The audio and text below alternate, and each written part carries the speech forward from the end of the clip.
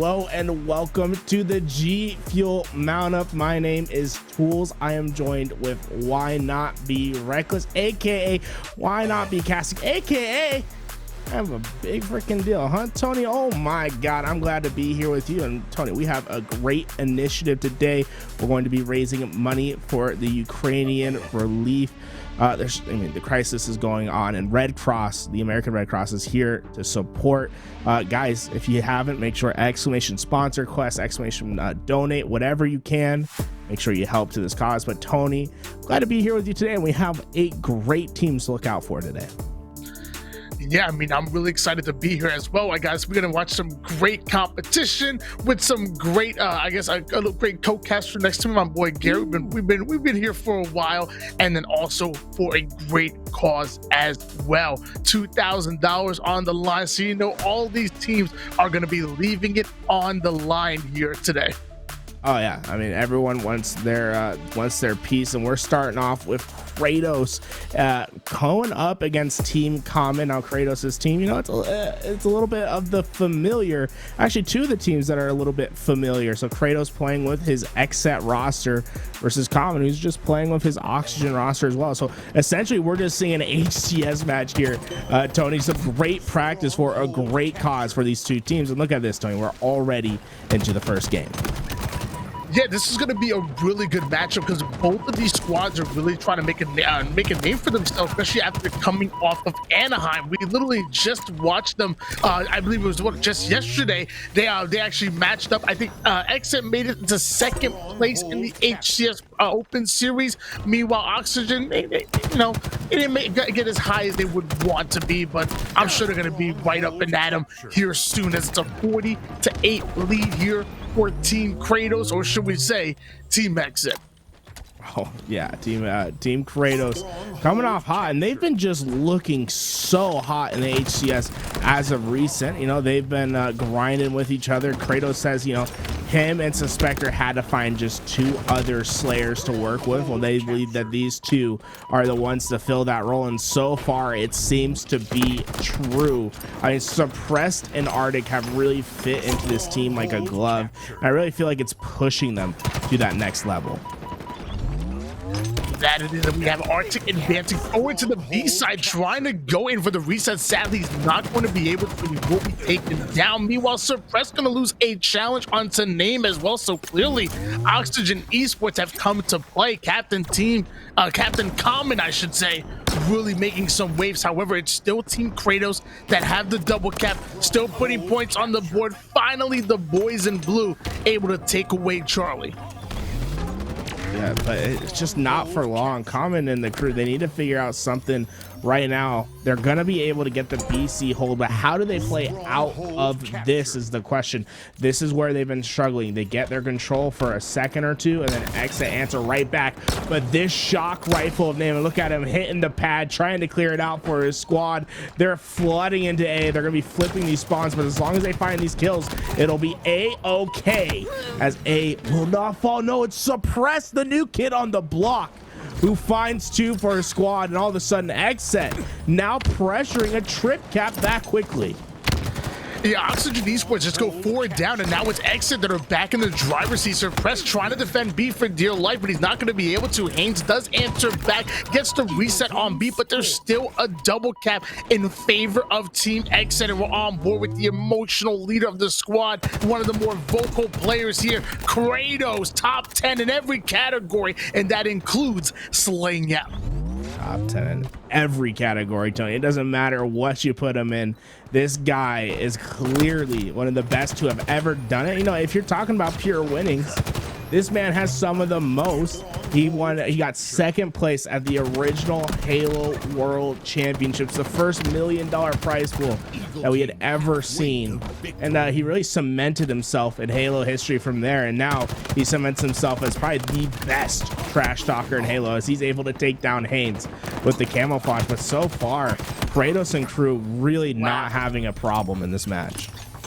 I just love the way, I just love watching Exit play. Their understanding of how to play the space is absolutely incredible. I mean, they find an open player over an open field, and then they just collapse on them. They get the slays, and they keep the pressure on their opponents. It's funny that they're going up against a team that's named Oxygen Esports because they do not allow them to breathe. As Suppress gets another big kill onto Cherish, goes in for the challenge, tries to get himself a double kill, but luckily Suspector comes in for the cleanup. Kratos is going to pick up one as well. Another 2 down go Common, and looks like Exit once again have that double cap. How will Oxygen Esports respond? Well, the Oxygen are going to try to grab B and C at the same time. One might be a decoy though. Suspector going to get taken down. B will remain in the hands of Exit. C will rotate, but just so tough for Oxygen. I mean, for Oxygen, right? Common and them, they've just been waiting and waiting for an opportunity really to put points on the board, but just suffocated by the pressure of Exet. And Exet has really just won the pivotal fights time and time again to maintain presence and control of this map. They really have. Oxygen Esports have given up all their positioning on the map here. Exit have literally just taken complete control, as you alluded to before. Arctic taking down Haynes, going in for the challenge over toward the pit, as a player that just decides to break through the doorway of top gold, but somehow Arctic getting really creative, getting out of dodge, almost able to play his life, at least bought enough time for his teammates to come off a spawn and maybe address the player that's over here in the Bravo side. Common, luckily able to get the slay, now steals away Bravo, not able to get the kill onto Suspector, but it's still a decent life coming out of him. But the question is it too little, too late, Garrett? 237 points for Team Kratos. Ammo. Can it be enough? No. Cherish will get taken down right away. The new kid on this roster. He's been so impressive, Tony, coming from Apex, made his switch over towards Halo and has immediately put on one of the better rosters in Infinite. And really trying to be this new Slayer for the squad. Really, most of the times that we see this auction roster, it's been Cherish who's been the one that's getting the slays in the feed. But so far, I mean, this Kratos has just been shutting them completely down, particularly him. I mean, man, the man's double positive right now, Tony. When Kratos is main slaying for your squad, that's when you know you're in trouble. It's funny you said Cher's getting the slays for the team. I look at the scoreboard, as of right now, nobody's getting the slays here for Team Common. Team Kratos are really just running house and dictating the pace of this game. Kratos stealing away Alpha, throws a nade over towards the Whirlpool to deny access, but didn't know that his teammates were spawning right into there. Luckily, no team damage there. Arctic looking to do some damage with the sword, but his teammates have just gone 3 down. Luckily, Arctic is a one-man wrecking crew, but not strong enough to take away Charlie, and Oxygen Esports are starting to respond. Great response from Oxygen. The problem is you're basically playing on borrowed time right here with only 13 seconds left of time for Kratos to hold. You gotta imagine he's gonna get it at some point. Basically perfect Halo required on from here between Common and his team. And one player that needs to pick it up in particular is Common, the captain. He needs to come in and come clutch like we know he can be. He gets the first pick at B. The ANC will rotate positions, and now it's only 10 seconds for them to get into a hill and stop this timer. Yeah, I mean, I gotta agree with you. I mean, Chris Common obviously not doing well in the KD side of things, but honestly, I mean, it takes a full team effort to win a game, and also it's full team effort to lose one. So even though Chris Common might have been the lowest KD on his side, at the end of the day, Oxygen Esports simply lost that game. Exit continued to dictate the pace. They continue to apply pressure, and at the end of the day, whether it's Chris Common or Cherish, or no matter who it is that goes 7-16, ultimately they didn't do what it takes to come out with the win as a team. The assists weren't there. The bait and switches weren't there. They weren't making Exit uncomfortable at all. That's the one thing I noticed about Exit. They looked as comfortable as can be throughout that entire game, and that's why they're up 1-0 in the series. Every time we watch this Exit roster with Kratos and crew, it always feels like they're going one step further, like they're getting one rung, they're climbing the ladder one rung at a time.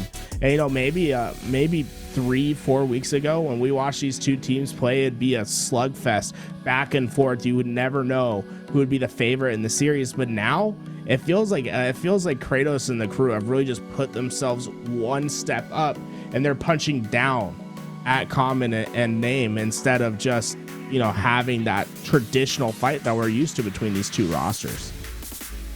I'm gonna be honest with you, Garrett.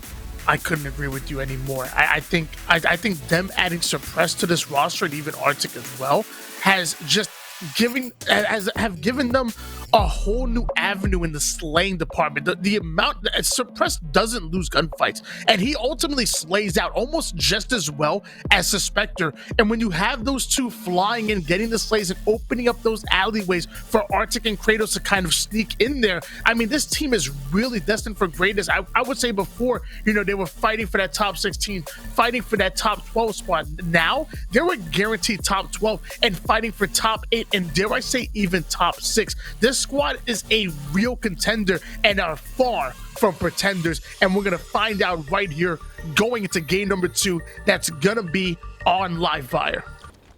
Livefire, we come. Sniper is gonna be on the map this time for anyone to get their hands on, and we know how much of a difference that one can make. Let's see if anyone's gonna be hitting some sick shots today. As Suppressed, ooh, Suppressed missing an uncharacteristic kill right there. But it's Haynes who's able to get himself the sniper rifle for the squad. And he's looking to Blaine. He's gonna be able to hit the body, the double kill for him, but not able to keep that sniper in his team's hands. Suppressed having the sniper in their hands and already bringing it over toward the tower side of the map. This is where you want to be with the sniper, getting the headshot onto Cherish. Beautifully done. Meanwhile, Arctic on the other side of things is going to quickly go down. Suspector answers back by taking down Name, and Suppressed almost taking down, I believe that was a camouflage player there who's going in for the challenge with the heat wave. Suppressed missing a couple of shots. Troy, that player being so annoying around the pole. Finally, Chris Common will fall, but I was kind of worried that young Donnie might have choked that one. Ooh, man, Suppressed, you know, that little curb slide technique just to go flying, huh? Oh my, I love what we're seeing this game develop into, how players are maneuvering across the map, how it's just becoming a playground for everyone to just unleash their full potential upon. And now this is really, honestly, Tony, I'm gonna say right now, I think Chris Common and the crew, if they want to win this series, it has to start with this game. There's no way that you can go down 0-2 versus Xset and expect to win a series.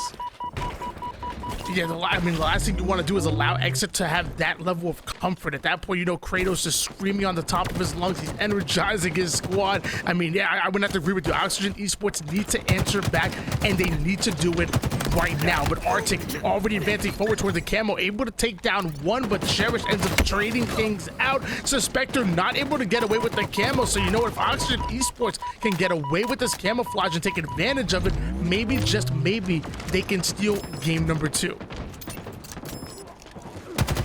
Haynes, he found a great position going underneath, getting some shots in. Unfortunately, that player going to get away from him. Now, you did notice he dropped that heat wave, so it should be coming up on respawn relatively soon. Izzy Haynes has all the information for a squad, but no one's there really to take advantage of it right away. Unfortunately, they get away, but his teammates are doing the job. I don't know if that's the best used camo, but it could certainly have been used worse, as his team has been really slaying around his presence instead of that camo getting right into the action. And Chris Common and the crew have a lead, and they're looking to expand it. Common looks like a different beast this time around.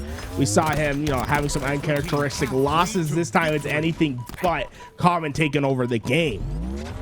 And that's one thing I love about Chris Common. He's always playing for the win, even whether it's a good KD or not. Whatever his team needs him to do, he's usually doing it. As of right now, they need him to be the IGL. They need him to make plays with the sniper. That's exactly what he does, peeling off the head of that peeking player right over towards the B side and already influencing the spawns towards the C side of the map. So what does Chris Common do? He doesn't want to be that perimeter player with the sniper.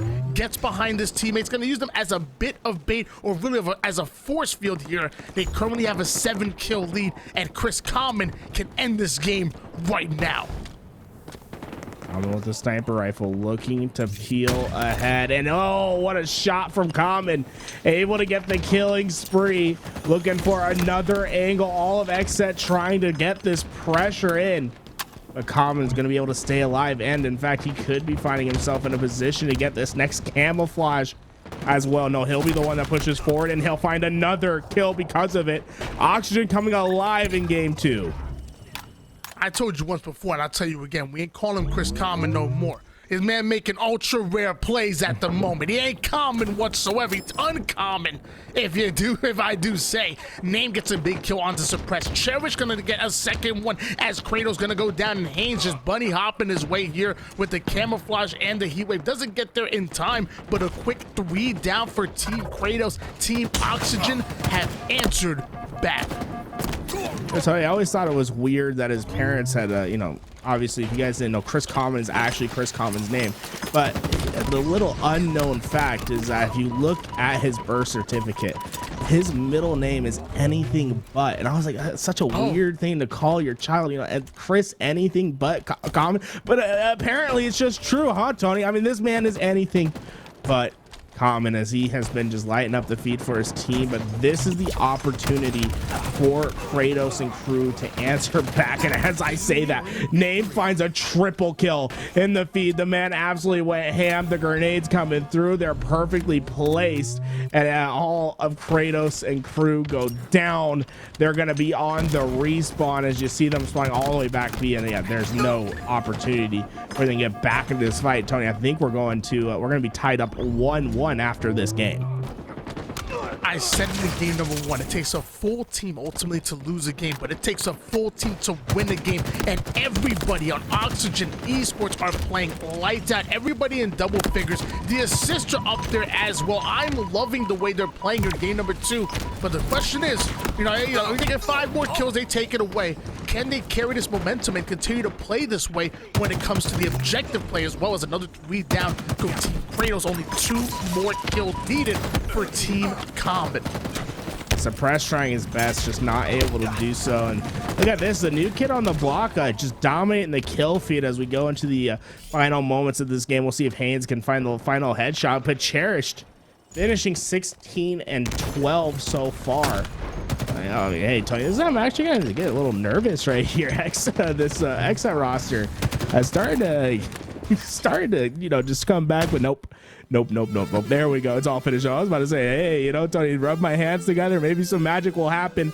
Not at all. Here we go. Game 3 tied up 1-1. I was about to say, I know you're becoming a believer in Exit, but I mean, are you that much of a believer that they can go on, what, a 20-1 run and steal that game away? That would have been insane. It looks like it is Team Common that answered back 50-42, a 16-13 performance out of Cherish with also 5 assists. But as you mentioned before, it was really Chris Common's play, which was kind of like the swing moment that made up that game. His plays with the sniper were absolutely incredible and really gave them that momentum when it mattered most. Yeah, honestly, an incredible game. And you know, Tony, when they added, you know, I love Chris Common. We know how good Chris Common is. I mean, you're watching it right here. Man's throwing blueberries. They're connecting left and right. He's getting snipers, finding headshots. But when they had made their roster change, and I was like, they picked up Cherished.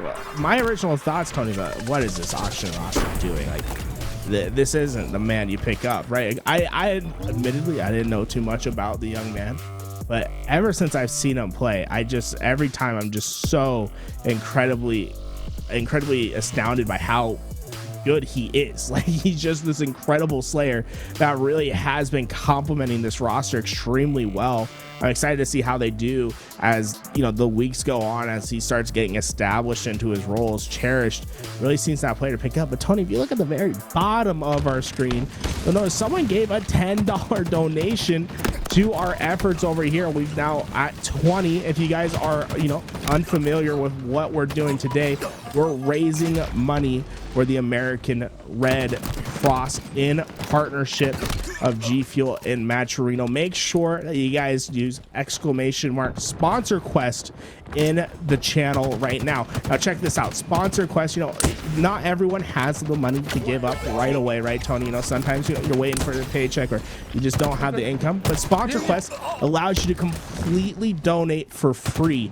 If you can go do a couple errands, you know, maybe go check out a couple web pages, read up, you can give free money to the effort. And today we're raising money for the crisis over at Ukraine.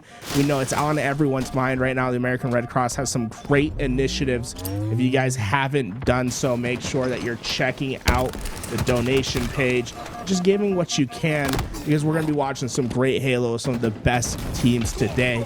You know, let's raise a little bit of money for a good cause while we're at it.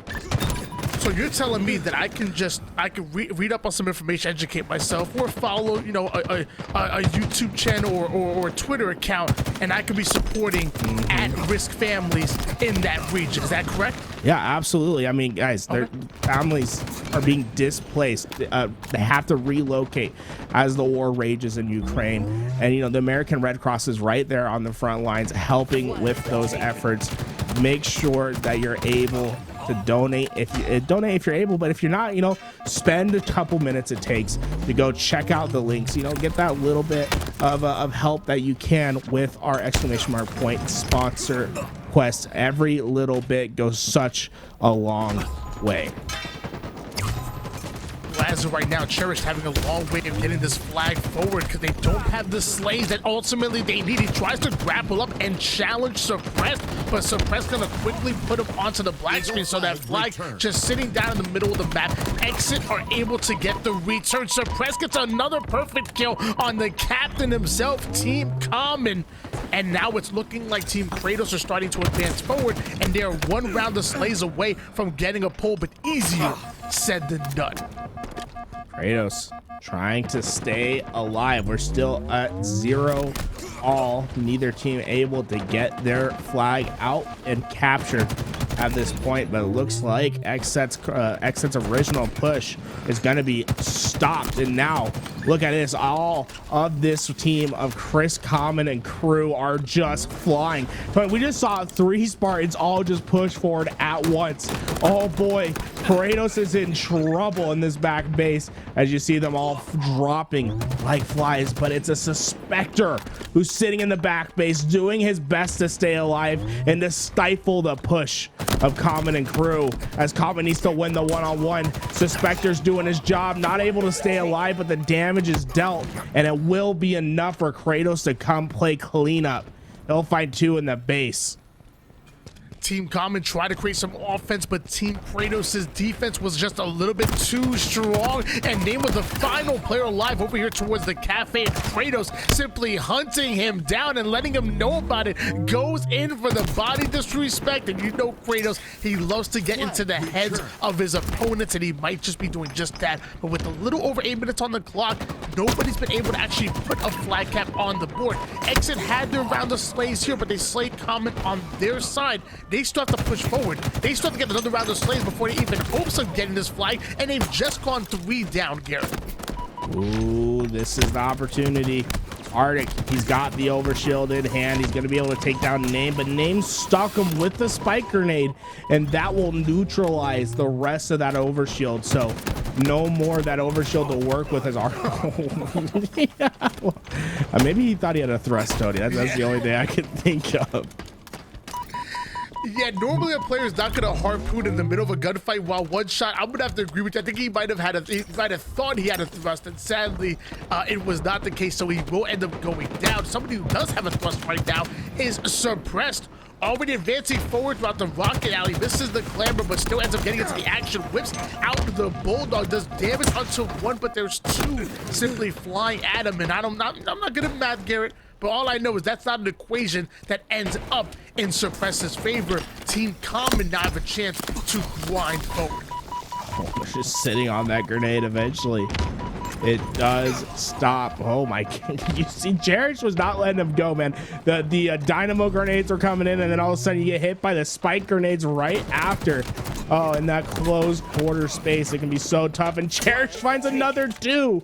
Cherish absolutely popping off. And check this out. He's like, hey, he knows there's a straggler. He's like, hey, I'm not trying to let you get away, but Kratos will come out on top of that fight. But look at this. Name was able to get the flag out, but will it be able to get secured is the question, as Name has to deal with the counter push that's happening from Kratos and crew.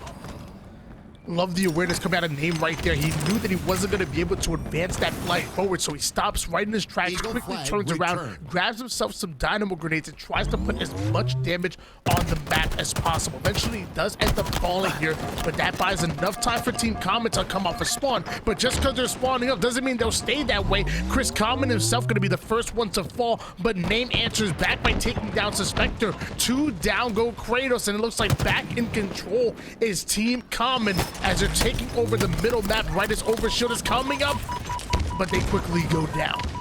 That might be, oh, he's out of complete ammo. You see that? He finally got a BR. Oh, Suppress ran out of every little thing that he had. He he is able to clean up a BR and get back into the action. Did he think he had shotgun ammo? It does flash right on your screen saying, hey, you're out of ammo, change weapons. He came in with the shotgun and just, wasted Overshield, let's just say that. He was making the noise in his head. He's like, boom, boom, boom, and it just wasn't happening. He's like, what's going on here? I have no clue what's happening. My bullets aren't doing anything. Sir, you have no bullets here. Chris Common holding down the locker side, throwing an excellent dynamo grenade, getting maximum value onto Kratos and winning that individual gunfight. Meanwhile, Name is pushing on the rocket side, so a nice pinch coming out of Team Common, but Common himself will go down courtesy of Suppressed, who's going to get answered back as well due to Suspector. So both of these teams really trying to fight for that mid-map control, and it looks like Team Common are going to slay out completely and have their chance to advance in the enemy's team base. A great slays from them, and honestly, it's been all Common and crew for this flag game. We really haven't seen Kratos and them really pull out a flag and have a successful run, where we have seen multiple times where this auction roster gets together, they're able to get into the base. The problem has been this step of the equation, Tony. Can they finally find the answer? As it's always been Kratos and crew that stopped them on this flag round. Haynes trying to grab it, but there was a player waiting, creeping at double doors. Common gets the trade, but the kill's going in the favor of our red squad right here, and Kratos letting them know, hey, we stopped you once again. Let me get a couple bags on in. Eagle flag. And that he did. I mean, I'm pretty sure Team Kratos was actually 3 down, and Kratos himself getting a really clutch double kill. I mean, I guess he deserved the bags on that one, as he puts down the damage, throws the nade, quickly is going to be cleaned up, and Team Common are the ones going 3 down once again. Suspector now having the overshield. He does away with Name, and that flag is already on the move. A full squad wipe going in favor of Team Kratos. You know, all it takes is one good opportunity, and that's what's happening right now. This flag almost all the way there, but Haynes will be the one that gets the final blow to stop it. Haynes just went huge. Double kill for him. And they're going to be able to stop this flag, but they're going to have to get him off spawn. Suppressed, not able to stay alive. Haynes, the man that's done it all, the sexiest one alive, pulls out another flag and is trying to get the job once again. Man, this Kratos roster has been so fast on getting back and being ready to fight, and it's going to be Suspector, one of the best individual talents in the game, that stops Haynes in his tracks. I'm sorry, I might have misheard you. The Haynes is the what alive? What did you say? He's a top 100 sexiest men alive, bro. Haynes has got it all, baby. Okay. Eagle flag. All right, you're doing Haynes. Well, you know what? I mean, Cherish BR is pretty sexy. He's putting down damage over towards the palm tree side. I believe he actually has Haynes holding hands with him, trying to push forward, but he's finally going to fall. Is Cherish, but that flag is on the, or about to be on the move. And no, Haynes double back, getting back towards the enemy team. BR Bridge puts down the shots that he needs. Overshield's coming up very soon, and Haynes staying alive right now, I guess, to remain one of the sexiest. You know, gotta keep that fatigue, you know, that body ready when you're riddled with the opposition's sport. When you have to go through the blockade of soldiers right in the middle, you know, that's where it's tough, Tony. You know, Kratos and crew, this is where they've always stopped them. It's been right here on this line, and will it remain the same as you're seeing this XSET roster just absolutely get into their face? They're getting the flag out and away. The overshield did go over to Chris Common and crew, but the slays won't be enough. It's Suppressed who's trying to get it away. Will that flag return, though, is the question. He has it all the way back, but no, look at that. Common able to get back to this flag. It's still alive for a squad.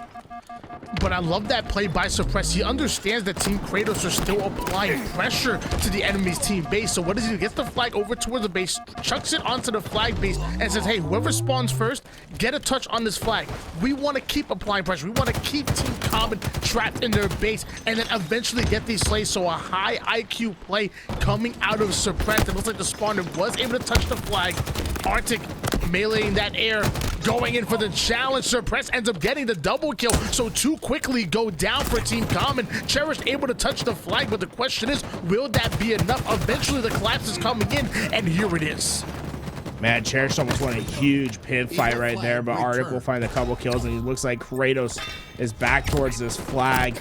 And with 30 seconds left, it's gonna take some heroics, but the hero is here. He's flown in to save the day. He's on the return, and he shuts down Kratos.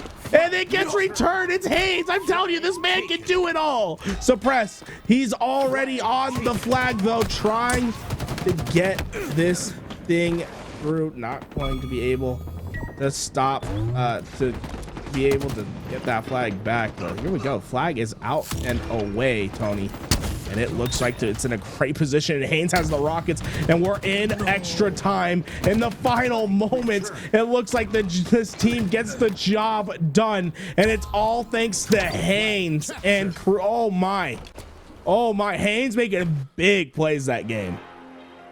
Big plays indeed. I mean, Kratos literally had the chance to cap that flag, and I believe it actually was Haynes that slides in, wins the pivotal gunfight, and allows them to not only get the return, but then while they were slayed out was Team Kratos, Team Oxygen able to pull off a counter cap by forcing the sudden death and advancing that flag forward. As you said, Haynes having the rockets in hands got that beautiful double kill, almost a triple. I think it ended up being an assist on that final player on Market. And then there was nobody able to stop that flag from going through. Team Common step it up when it matters most, and now they're in the driver's seat of this series, when it was really kind of all Team Kratos for especially that game number 1, but especially even that game 3. I thought Team Kratos were going to put that one and only flag cap in and ultimately steal the game away. I mean, we essentially watched what 12 and a half minutes of everyone just jockeying for that final flag at the final moments of the game. And like you said, I think everyone watching thought it was going to be XSET's game. Kratos was going to get the job done. He had the flag there, but then all of a sudden, a man who was needed at the darkest moments for his team, Haynes, shows up and shuts it down at the very last moment. You couldn't ask for anything more exciting. And honestly, right here, we all thought it was over. We're okay, they've done it. Kratos pulls this flag, and well, disaster looms. Yeah, this was it. Flag goes out. Has to win this battle, ends up going down to one shot, tries to drop down and apply any damage whatsoever, but he's still one shot. It's Haynes who ends up getting him, and then I love him just turning his back and staying alive right there. Doesn't seem like much because eventually Haynes dies, but that extra couple of seconds of him being on that return is ultimately what secured it, and that was beautifully played by Haynes. And then also he comes off a spawn, grabs the rockets, and is able to come out and take down anybody who was overextending to go for that flag. Haynes really making plays. Oh, here we go. Kratos trying to respond in game 4, back against the wall. A team that they feel very confident after game 1, but you know, game 2 and game 3, the pendulum swings and they get the momentum and push it the other way. We'll have to see as we're in oddball. Now, guys, remember, it's going to be first to win 2 rounds, first to 100 wins a single round. I suspect they're gonna fall with that shotgun. Oh, that's so unfortunate. You have to win the fight there. Yeah, really surprised Suspector wasn't able to get the kill even with the Bulldog, but Cherish now alive and kicking. He's gonna have a Bulldog of his own. Arctic gonna quickly deal with him, so clearly that Bulldog is cursed and nobody should be touching it at this point forward. A 7-2 lead in favor of Team Kratos, but it is Team Common that are already locking down the subway. And they're one round of slaves for putting some good points on the board, and they're already working on rotating it possibly to the B side if necessary. Common trying to get these shots, so uncharacteristic misses from him will come at the cost of his life. As Arctic gets behind enemy lines, we'll get the back smack, and look at this, all the goodies to go with it. He's ready to laser anyone who makes themselves known.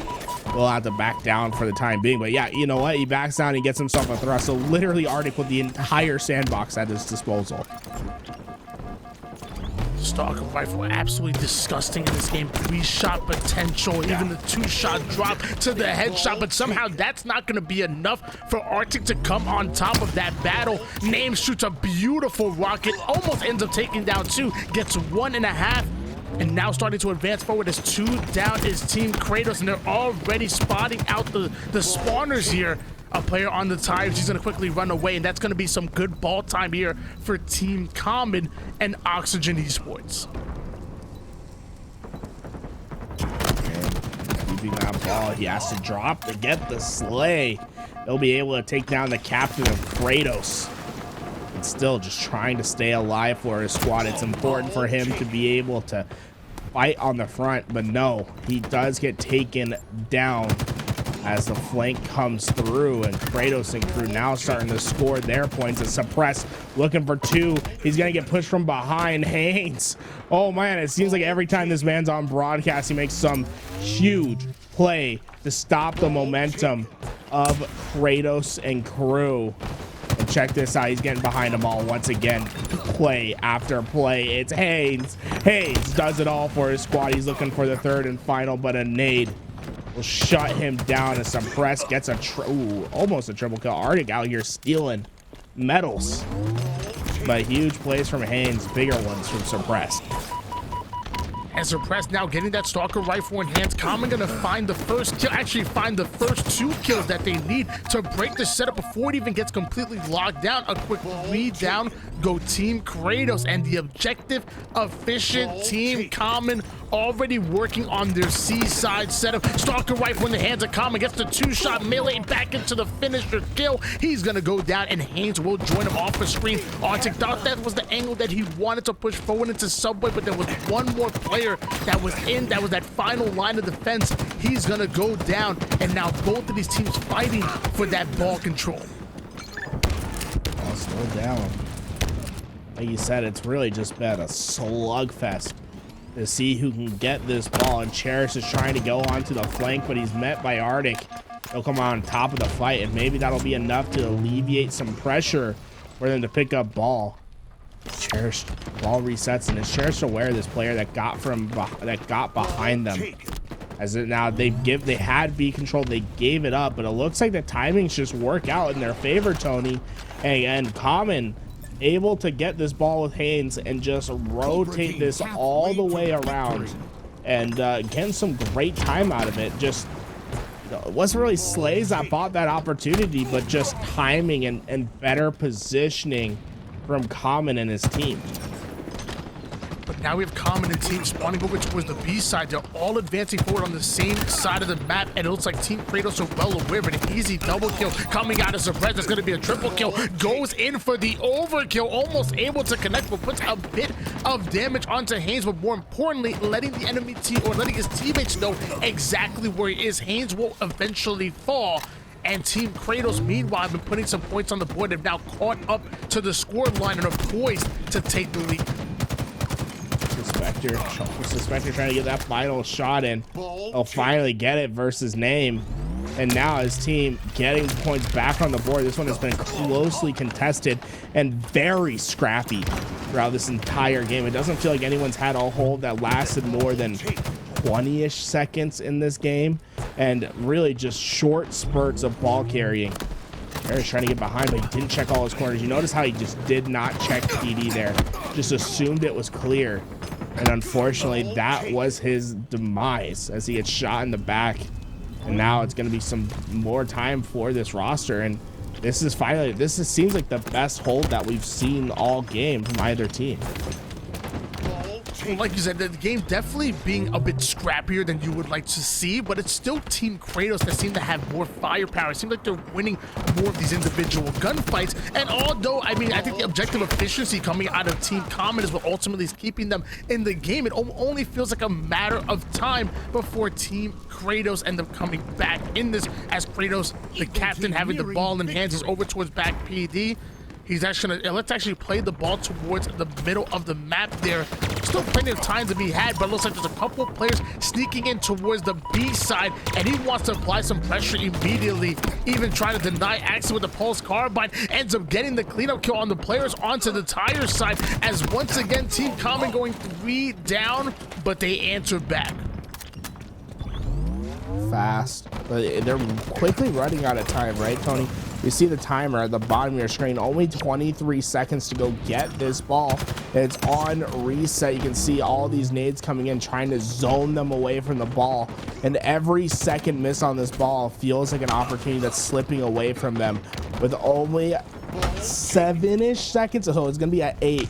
But they have really no opportunity to really drop this ball and slay out for a full kill. They're essentially gonna have to play this 3v4 game for the rest of this match if they want to come back into it. And a well-placed grenade from Suspector is going to cut him down, and that ball will fall.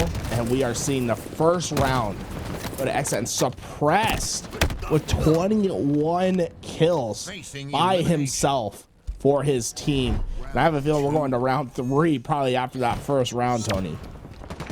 Yeah, 21 kills in the game's not even over. That's a full game's worth of slays right there. And if we end up going to a round number 3, I wouldn't be surprised if he ends up around the 52 kill mark here. That's if we make it to a round number 3. Obviously, at the end of round 1, you did see that the timer did stop at the 8-second mark. As long as a team has the ball in hands, that will stop the timer immediately. But you know what Team Kratos did? Although they still had the opportunity to put points on the board to ultimately get to that 100-point mark, they put the ball in a baitable position and just allowed the time to go to run its way down to 0. And that's often the strategy used by some of the top teams here. Meanwhile, Suppressed utilized the Rockets. That's also used by top teams and amateur players like myself. Rockets are very good. Well, Rockets are hey, you know, I use them as a crutch, right, Tony? And you know, they don't blow up as much as they did in previous games. Oftentimes, you know, I feel like there's a little bit more of a skill gap to it, you know, not as normal as the other Rockets were in past games. And you know, I have to say, sometimes I feel like I'm hot trash with it. You know? It's just a personal problem. But, yeah, it's just I just can't find the kills. Obviously, these players have much better success. We're seeing the opening time go to Chris Common and crew, but you can already see Kratos swarming to that ball. He's going to be able to get that one as the killing spree comes in. But look at this, the ball has changed hands, but it's Cherish, the new kid on the block, who finds the pick on ball. And now it's Suppressed, who's feeling the pressure in this back base as he's trying his best to stay alive. He finds them, but he won't be able to execute on the kills. And in fact, his teammate falls as well. So more time for Common as Haynes picks up this ball. The AR comes out, but not going to be enough here for Name Arctic, clearing out house with the double kill and ends up taking that top subway control. Meanwhile, the ball almost rotated all the way towards the PD side. Finally, Team Kratos able to cut them off, get the slice, and now once again putting ball time in hands. They were down by 10 points, but now they're quickly putting good points on the board, and Kratos has the equalizer. One good round of slays, and Team Kratos can put this a bit out of hand, as one gonna quickly fall. The second one does as well. Common gonna answer back by taking down Suppressed, and 3 make that all 4 members down for Team Kratos, and they took a 1-point lead, but not for long. Common able to get this ball back for his team, and like you said, Tony, the lead has changed and it looks to be growing for Common. See Common just doing it all for his team, picking up that objective, getting slays. He has 6 of his own. Suppressed on the other side. Remember how he had 21 kills in round 1, Tony? Well, he already has 10, broke double digits. I mean, this man might be dropping a 50 bomb if this game goes all the way. And man, that would be exciting. Sure, he might drop a 50 bomb in 2 rounds. I thought it might take him 3 rounds to put 52. He might drop it in just 2 rounds here. As Suppressed getting all the way up into the heaven side, looking down onto the B street. Excellent shots go in. That means Hayes goes down. And once again, Team Common getting wiped out completely. Now they're spawning over towards that B side. At least 2 of them do. And Suppressed is about to get that information. Sees one. I'm not sure we saw the other ones, but Suspector takes down Common off the screen. Kratos gonna take down Cherish. Immediately half the team goes down for Team Common. They cannot break the setup.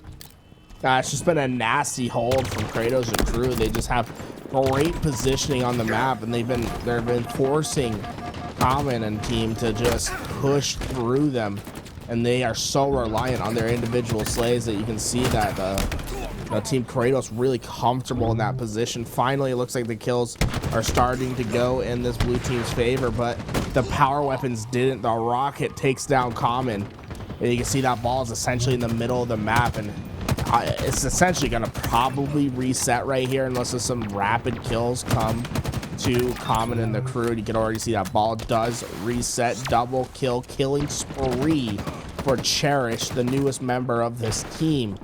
And he's hunting down the final kill in Suppressed. Great job from him. Does he check this corner? Oh, what a cheeky corner from Kratos to take down Cherished. 79-42 lead in favor of Team Kratos, and they're quickly putting more points on the board. But as I say that, they do end up going 3 down. Suppressed, the final player alive, goes in for the challenge onto Haynes, and Haynes gonna put him down and whip out the Sentinel beam immediately. Information comes in. Haynes, an active listener, already putting shots onto the called out players. Somebody tries to go in towards the tires, ends up being put down. Thank you, Haynes. Name gets a kill as well off the screen here. So Team Common starting to climb their way right back into the game. Get themselves back into the action. They have to essentially play just about perfect for the next 30-ish seconds. As you know, if they do get wiped and go a full 4 down, you know that Team Kratos is just going to pick up that ball and essentially win the game. They need to be playing trade for trade, make this ball as scrappy as possible. But you can see that ball complete bait, and Haynes falls hook, line, and sinker. Falls between 3 players. But the pressure comes in, and it's only 1 left alive for Team Kratos. It's Suppressed doing his job at B plat, trying to keep them off ball. Won't be successful, but he did buy enough time for his team to spawn back up and at least get their eyes back towards that ball. Great job by Suppressed to be last alive and preventing Team Common from getting more ball time. We essentially have a tied game, but Team Kratos has found the ball and the rockets to work with as they try to close out this game. And that's the last thing that Team Common needs, is have the rockets in the hands of Team Kratos. I mean, ultimately, they need the round win a lot more than Team Kratos does, because Team Kratos are 1 round away, ultimately, from stealing this game and sending us into a game number 5. There's 2 boys in red over toward the oddball spawn. It looks like Common and friends are trying to collapse. Haynes able to take down 1, ends up getting himself a double kill, but Suspector coming out of nowhere takes him down. Now it's a 1v1. Suspector doesn't want to take the challenge. Instead, he's going to take the ball. They're 5 seconds away from taking the game. Oh my, Cherish won the fight, but he still has 1 more player to deal with. The trade comes in. It's 4 down. Kratos trying his best to get up into the action. Arctic will fall as well. What a huge play from Cherish at the end. It was a 1v2. He won the fights. And now it's Name holding the ball, but he knows the action's coming. A great pre-fire will find the first player still pushing. He's taking nade damage. He tries his best to stay alive. He won't be able to do so. Still down by 1. The pressure from Team Kratos is mounting as they try to get into this base, but Haynes trying to stop them. The nade won't be enough. Common knows what his job is. He has to stop this ball carrier. He gets there, but won't get the kill. The nade won't be enough. Suppressed able to get it. 3 more seconds left. death, but Cherish with a cherry bomb at the back of the base will stop the ball for now. Arctic knows he has to find this player, trying to find the pre-fire, doesn't know where he's coming from. He does get that kill. They're still pushing. Team Common trying to desperately get into the back of this base as Name finds another. Name trying his best to stay alive and get towards this ball. He will not be able to do so. Suspector gets it, and the final second will go to Kratos as he tells Suspector to drop that ball.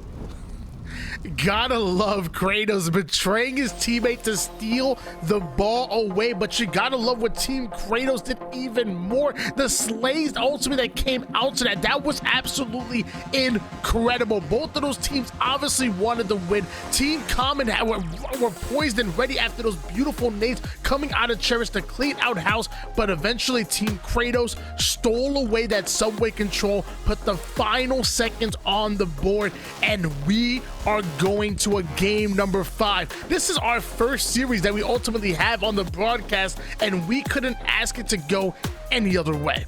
Ooh, game 5, here we come.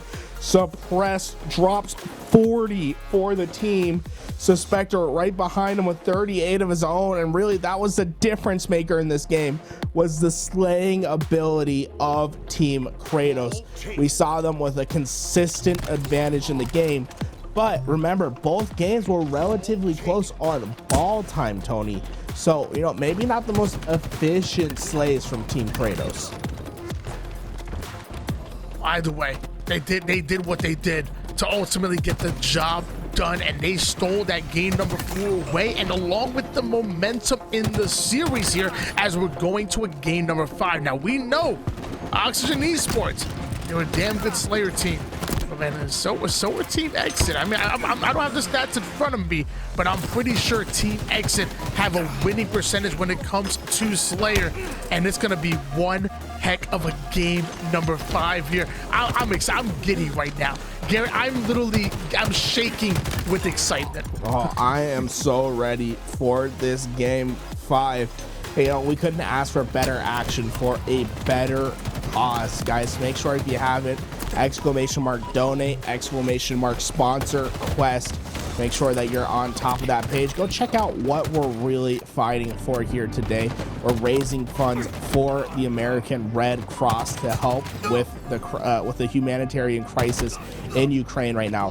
Thousands of families being displaced and having to relocate. The American Red Cross is on the front lines trying to support those families, make sure that they're able to get the resources needed for these relocation efforts. Make sure that you're donating and that you're staying on top, you know. And if you don't have, you know, maybe if you don't have the money available right now, well, !sponsor quest, you can, you know, you can raise some money for free. All it takes is a minute of your time, and you can give a little bit of money to support the crisis, to support the relief support for the crisis that's happening in Ukraine.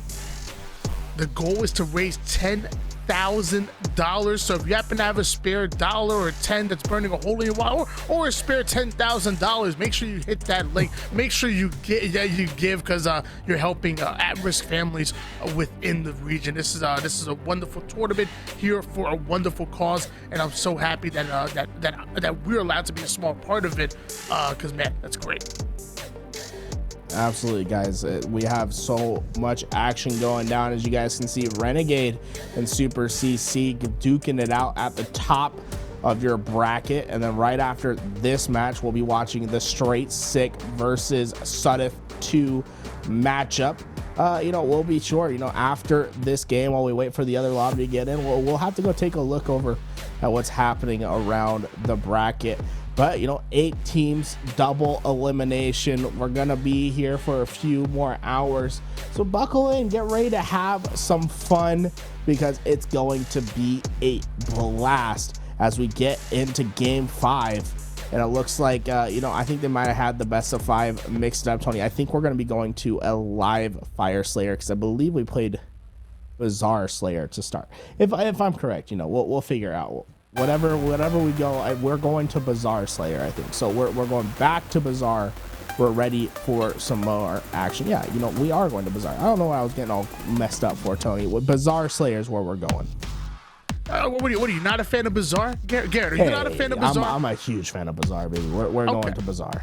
All right, good, because you got the grapple, you got the rockets. Obviously, you got some bulldog action, a couple of manglers. You got all the keys to success that you want to see. I mean, me personally, I'm a professional with the grapple. Let me tell you, man, I'll be traversing the map like Spider-Man. You better watch out when you see me in the playlist on this map. I'm crazy. I am. Swinging around the towns of these stalls of Bazaar, man, with your grapple hook. But here we go on board, and what a quick start from Team Kratos. Remember, just one game ago was their winner's bracket that was on the line. They push it to game 5, and well, they're not taking it for granted. It's coming out the gate hot, starting off 5-1, and still a rocket to work with. Should forget how they're completely on fire at the moment as Arctic finds the double kill with the rockets. No more rockets left, but clearly the damage has been done. Common, or Team Common, I should say, quickly going 3 down and into a 6-kill deficit. However, Arctic does end up being hunted down by Haynes. Kratos takes Common right back at him. Kratos ends up getting a double kill of his own and having full map control to the point where he's actually literally sitting on the market looking for the next heads to click on. Kratos putting in some shots. He will find the final 5 in a row for him. He gets the killing spree. And now his team on the push. Oh my, what an aggressive play from Kratos. Won't go in his favor, but I love the confidence that we're seeing from this man early in this game. This map is full of swing. So much utility on the map to use, where when one team gains control of it, you can often see a 5-10 kill swing. So it's important for Team Kratos to push the advantage every chance that they get. And so far, Kratos and Suspect are working in tandem to really rip up Team Common. And now we're seeing Suspector start to advance forward. He has a teammate with him as Overshield is going to be coming up, and that should go in the hands of Suspector from Team Kratos, which is not looking good for the boys in blue. Luckily, Common gets the first one onto Kratos, as Suspector having a hard time finding where the pressure is coming from. Finally able to find some players, but nades are coming out of nowhere, and this Overshield completely depleted without Suspector getting a single kill, and ultimately he's gonna end up going down. I think Cherish might have pulled off a triple kill right there. 3 down go Kratos, and now Team Common only down by 1 kill. Ooh, the combo gonna be able to burn Cherish's shield, but Cherish, I love how Cherish stays in the fight, somehow regains his shield and is ready to take on more. He doesn't stay alive or find a kill, but great positioning from him just to always make his life be known, make sure he's always asserting some sort of pressure on the map. Although it's not going to work 100% of the time, if you consistently play like that, it will lead to success, as we see him find another kill on the map. Rockets are up and his team's trying to secure them. You can see they're doing a successful job at it. Team Kratos going 3 down. At one point, it was a 9-3 lead in favor of Team Kratos, and Team Common answered back, and again, only down by 1 kill. Suspector ends up finding the kill onto Cherish, though, but lands right onto the rocket of Haynes. The backsmack will end up coming in, and now it's Suspector who has the rockets in hand and having 1 in the chamber. Combine that with a thrust. This man is feeling good. The first one is going to hit the black screen. That's actually going to be named, but not able to put the Bulldog to work, as the cleanups do end up coming in. Press putting down fire. He's going to be able to get the double kill. Now you can see the pressure starting to mount.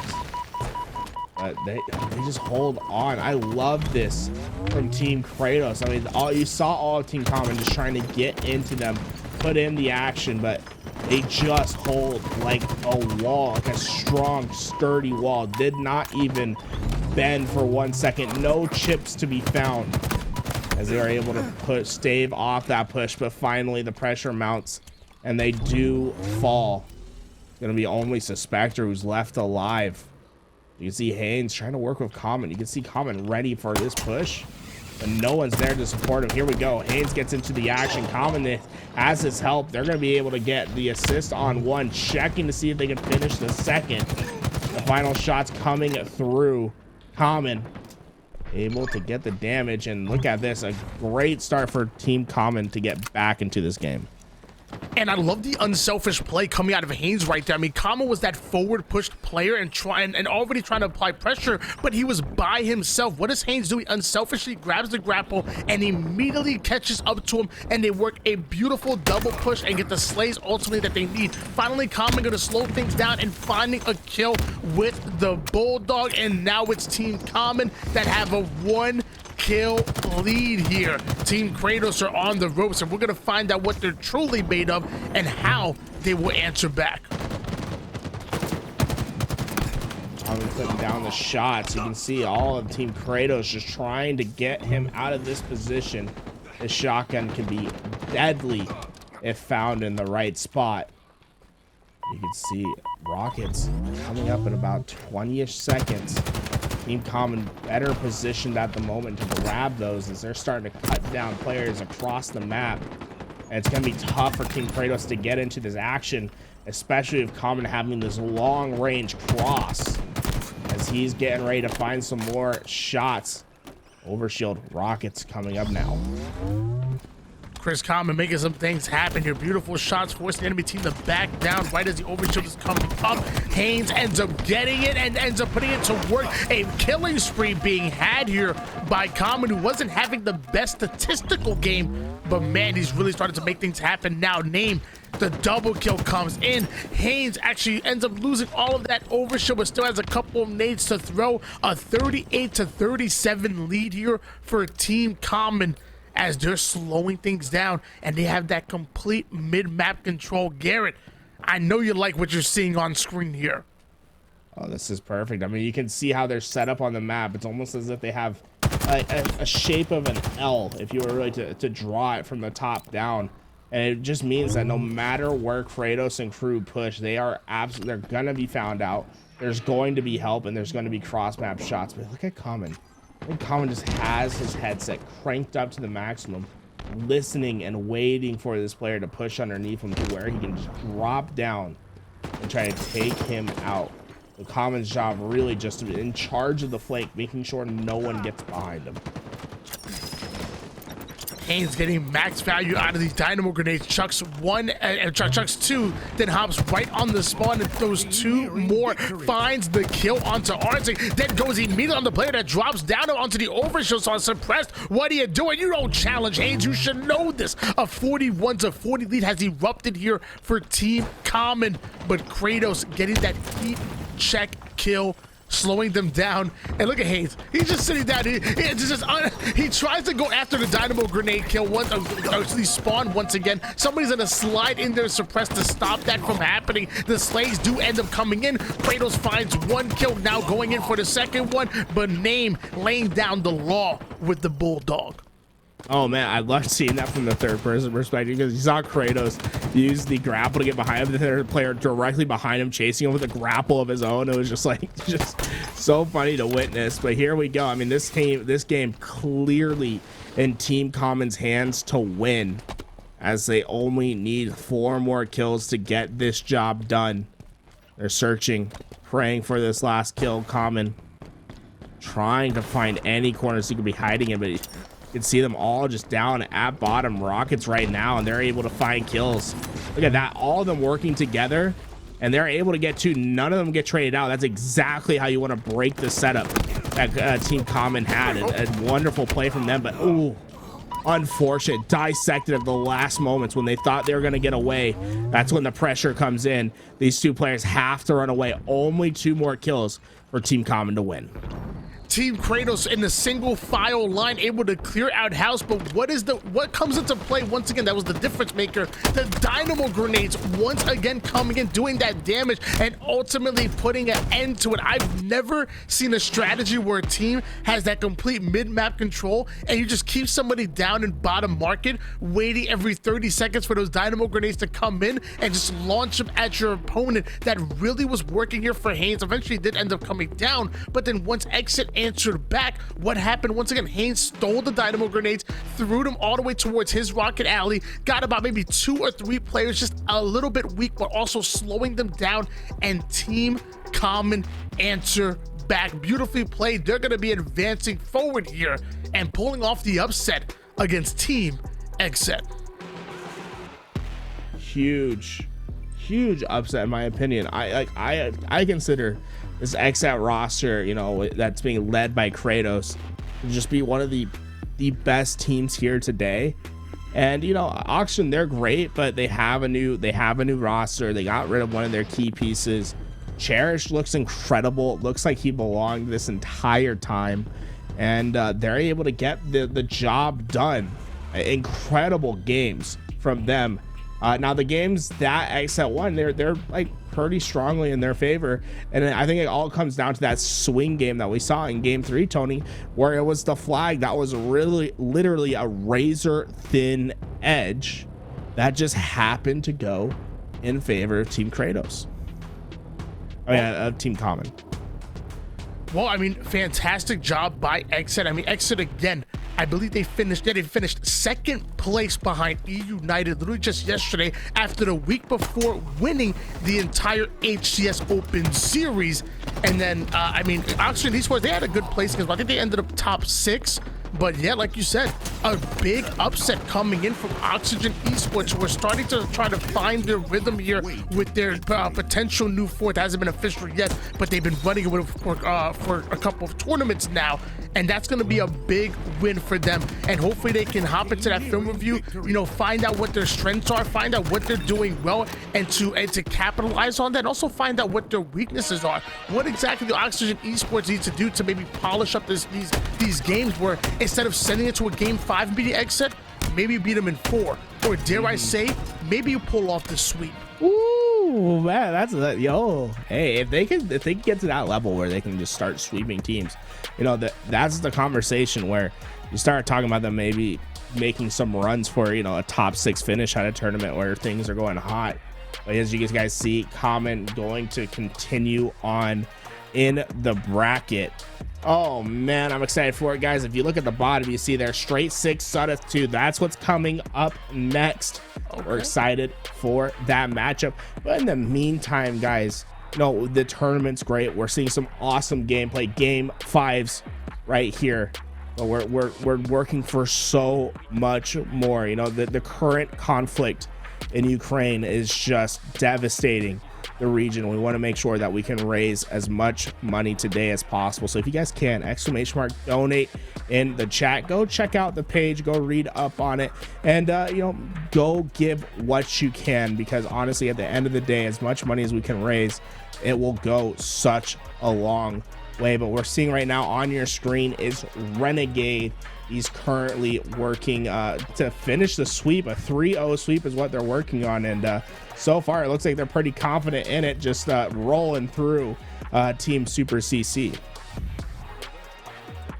Yeah, Team Renegade looking good right now, and it's funny because it's Team Renegade, but it's kind of looking a little phase-ish, you know what I'm saying? Like, actually, even E United is too. I see a little Spartan, so everybody around. We got Spartan and Nick coming out of E United. You know, you got Falcon to come out of FaZe, so nice little mishmash here. I like it. Hey, you know, just the all-star team, really. This feels like, okay, you know, if Halo had like all-star breaks or something, this could be a team that you could see, you know, like a Team East or something, you know, Team West, whatever it is, you know.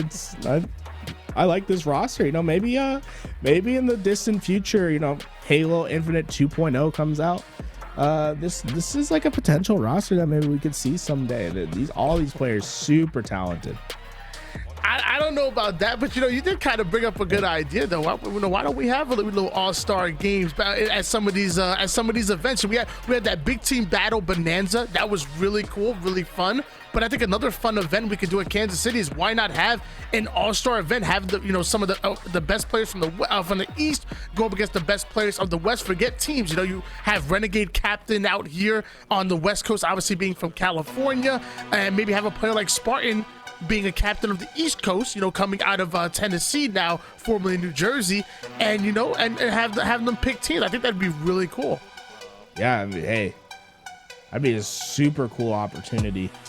You know, I'm down for it. That being said, Renegade looks like they're going to be cleaning this one up. as they look to find this final flag grab. I mean, at the end of the day, there's only about 40 seconds left. Maybe we can get a peek at the stat sheet, see who's been slaying out the most. Renegade, often considered, you know, the best player in the game. Now, Tony, I want to hear your thoughts on that. What do you think? Is Renegade the best player to grace the sticks, you know, right now in Halo Infinite? Well, you know, often I don't just say the best player on the team that's winning is always the best player in the game.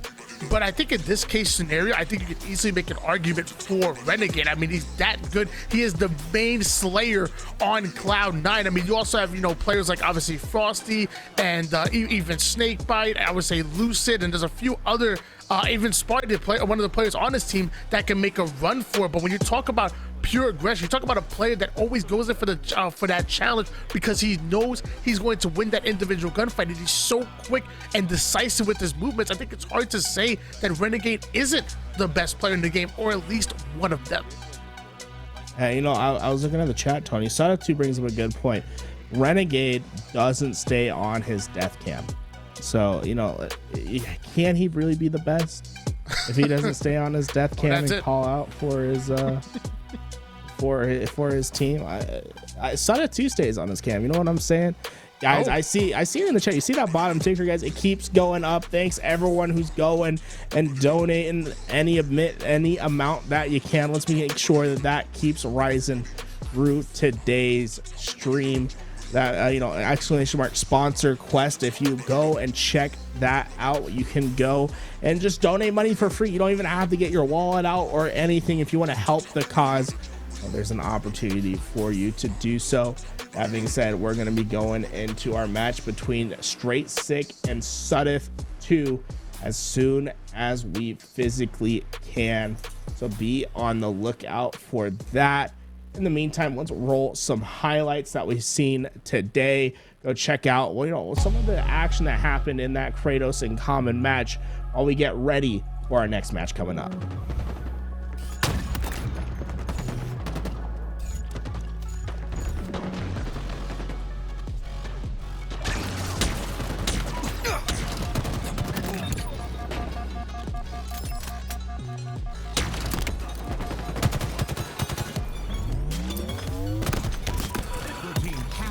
To victory.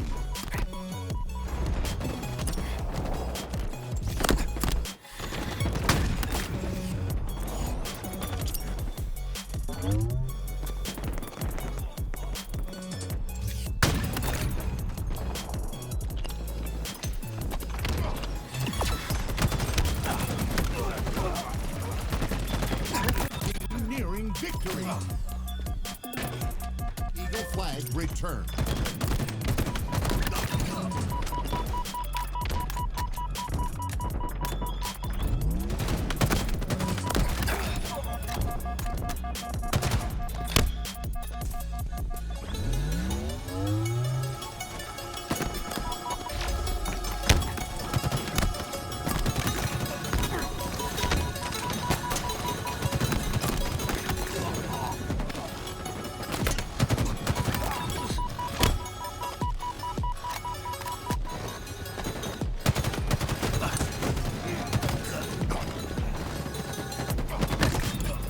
Eagle flag returned.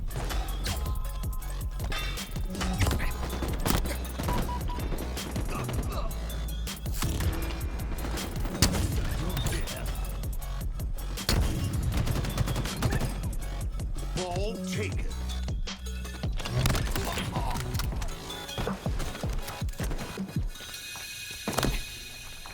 Ball taken.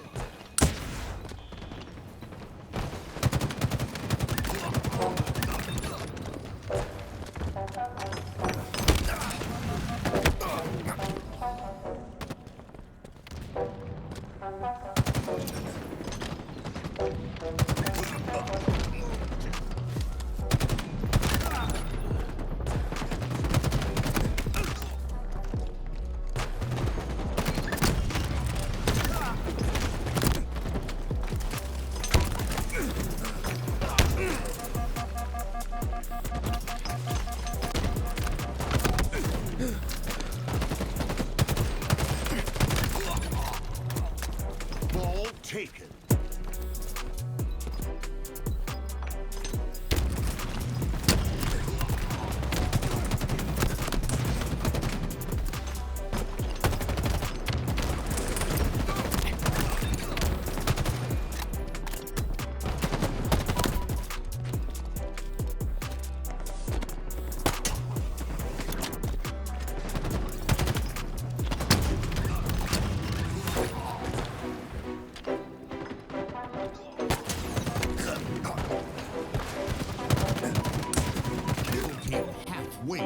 victory.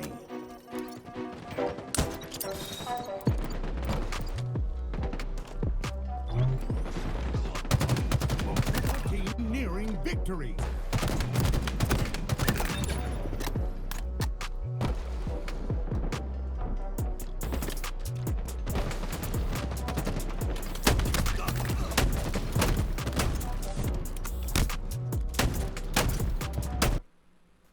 Welcome back, everyone. My name is Tools. I'm joined with Why Not.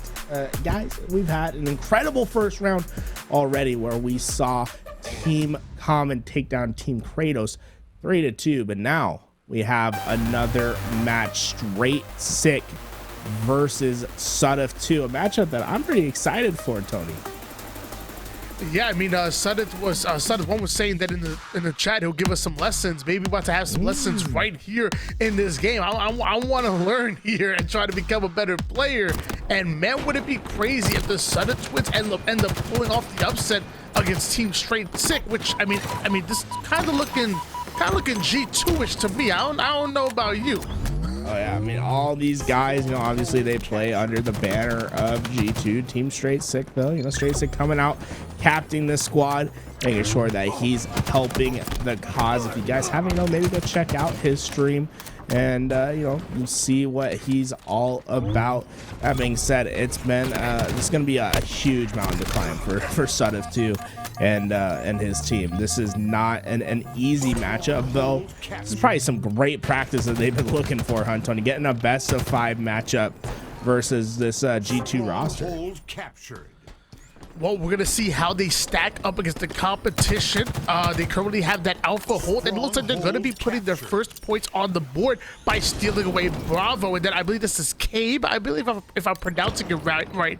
Him and Sudif 2's job are going to be to hold that A side and make sure nobody pressures it. Meanwhile, Ty and Sudif 1 will be working over towards the B gold side of the map. And Cabe going to get himself a beautiful kill onto Gilkey. Killing spree 5-0, looking real good. Gets the second one, goes in for the double kill, but not able to do it. Straight Sick coming out of nowhere with the energy sword. He's like trying to find this player that was around him. He's just, oh my gosh, Straight Sick. Oh my, is this a DDR pad down here? Oh my, oh, Straight Sick. How is this man alive? Kill him. What is going on? Yo. He's shook. He's a snake, bro. He's in the grass. Oh, he's a snake in the grass. How is this man not dead? Straight Sick playing with his food. Oh my God, how is Straight Sick alive? Finally, the challenge is going to come down to the BRs, and that's just disrespectful for Straight Sick to take it with the BR.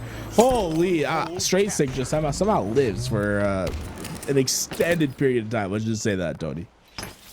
I will say, though, while that happens, Team Sudif 2 able to steal away a trip cap, so reality checking Team Straight Sick. But it looks like Team Straight Sick going to answer right back off a spawn, stealing away Charlie. And we have Young Mike with the sword, cleaning up the kill with the BR. There's another player trying to slide it towards top A, baits him out with the BR, goes really strong with the sword, chasing him over toward the pit, finally able to take down Tusk. 3 down, go G2, and Team Sudif 2 have the lead here, Garrett. Hey, Sudif 2 and the crew coming out strong. And let me just tell you guys, Sudif 1 does not miss a sword swing 3 times in a row. You know, if he really truly puts his mind to it, he will come and find you with that sword. Right now, working on just maintaining this cross, preventing the opposing team from getting in to top red. But Straight Sick and crew able to get that camouflage, as it looks like it could be causing some havoc soon. As Ty looking to just re-approach his angle, but they've given up A control. Sudif 2 is quick on the rotation to get back towards C, but AB in the hands of Team Straight Sick. And it looks like that's going to maintain as they find 2 kills. And this is where it could start getting a little dangerous for Sudif 2 and crew, because if you give this roster an inch, well, they're kind of taking a full country mile, and they are going to be feeling the punishment.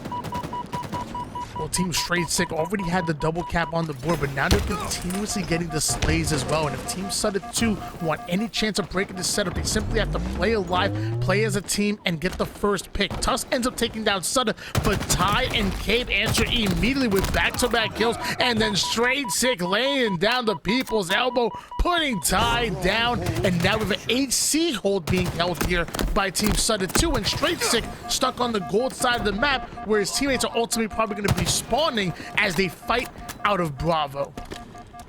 Okay, Straight Sick.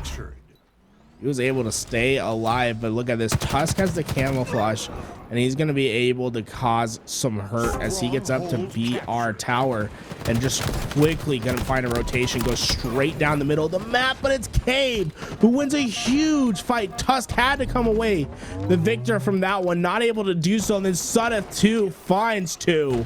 And oh my, Suddeth 2 and crew looking up pretty impressive in the strongholds. I mean, yeah, they've been around the block a few times, if you ask me with the question, but the thing is, so is Straight Sick, who gets the double kill needed, and then Suddeth 2 gonna fall, so quickly 3 down for Team Suddeth 2, the 4th one gonna fall as well, and now G2 gonna get a triple cap of their own. Luckily, Team Suddeth 2 answer right off the spawn. They're gonna try to steal away C, but they need the slays coming in. Tusk ends up going right after Suddeth 2. Suddeth 2 trades out kills. They decide to split the difference, and here comes Sab. Sab getting into the stronghold. Gilkey, though, he's lurking in the back of C. Can he get that sword and start to get his team towards A? I don't know if they picked up the sword. No, so not opting to pick up the sword, Tony. And that's where I really feel like was potentially a missed opportunity, right? Gilkey was back there. I feel like you have to spend the extra second, time, get that sword. But, maybe just not prioritizing it at the moment. There's always the risk that if you don't have the position to push with the sword, that you give it up to the opposing team, or maybe just valuing the timing. But in any case, I feel at some point you have to make the detour and pick up the power weapon and try to put it to work.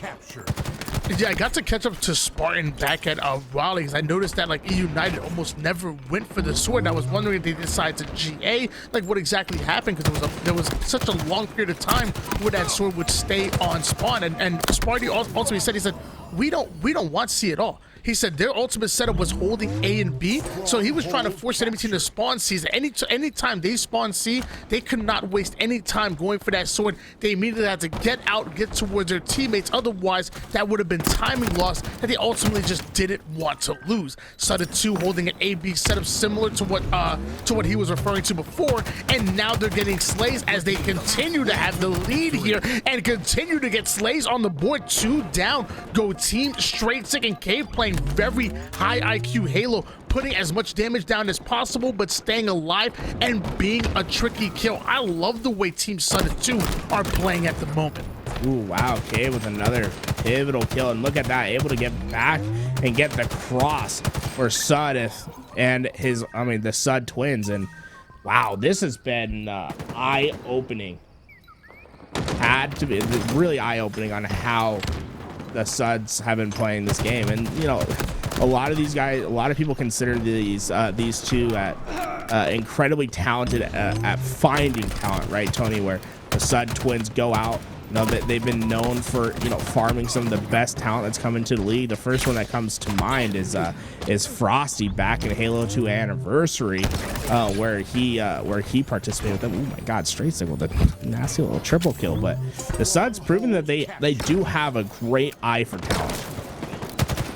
Yeah, and I remember during like the first like 3 weeks, I remember there was a stat that said the Suddeth 1 and Suddeth 2 actually had the most wins in matchmaking. So clearly, not only are they finding that talent, not only that hidden talent, I should say, but they're also grinding the game as much as possible. Which, hey, grind, review, improve. That's what it's all about. But Team Straight Sick finally getting the slays that they need. Straight Sick having the shock rifle in hands, and now we're seeing an A/B setup, this time in the favor of Team Straight Sick, as opposed to Team Suddeth 2 that was holding it for quite some time. But, you know, the difference now, Tony, though, is Straight Sick has had the shock rifle. You remember, he opened up this map with a triple kill, and now it almost feels as if SudF2 and crew are spiraling from this position. They have to find a way to get out of C, but with Sabbath with the sword and BR base, and the crosses being totally accounted for by this G2 roster, it looks like it's just going to be so tough to find the break. How are they going to do it? And Straight Sick is just shutting them down at every corner, just not able to power through this shock rifle, as Straight Sick has just been absolutely deadly with the pinpoint precision weapon. Straight Sick has not been pressured out of the top A side of the map yet. I feel like he's rent free here. He's probably spent a good minute and a half so far. Finally, players putting shots in, but he ends up getting himself an assist as the cleanup kill gonna come in out of Gilkey. 3 down. Go Team SudF2, and you're seeing Team Straight Sick not even going for the trip cap. They're perfectly comfortable with holding their double cap, knowing exactly where Team SudF2 is spawning, and watching those choke points coming in from the long haul side for them to get out and over towards gold, and then control side of the map for them to get over towards A. They're playing a very simple and fundamental brand of Halo, and to be honest with you, it's quite refreshing. But finally, that setup will be broken. All 4 members end up going down, but look at the damage that was done. 223 points in counting here, when it was SudF2 that had, I think, maybe a 163 to maybe like 70 some odd lead. Obviously, Team Straight Sick have stolen control of this game number 1. Oh yeah, this has just been all Team Straight Sick for the last 2 minutes, 3 minutes of gameplay, and that doesn't look to be stopping anytime soon as Straight Sick regains the grapple. Look at him quickly rotating to try to gain a better angle, and that is going to work to his advantage. Can he get the second? No. Ty going to be able to shut it down for the time being.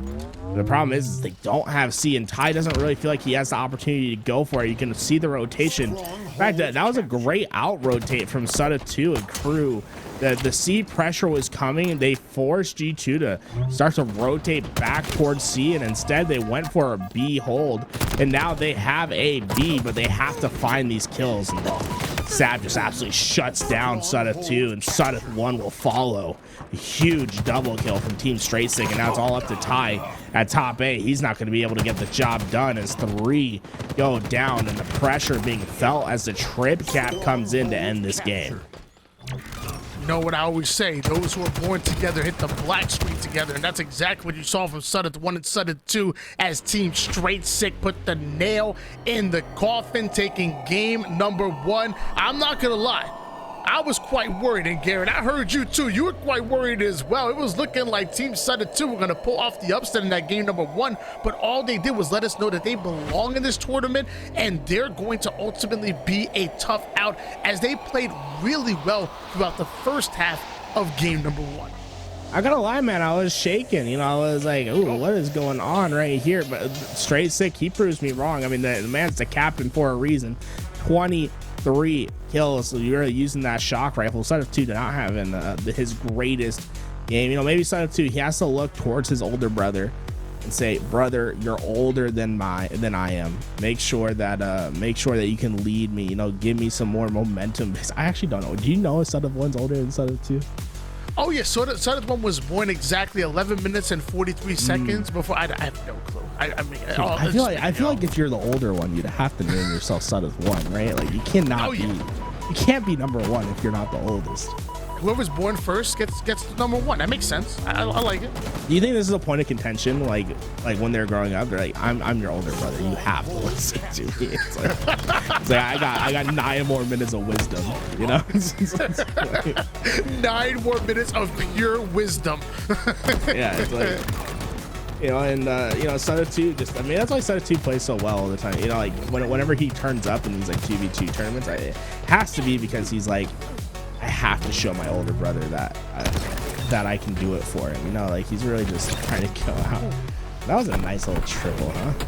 I love the shock rifle. What a great addition to this game. It's just such a fun weapon to watch, especially when you have a player like Straight Sick who has it in his hands. as he's been able to find kill after kill. Guys, if you look at the bottom of your screen, you'll see we're raising money for the American Red Cross to help with the relief in Ukraine. If you haven't, make sure you're using your !donate, !sponsor quest, and see how you can support the cause as well. You know, it's as simple as following a Twitter page, or maybe just going and checking out a website can donate, you know, $1 to the cause. You don't even have to open up your wallet. And then, you know, maybe if you really want to show how the Halo community can help, you know, get in, go, you know, find your support, go, you know, maybe just go tell everyone who you're rooting for, and just help raise some money for the humanitarian crisis over in Ukraine. Honestly, it's a great initiative that we have today. Awesome that G Fuel is coming out with Matcherino to partner up with the Red Cross, and we're glad to be here and broadcasting this event and trying to raise some money for our initiative today. Yeah, families impacted by conflict are facing fear, uncertainty, and even potential displacement as further escalation and conflict continue to worsen. So, really, just going out there, even, you know, anywhere, you know, $10 can help. Shoot, you just dropping a follow and a sub on a YouTube channel can help. So, I mean, anything you guys can, make sure you guys click on that link, and anything you can give, please do, as we are going to game number 2. Team Straight Sick up 1-0 against Team Suda 2. Trying to answer strong in the Slayer. We're actually seeing a very fast-paced Slayer this time around. And Live Fire is a map with that sniper rifle. We can see it put to work, but it looks like Suda 1 not going to be able to hit a shot with it. Oh my God, Gilkey! He did it to the twins. The brothers died together. Oh my, what a snipe shot he hits as he's looking for another. He has all the power weapons in his hands, and he's putting them to work. Oh my Gilk God, as he's been able to just find kill after kill.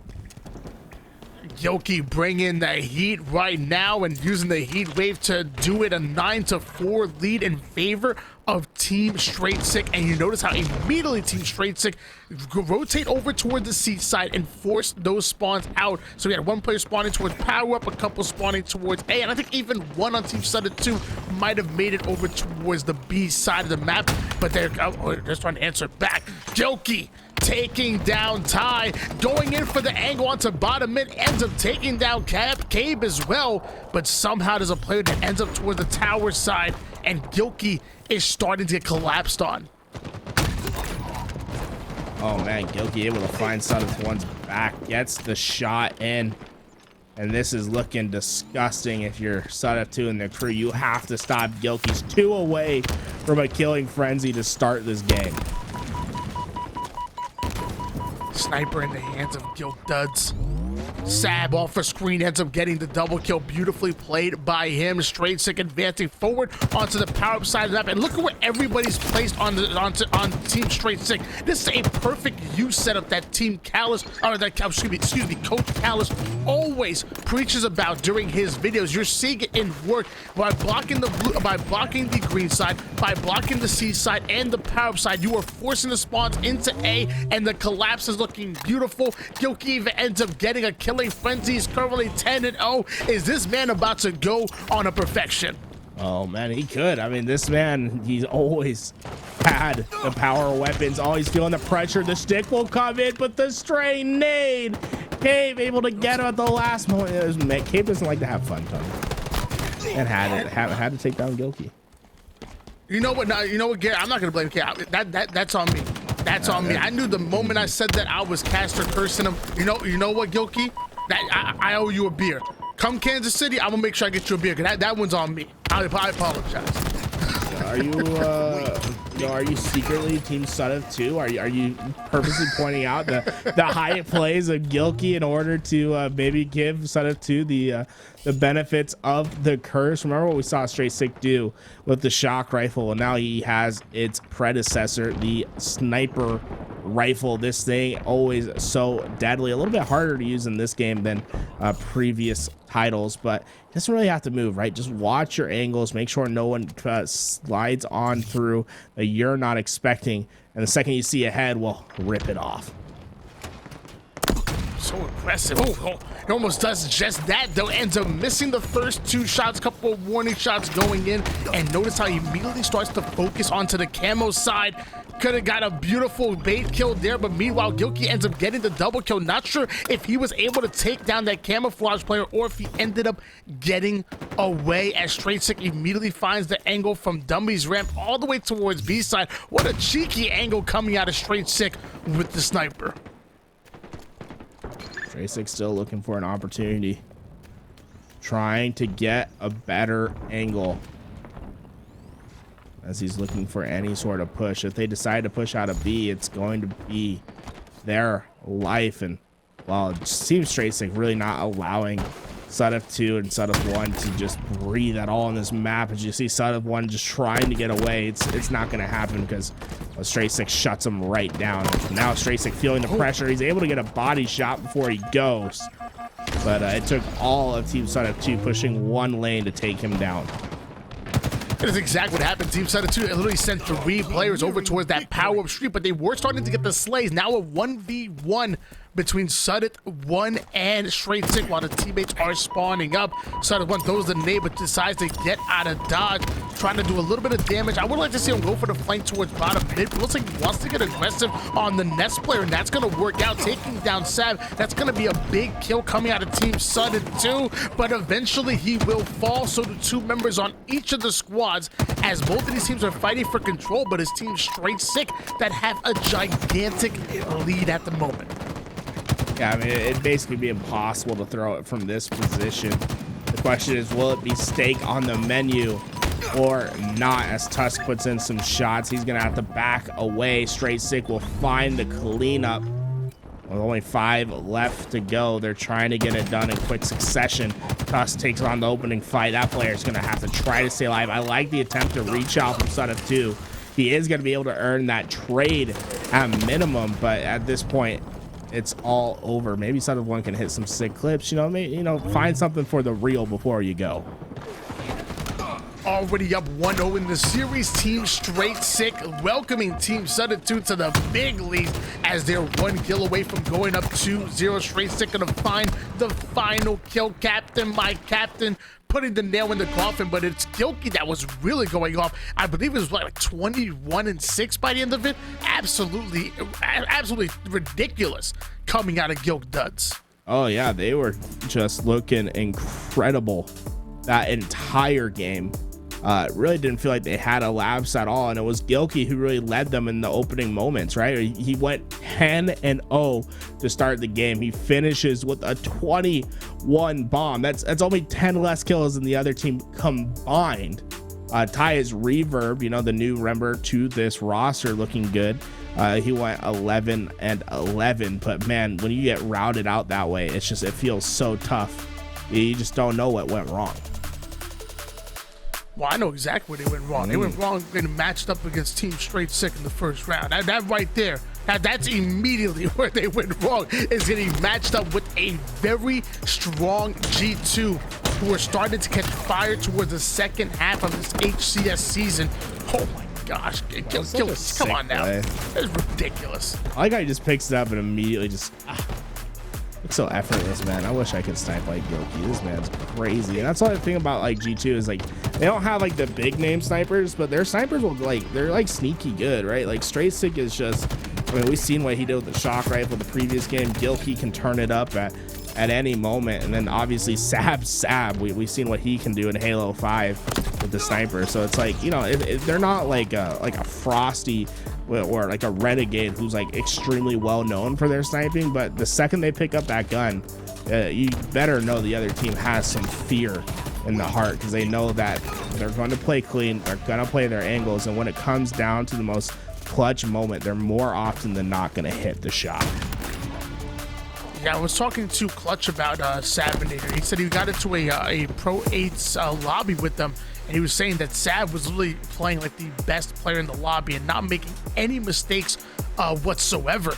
team, and then you have Straight Sick and Gilkey, who were not only amazing during the first life of Halo 3, but also during the second life, the MCC version, where they were looking just as good. I mean, they were really dominant. And then when they stole Tusk from that SSG roster, this roster is destined for greatness, and it always felt like it was only a matter of time before they clicked. And they've gone a long way from, you know, getting 13-0 in scrims to where they are now, starting to climb the ranks and starting to solidify themselves as a top 8 team with that top 6 potential that we know them to be. Meanwhile, we're going to take a look at the bracket.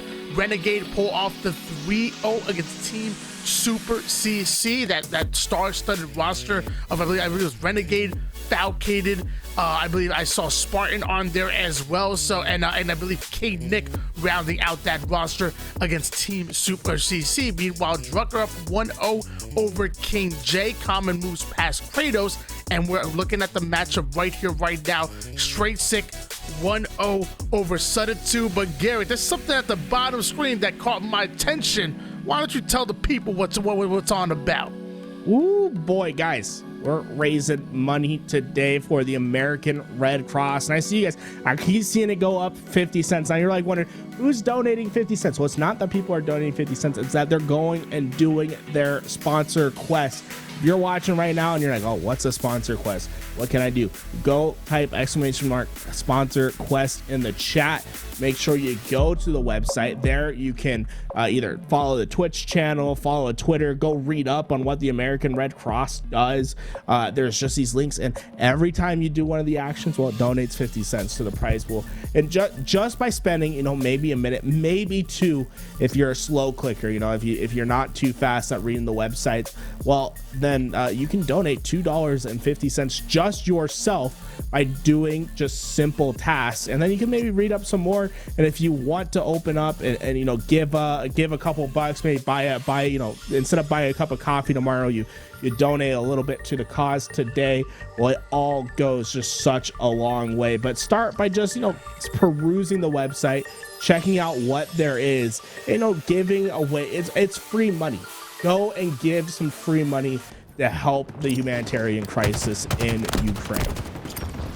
Hundreds of thousands of people have fled their homes to neighboring countries to seek safety. And you know, not only that can be scary, but on top of that, that can be financially crippling to some families. So you know, you giving that $1 or $3 or $5, or hey, if you got it, you know, put a couple grand on it, whatever you have, can really be helping out a family in their time of need here. As we are going to go into game number 3, Team Straight Sick looking to pull off the 3-0 against Team Sutter 2. But Team Sutter 2 actually having a bit of a numbers advantage, and they're starting to find some slays here. Yeah, Sutter 1, they really have to just come out strong and just set the tone early on if you're Team Sutter 2, right? Don't let Straight Sick and this G2 roster get comfortable. Let them have to play on their back foot. Like, you guys started off extremely hot in game 1, like really had control, and towards the end of the game, that's where, you know, the engine started to rev a little bit for this G2 roster. If you're able just to come out strong, find your couple kills, keep your momentum, well, that's the way to go. But instead, we're already seeing a flag pulled out. But the Team Straight Sick being a little bit more cautious this time around, you know, going for the longer run, trying to get back and get the slays. That doesn't look like it's going to run into their favor. Sutter 2 and crew looking like they're going to stabilize out, get that flag return, and play for mid position. And the captain, Straight Sick, already on the car side of the map, staring down 2 players that are pushing over towards utility. Ends up putting down a decent amount of damage, just enough for Tusk to take down 1, and for him to take down a second one, and 3 down. Go Team Sutter 2, and without any timing loss whatsoever, Straight Sick already on the utility side and already putting pressure towards the opposing team spawning in the blue fridge, and that flag is quickly on the move. Look how fast that thing is going, man. It gets all the way back to utility before they have to drop and try to find the slays. Straight Sick gonna be the one to find the first pick. Flag gets pulled out as Reverb gets the kill on Straight Sick, but this flag is basically guaranteed as Tusk finds the camoed player. It's gonna allow him to gain his shields back. Look at that, Gil taking the fight while one shot he's going to be able to even keep that flag going. Unfortunately, not going to get it around the corner. That should be enough. Actually, no, I spoke too soon. Look at this. They're in the flag. They're making desperation plays. They're trying to get on this re, but Tusk stays alive. He's going to stop that from returning, as Gilkey's now on the hunt to get the return, as that flag did get away for Team Sudif 2.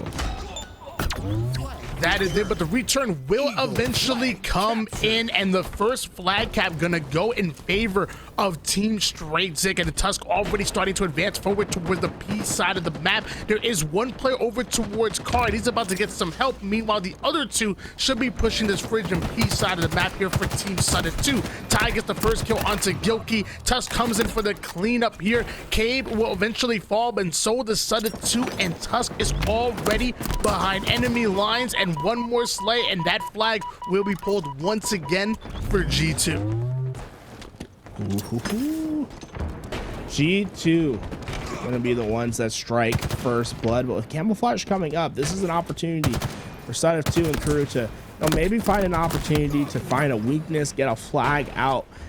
This game far from lost. Obviously, you wanted to come out, strike while the iron's hot. That's not going to happen, but you can still breathe life into your team. It's just going to happen through the slays. But so far, Sab shutting him down as he looks for the triple kill. He challenges out. Oh, what a nice guy Cabe is. He says, I want to make sure you get this on stream. Let me challenge real fast for you. Triple kill for Sab as Gilkey comes to help. Huge swing for G2, getting back from a neutral position to be attacking this back base. Okay, Sam, I see. Clearly, I'm not the only one drinking G Fuel's hype sauce. Man, getting hypey right now, dropping a beautiful triple kill. Gilkey getting a beautiful slay as well, as two go down for Team Sudif 2. Gilkey not happy with that, wants to take at least a third one before pulling the flag. Ty off the screen, ends up getting the kill. Gilkey taking down the flag running Ty, and then that's the kill that he wanted to see for him to begin this flag. Already making it towards the car side. A beautiful drop slide comes in. What Gilk does isn't even touched, and just like that, has it towards the base. Corey Sloss gets the return, and that's gonna be a 2-0 lead here for Team Straight Zip. Ooh, and what a run. Gilkey gets it in for his team, and he has this heat wave to still work with, and that's a weapon on the map that you always have to be worried about with how many close corridors there are, and the corners that you can hide behind. A one shot from the heat wave to break the shield, the punch to get the finish is what we see so often. And when you're able to partner it up with a weapon like a thrust, that's when you can really see some dangerous plays being made. But yeah, all of this roster goes down as G2 flies right down the middle once again, having the timing to get this third flag cap in. And once you get that fresh 3 down, a fresh full squad wipe, you can really run the flag right down the middle. That's exactly what Gilkey does. Runs it towards the car side, immediately gets it towards courtyard. More slays are starting to fall as Team Sudif 2 don't even really seem on the map right now. They just have no presence here. It almost seems like Team Straight Sick are doing literally whatever they want. Gilkey dropping the flag, scaring that pit off with the heat wave, doubles back, but he's finally going to be taken down. Sab ends up getting the double kill and the killing spree. And I believe the flag might have come in the return, so that flag won't come in for Team Straight Sick. And Team Sudif 2 starting to answer back here, so well played for the boys in blue. Hey, Tony, I don't know if you looked at the bottom of the screen, but you might notice that price jumped up. Shout out to Matty Rams. I think he just donated $100 to the fund. Make sure you guys give him some love. Really appreciate what he does for the community, and appreciate that he's trying to give his support where he can. If you guys want to do the same, ! Donate in the chat. We have a lot of Halo action coming on up. Make sure that you're ready to help and support this great initiative we have today. I just want to know who's matching. We got any matches in the chat? I'm just saying. Throw a little match on there. Thank you so much, Matty Rums. Good. Like I said, we have a fantastic competition ahead of us, but it's also for a very, very good cause here. As 3-0 lead in favor of Team Straight Sick. Right now, they're already up 2-0 in the series, and it almost seems like it's only a matter of time before they eventually take the third and final win here. Team Sudden 2 will have to dig deep if they want to somehow at least put one on the board. Gilkey. He has 3 players in front of him. That's good news because now he has all this information to give towards his team as Camouflage is coming up. You can see this heat wave just putting in work. He's able to damage all of them. Although he doesn't get the kill, he prevents them from moving forward towards that Camouflage. The camo should have gone into the favor of Team Straight Sick and the rest of this G2 roster. Sab having a great game this time around, going 23-12. But it seems like everyone on G2's had their opportunity to have a little bit of a pop-off game. They're just taking turns, you know. This time it's Sab turning. That's good. The fact that they can share the spotlight a bit here. Cabe not able to get the kill onto Straight Sick. Oh, Captain, my Captain gets the slay that they need as he tries to go for the return, but a couple of dynamo grenades gonna get in his way, and Straight Sick will end up falling, but so does Ty. The kill's going in. Cabe trying to do his best to stay alive. Gilkey, though, will shut that right down. That heat wave gonna find an easy pick. Reverb tries to take down Straight Sick. It won't happen. Sudeth one, trying desperately to make work happen. It won't. The return will come in for Straight Sick. That was really a flag opportunity that Sudeth 2 and crew needed to execute on. The time is quickly running out for this roster, and that was a flag cap that looked like a possibility. And now trying to respond quickly, and you know, with those first 2 down right there, you know, maybe this is an opportunity for Sudeth 2, Sudeth 1 to make some action happen. Sudeth 2 advancing forward into the enemy team base. Beautiful kill coming in, taking down Tusk.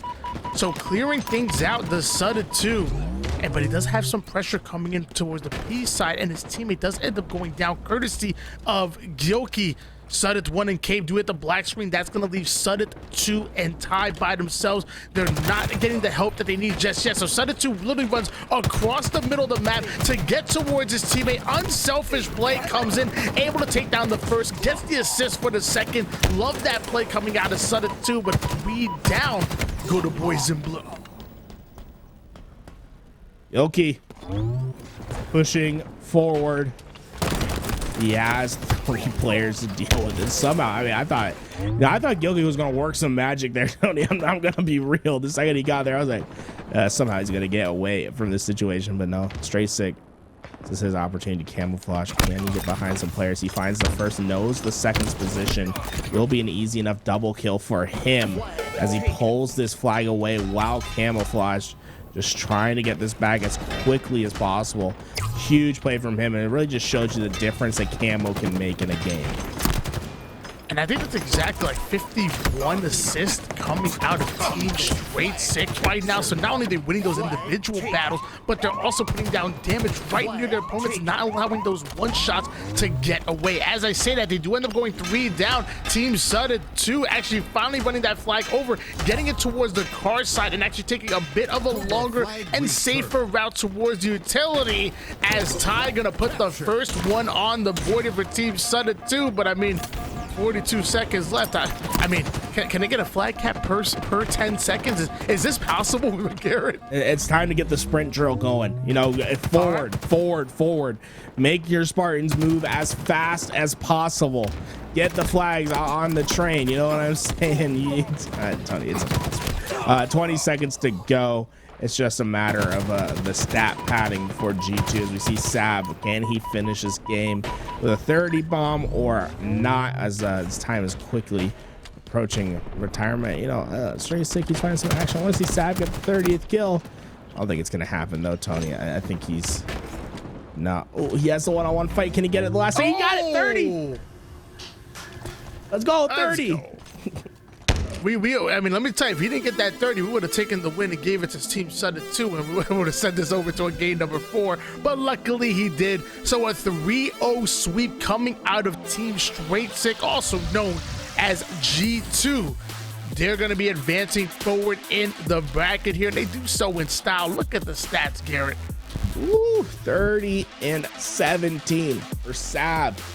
But look at the assist column between Gilk and Tusk, both of them just having 18 assists. You know, assists don't work the same way as they did in previous Halo games, Tony.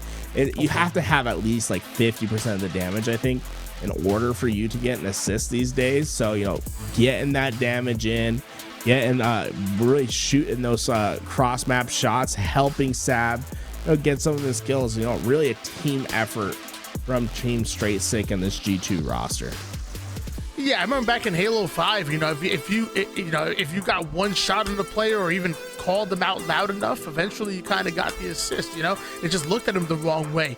And Halo 5 would award you to an assist, but it looks like here in Halo Infinite, those assists would have to be earned. I don't know if it's quite 50% or like maybe it might be like 35 or something. There's definitely some the numbering that with just one shot is not going to net you an assist on the column, but G2 got themselves plenty of them and a whole lot of map control, really running a clinic and teaching us how to play Aquarius CTF and how to go 3-0 in a series. Team Sudden 2 will have a second life over towards that lower bracket. We wish them luck, but G2 advance forward.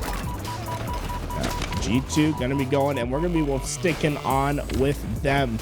Remember, the first match of the day, Oxygen being led by Chris Common. They took down Xset and Kratos in a game 5. They've been waiting in the winners bracket round 2. Well, we know who they're playing against now. It's gonna be Straight Sick and this G2 roster. So we're gonna be coming up and watching that up next, I believe. So you know, hey, don't go anywhere as that match will be coming to you as soon as possible. In the meantime, guys, you know, so much has happened in the world in the past 2 weeks, and you know, we wanted to come out and try to make an effort to really help and try to alleviate some of the pressure that's happening over in Ukraine. And the best way to do that is by, you know, just, you know, sitting down, watching some Halo of us, Tony, and maybe, you know, checking out our donation link. Make sure that you give a little bit. You know, families impacted by the conflict are facing fear, uncertainty,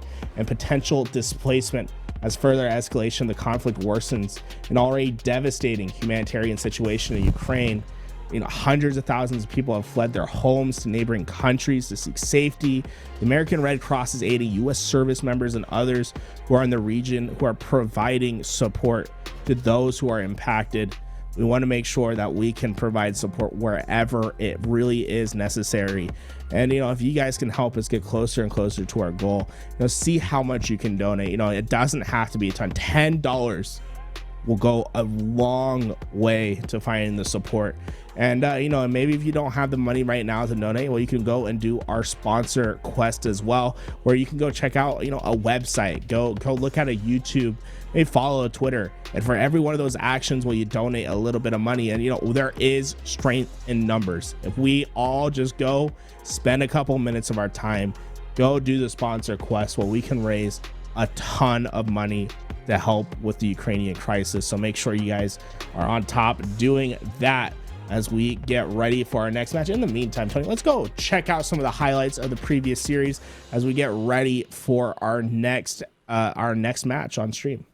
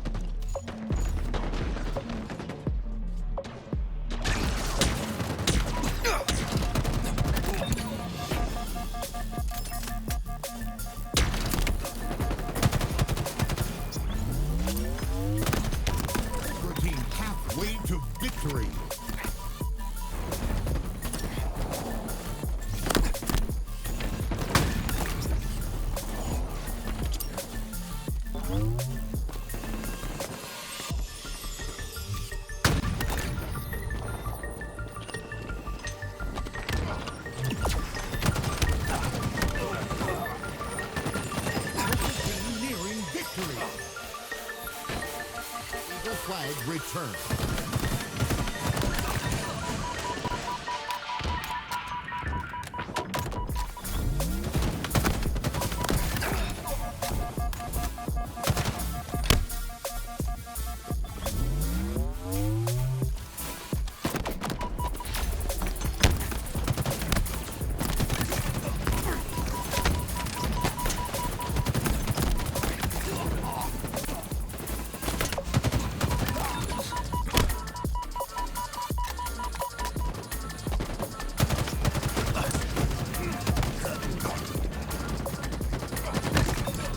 Eagle flag returned.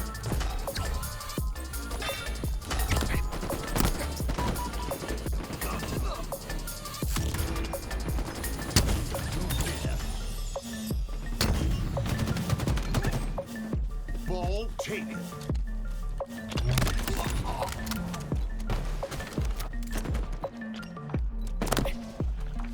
Ball taken.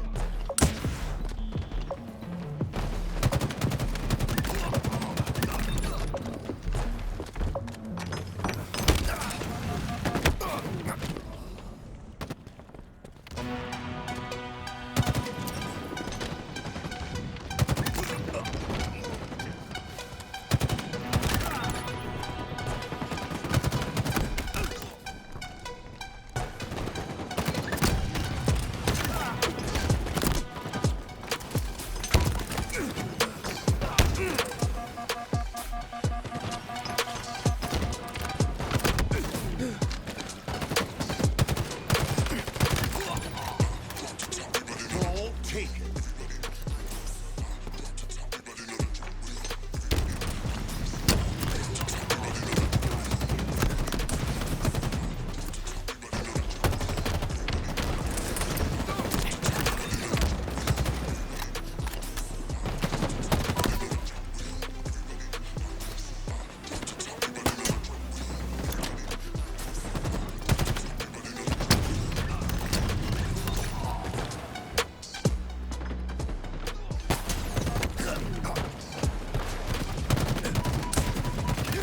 Halfway to victory.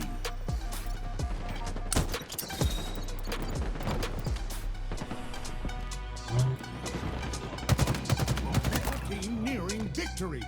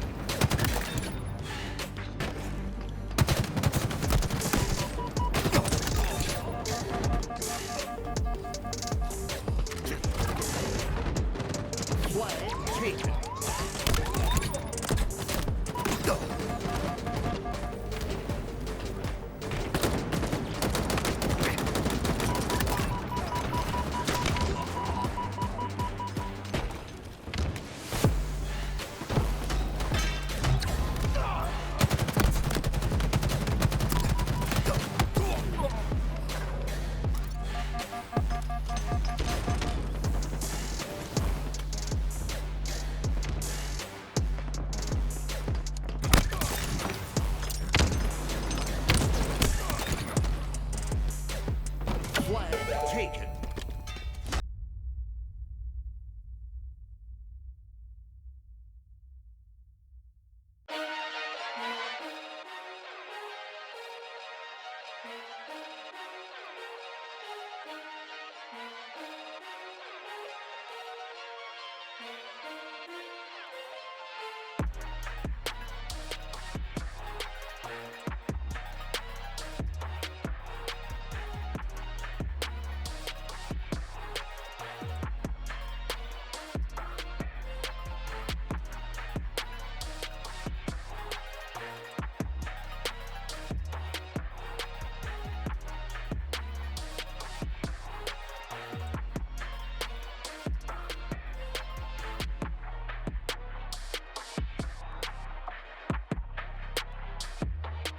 This past year changed everything we know.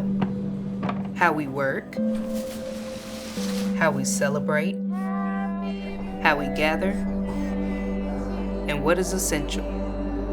But some things never change. Throughout history, in times of crisis, the American Red Cross has been a witness to the best of humanity. When there is an essential need, we show up for each other. Help us continue to do what we as humans do best. Giving blood is essential.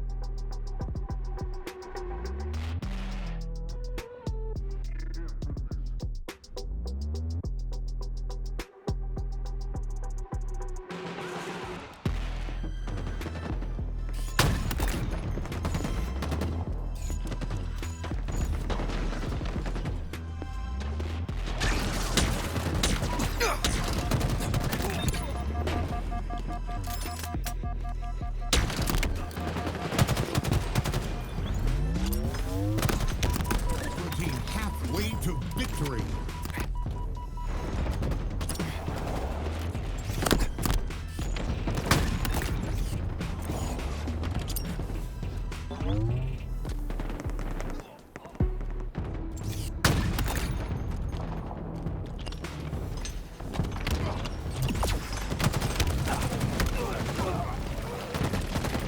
Team nearing victory. Eagle flag returned.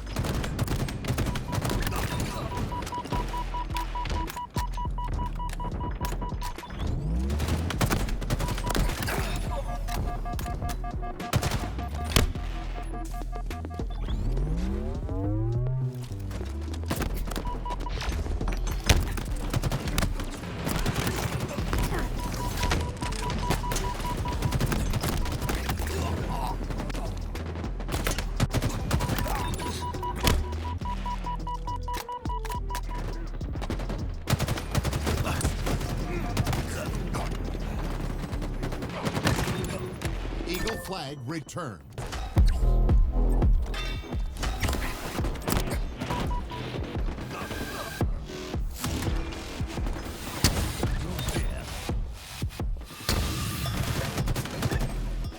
Ball taken.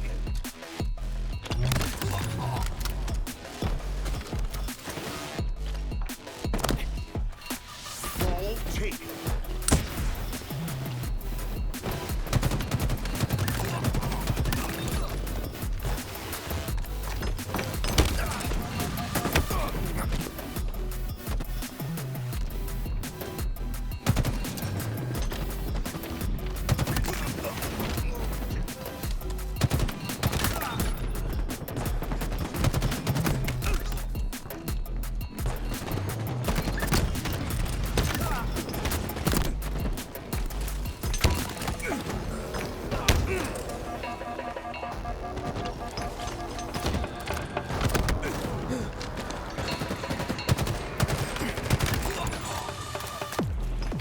taken.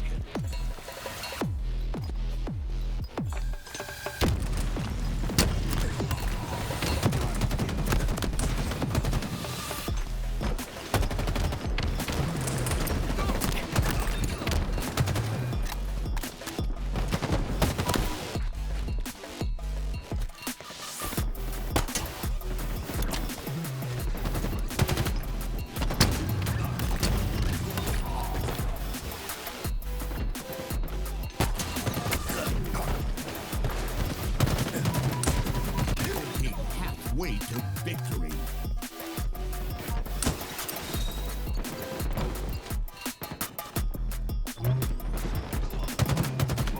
Team nearing victory.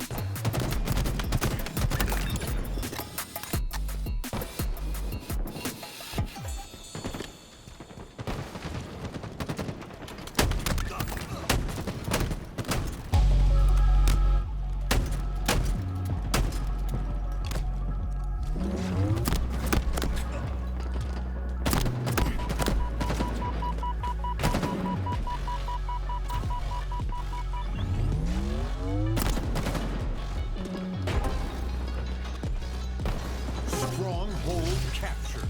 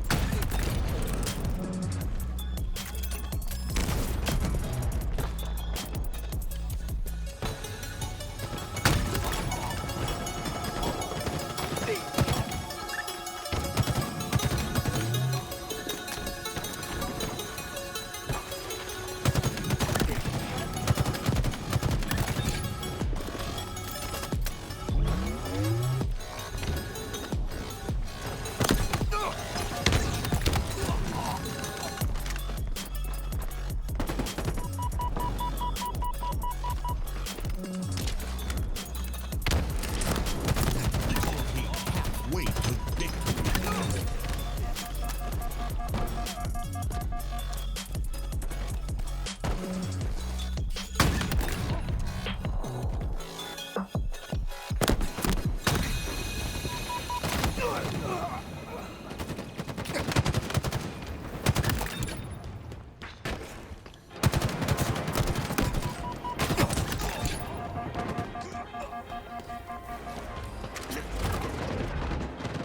Flag taken.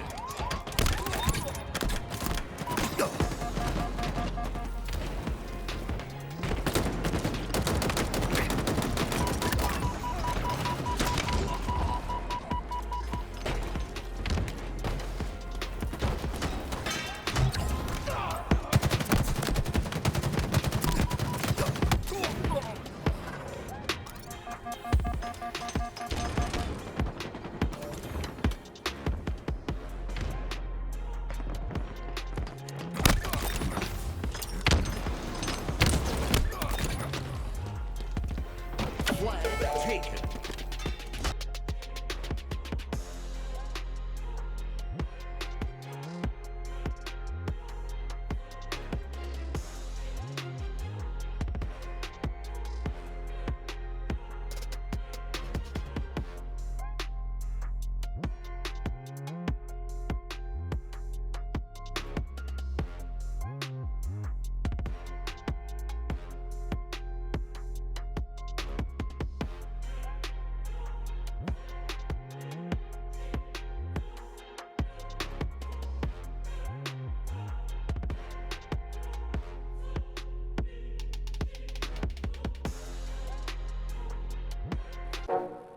Welcome back, everyone. I'm Tools. That's Tony. We've been going through an incredible tournament today, Tony, and our next matchup, it's ready for us to take.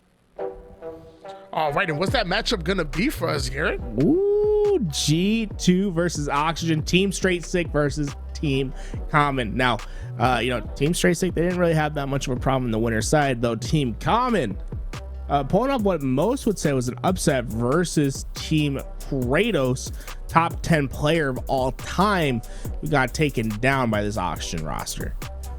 You've got to say top 10 in every category. But yeah, we actually just saw G2 have an amazing matchup against Team Suda2. We saw Oxygen Esports beat out Excess, so it's only right that we watch both of these teams go at it and see who's the best of the best here in your winners semifinals. Here we go. We're starting off hot, and it's going to be Sab who gets that first second of ball time. He rotates this over towards tower, towards his teammates. We're seeing how Team Common will respond. Now, Camouflage going to be coming up just about now. We'll have to see who gets control of that. As you can see, Team Common putting concerted effort towards controlling that Camouflage. The question is, what was the better play? Getting this heat wave and maintaining ball control, or will that Camo find the break in the Camo? Haynes able to find the first pick, looking for the second, not going to be able to get it. That ball gets played. This Camo with a sniper rifle as well absolutely caused mayhem in the back of G2. Now, Garrett, correct me if I'm wrong, but I believe these captains had an opportunity to pick almost anybody that they wanted to. It just so happens that they also picked their respective teams, where other captains like Renegade has like a complete mismatch, almost like an all-star lineup. It just so happens that Straight Sick chose the entire G2 roster, and Common chose the Oxygen Esports roster. Is that correct? Yeah, like they could have come with anyone. Obviously, their team, they're most comfortable with them, but sometimes you're just wanting to have a good time, raise some money for charity, and play the tournament. So we saw Renegade, pick up some of his friends, just getting the job done, trying to have a good vibes roster, while some of these are trying to treat it more as like a pseudo warm-up, like maybe a scrim with some stakes to it, because at the end of the day, we are playing for a $2,000 prize pool today, and whenever there's money on the line, that's when teams come out to play their best. So this should be some great practice for Common and his team, as well as Straight Sick and the rest of G2.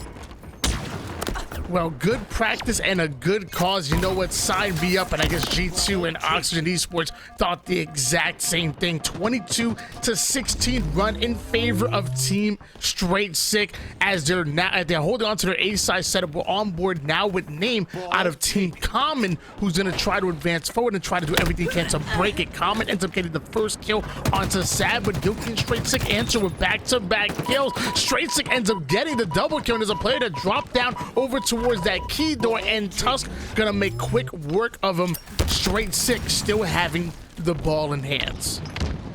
Straight Sick waiting for anyone to come into his reticle. Does he hit the jump? Tony, I see it hit all the time whenever I'm watching people just stream. But whenever it's on tournament day, people need to get a little bit better at that jump. Like if that jump gets 100%, we're talking about new lanes that open up on this map, the new opportunities. I'm really excited to see how the movement of this game really transforms in the following year, and seeing people get more consistent with their movement tech. But one thing that has been consistent is G2 and Straight Sick, and they're dominating oddball gameplay today.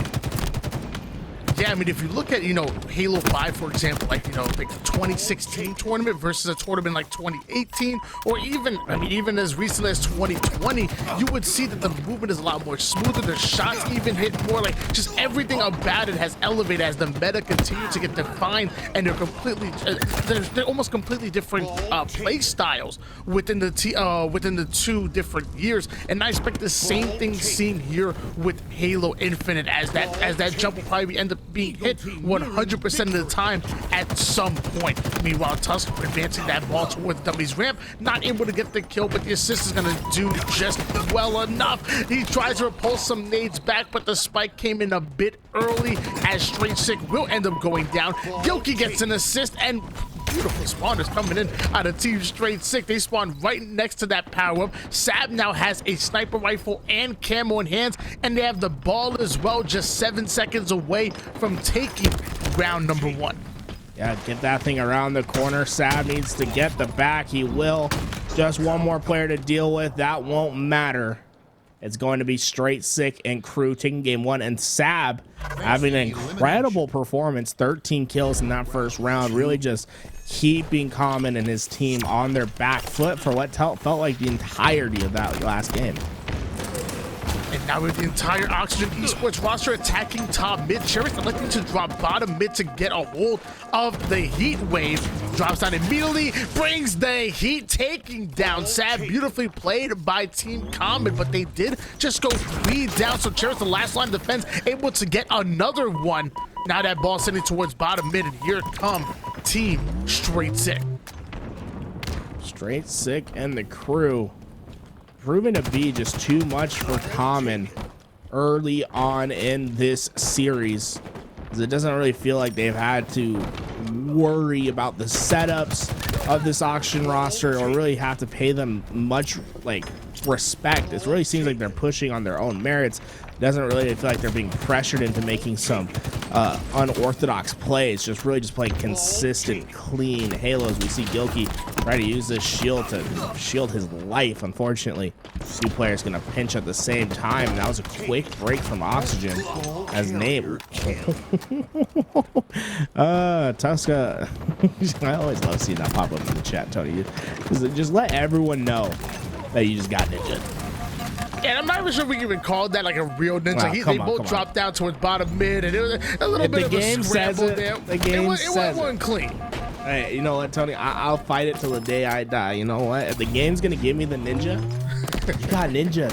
It's binary. You know what I'm saying? The computer can tell at this point. Oh, it's you know, we're living in the simulation when it comes to the ninjas. I don't need none of this. It's all objective at this point. So you know what I'm saying? I don't need this subjective take. If you got ninja, you got ninja. That's all I gotta say. Name. He's gonna be able to find one with the Heat Wave. The camouflage gonna be going into the hands of G2, but no, Straight Sick not gonna be able to get on the body. That means Chris Common gets away with this camouflage, and that means opportunity for Team Oxygen to maybe start racking up some time. well, Team Oxygen really riding high off of that ninja play, but they do immediately go 2 down. Name somehow finds the kill onto Sab as he's trying to break through towards the A side. Tusk ends up finding the kill. Common coming off his spawn, trying to make his presence known, but they're starting to funnel a bit. You know, one life after another one. I would like to see Team Oxygen maybe slow things down, wait for their full team to spawn before grinding forward, but it seems to be working for them as Common finds another kill. Haynes working to get the trade. Tusk was able to take down Name before. And now, oh no, this is looking just so dangerous for Oxygen. They're having to just commit so many resources just to getting towards the ball. Nonetheless, they're going to have to execute on the back end, but Haynes going to make that easy with the Heat Wave. He's going to be able to find the one in the back, and now could be potentially finding an easy double kill. These players waiting, but wow, the spike grenades, they spawn over in that back B, and look, they just completely shut down Haynes from making that push. Unfortunately for G2, they aren't gonna be able to maintain that ball control, as it was a double kill for Oxygen, and they're getting right back on top of that ball. Oxygen desperately trying to push this one to a round 3. Again, the constant pressure being applied by Team Common is making it so that Team G2 are not able to get a full hold on that ball. And even when they had the advantages with the numbers, they continue to funnel players left and right, forcing Team Straight Sick to advance that ball over towards the B side of the map, and then eventually off the map without ever putting some good time on the board. Meanwhile, Team Chris Common now 43 points in counting. Cherish ends up going down quickly as that ball trying to make it towards B once again. Chris Common getting the body shot, earning himself a wingman medal. Name getting a kill as well. So Team G2 are starting to fall, and this could be some good points for Oxygen Esports. Yeah, Common trying to do his best to keep them off, and not going to be able to do so. A ball did get reset, but look at this. G2 immediately in position. Tusk grabbing the Heat Wave and the ball. Not even, look, he has so much confidence that his team's going to cover him He doesn't even juggle the ball. Trying to hit the skill jump, you know, that one's a little bit easier to hit than the opposite doorway. You can use that little keypad right there, Tony, to jump up into C plat. Tusk missing it, but that's going to be a tech that we're probably going to see implemented in probably the next couple of weeks, to be honest. That jump is going to be really, you're going to see that be really commonplace on this map in the future. Anytime you can find a jump that avoids a clamber, you always having your gun out and ready to fire is going to be really, it's going to be really good for the meta. So I'm excited. I'm gonna try to implement that into my own. I didn't even know that jump existed, so I'm gonna make sure I try to give that one a try. I've been working on my tower side jump from all the way bottom beach up here to top tower. You know, I've been in the lab. I've been in the lab a little bit, obviously, so have G2, because they know exactly what they want to accomplish, and now it's all about execution with their C-side setup. And as the spawning Gilkey comes towards B-side, what does Sab do? He attempts to rotate it over towards his teammate. If the pressure didn't come in towards bottom mid, that would have been an excellent rotation. Either way, good ball time coming out of G2. The ball's eventually played, and now things are going to reset a bit from here. This is a great opportunity for Common and his team to finally get some much needed ball time. They had the complete positional control on the map, trapping Straight Sick and his crew all the way back at A and making them push forward. In the meantime, they got to mid positions, got the heat wave, got the ball, rotated it back towards tower. And look at Haynes finding pivotal doubles for his team, trying to get the trip. It's going to be Sab that shuts it short to go down.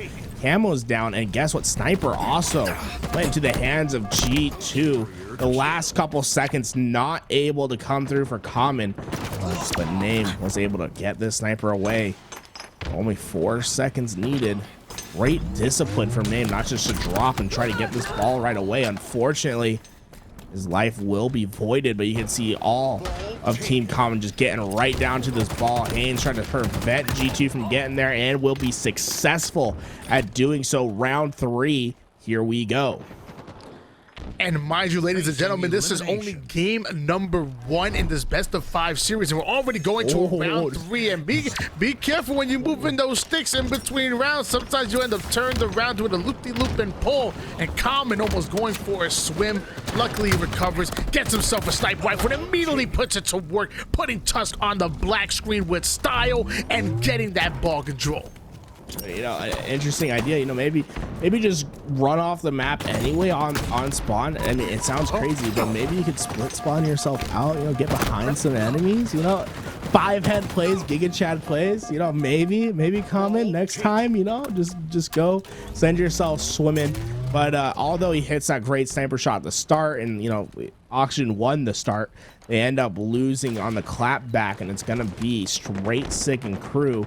We're going to be able to hold this ball and move it towards back tower. Tusk trying to hit the sniper shots, not going to be able to do so. And oh, wow, what a steal from Name. He went in between 3 players on G2 just to pick up that ball and send it off the map. Unfortunately for them, and G2 didn't care. They just went right back to bottom mid and got the ball right away. Yeah, but still a unselfish and ultimately a game-winning play right there. I mean, you know you're not going to win a 1v3 battle, so what can you do? Rush in, play the ball off the map, and stop Straight Sick, Team Straight Sick from scoring in that scenario. I think that's a net positive going in favor of Oxygen Esports. Meanwhile, Common ends up picking up another kill. Somehow has a sniper rifle in hand, almost catches the angle onto Sandbags, ends up finding the body shot over toward the A side. Another 3 down here for Team Straight Sick. They now move the ball back into their A side setup. Common is watching the power up street. Anybody rotating from tower side. Meanwhile, there's multiple players pushing the opposite side, being that B side of the map.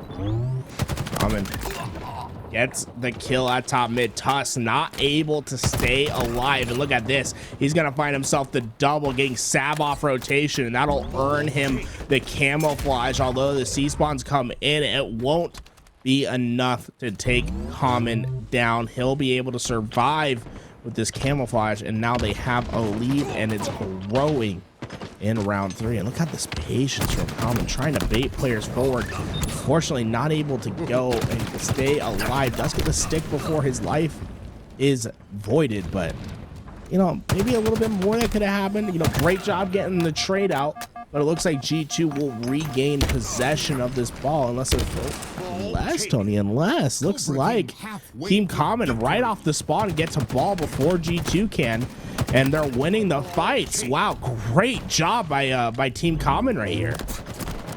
I'll be honest with you, I get so anxious every time I watch this Oxygen Esports squad. Like it's never the smoothest gameplay, but they're a really scrappy team and a very opportunistic team as well. Like as soon as they're 2 down right now, still scraping up numbers. The pressure that they apply even without having numbers is very odd, but they're able to win some of those crazy gunfights. They're able to break setups, and they really make teams uncomfortable with the timing that they're able to get aggressive on. It's really interesting, but when I'm watching them, I'm always anxious. I'm like, oh my god, no.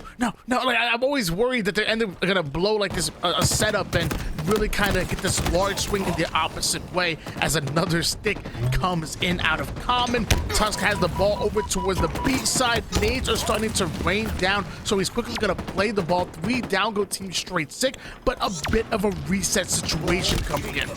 Ooh, Common gonna be able to find Straight Sick with his back towards him, and that's gonna mean a free ball for Oxygen. And Common finds another one with a heat wave, just picking up the scraps off the ground and using them to great effect. Camouflage coming up now. Common in a great position to fight for it, but he will have to find some kills, and unfortunately a stray heat shot will spell his respawn. As now Straight Sick tries to get forward, but Haynes has the sniper, and Haynes finds the head.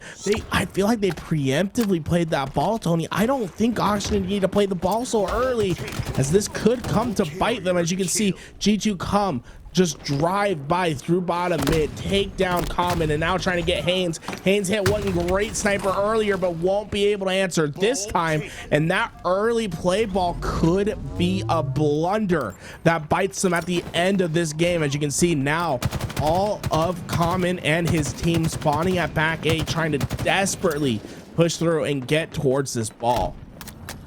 Well, you know what? I've always been of the mindset that, playing the ball 2 seconds too early might be the play rather than not having the opportunity to play it 2 seconds too late. So if the numbers end up going in favor of Team Straight Sick and they don't play the ball, they're really in trouble. However, they still have to win the reset. They weren't able to do that. So Team Straight Sick win the reset. They get a bit of C-side control. However, once again, Oxygen Esports answering back now that C tower spawn is being blocked here. The spawners are coming towards B and A. Not sure where that ball is ultimately rotating towards, as Cherish ends up going down, and so do 2 members on Oxygen Esports. Haynes going in for a challenge onto the pillar side, but he's quickly going to catch a different angle and advance forward towards Sandbags, looking over 2 players and into a remote detonation.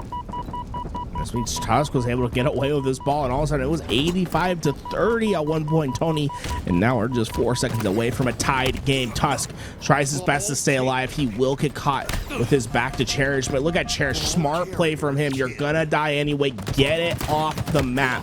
He's able to do so, but Common losing a pivotal fight to Straight Sick. Now Straight Sick trying to make the most of it, not gonna be able to stay alive, and that's gonna allow Team Common to get this camouflage, and we'll see if that's the difference maker towards this end game. Remember, it's only 12 seconds for Oxygen to win this game, and Haynes is in position. He has the camouflage. He backs out. The nades are coming through. Tunnel is such a tough position to play with camo, and we're seeing why, as he's taken down, not even able to get the trade out, as it's G2 who wins the retake. Common trying to come off spawn and get nades onto this ball, but it's just too little too late, as Guilty pushes forward with this heat wave, trying to get behind all the enemies, and it's a clean wipe. And what a disciplined play that we saw from G2.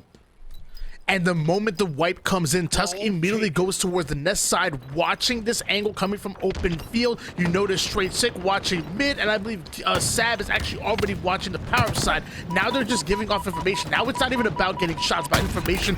Where's the push coming from? They get the information they need. They get the slays as well. 3 down go Oxygen Esports, and the win going towards G2 in game number 1.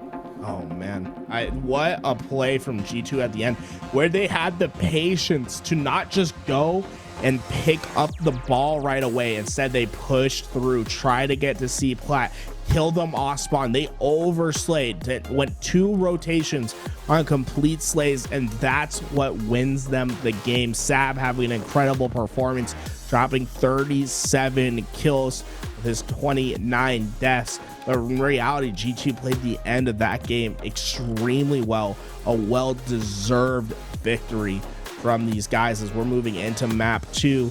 Tony, you know, we've been seeing some great Halo action today, but you know, let's take a moment and talk about why we're playing this incredible Halo today. I mean, yeah, the same way that, you know, all of these players support each other in their support playing roles and gets themselves an assist, we're asking for you guys to hand a little bit of an assist over to us. On the bottom screen, you see $140.50 has been donated so far since the start of the stream, which is great, but I believe we can do even better than that. So if you happen to have $1, $2, $5, $10, or even 10,000 in your pocket that's just burning a hole, you know, you gotta get rid of it. Do us a favor, type in @ donate. You can also go in and do the ! request, just in case you don't have that extra bit of money to come out of pocket. Hey, you know what you do have? You have a Twitter that a follow can net you free money, that ultimately YouTube subscriber net you free money. You just reading and gaining information can get you free money to donate, because there's plenty of people that need help, and the American Red Cross is here to help them out. All right, guys, specifically today, all the donation efforts are going to the crisis in Ukraine. You know, families have been impacted by the conflict, are facing fear, uncertainty, and potential displacement as further escalation and conflicts worsen an already devastating humanitarian situation in Ukraine. Hundreds of thousands of people have fled their homes to neighboring countries to seek safety. The American Red Cross is aiding U.S. service members and others who are in the region who are providing the support. You know, so many families are being displaced, and we want to make sure that they can get all the support that's needed. So even if you don't have the money available right now, you know, ! sponsor quest, and you can go and just do whatever you can. You know, like Tony said, make sure you're giving a follow to a Twitch channel, following a Twitter account. Each little action has a tremendous effect. You know, there is power in numbers, and if we can all give, you know, a free $2, $2.50 with our sponsor quest, well, that will go a long way to helping the crisis in Ukraine at the moment. That being said, we're moving on into map 2, Tony Slayer, and it's gonna be on streets. What do you think Auction has to do to combat G2? You know, they just lost a close game. They lost it in the final moments, you know, really losing on the back end of that game. How do you come out strong and really answer in game 2? You know, I would honestly like to see Oxygen Esports play their numbers a little bit better. I feel like the last game we saw them really kind of funneling where, you know, they had that 1 or even 2 down, and they continued to try to apply pressure. And although it somewhat worked in ball, it really kind of threw off the timing of G2. I would like to see them maybe wait up a little, wait for their teammates to spawn, and then pushing in that 2s, or even doing a 3-1 push, pushing to, you know, ultimately stopping your push allows the enemy team, you know, a little bit extra ball time if they're playing ball, or maybe extra time to set up. But what it also provides is for you to have a much more polished and a much stronger push as you look to break their setups. And then once you have those numbers, that's when you apply that same level of scrappy pressure that we saw them do so well in game number 1. I think if they just played their numbers a bit better here in game number 2, I would not be surprised if we tie up the series when going into a game 3. Yeah, I mean, definitely, like, Auction always feels like, I wouldn't put them on the same tier as G2, but they're definitely in that tier that's like, you can take games, you can steal away series.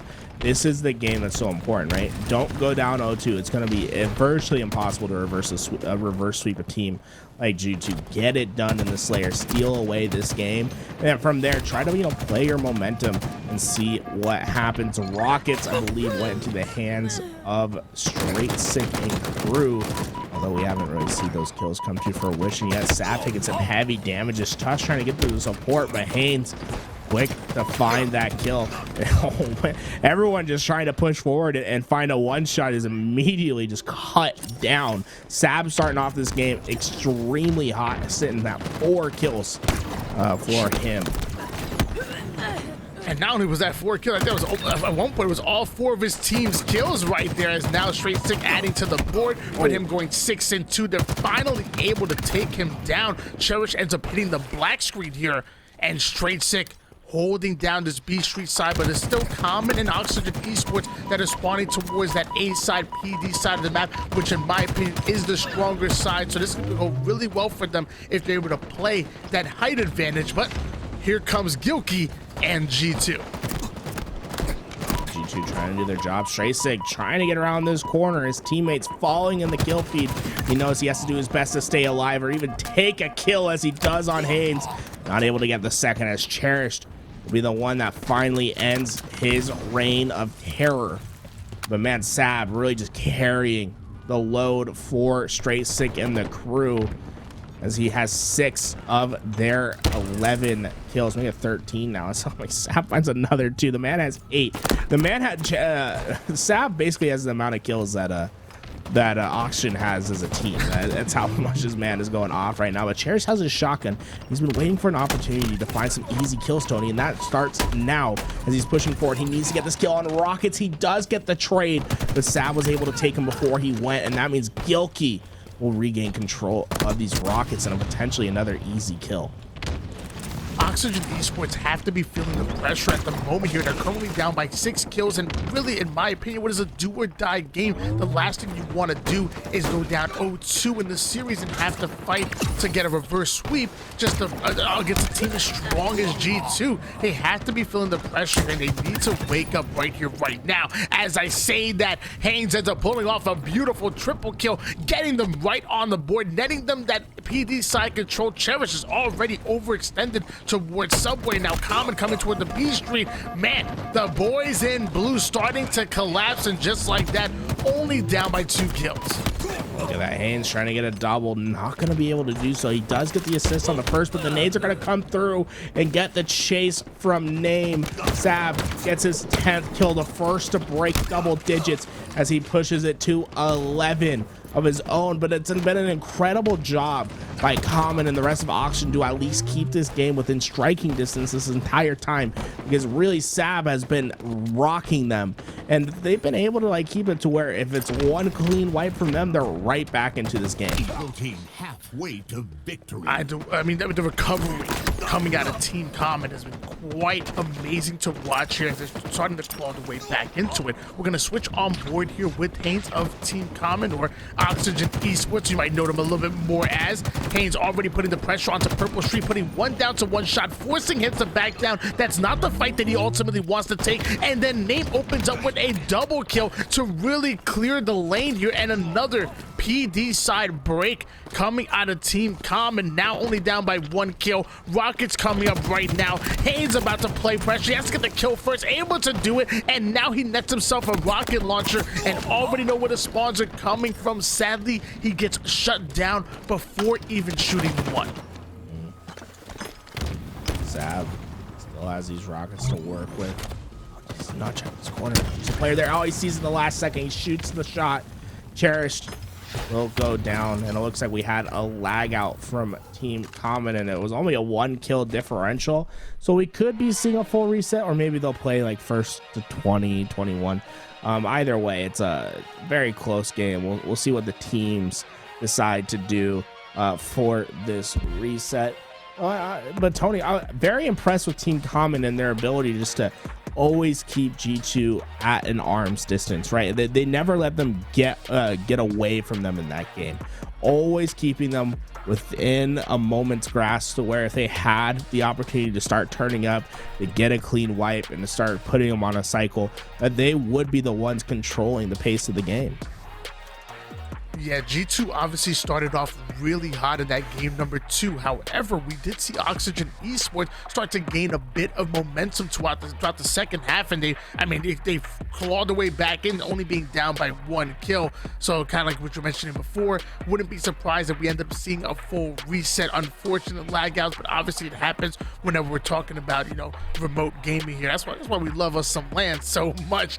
Meanwhile, it does give us an opportunity to kind of talk, you know, kind of remember exactly why we're here, and that's ultimately, you know, for a great cause. We want to try to help the American Red Cross and help some of these families that might be in a difficult situation. So, you know, if you're on the fence of whether you want to donate or not, the best I could tell you is, you know, think about it. If this was yourself and you were forced to have to relocate to a whole nother country, are you financially stable enough to, like, you know, grab your, you know, whole family, say, hey, let's head over here? Like, you know, can you afford a hotel for how much? You know, 1 week, 2 weeks, a month? How you know, imagine it was you in those same shoes, and how much would a helping hand come out? You know, so anywhere between from $1 to 10 or whatever it is that you're able to put out there, you know, like I said, try to put yourself in those shoes, and I promise if you have that extra couple of bucks, you'll definitely want to go in there.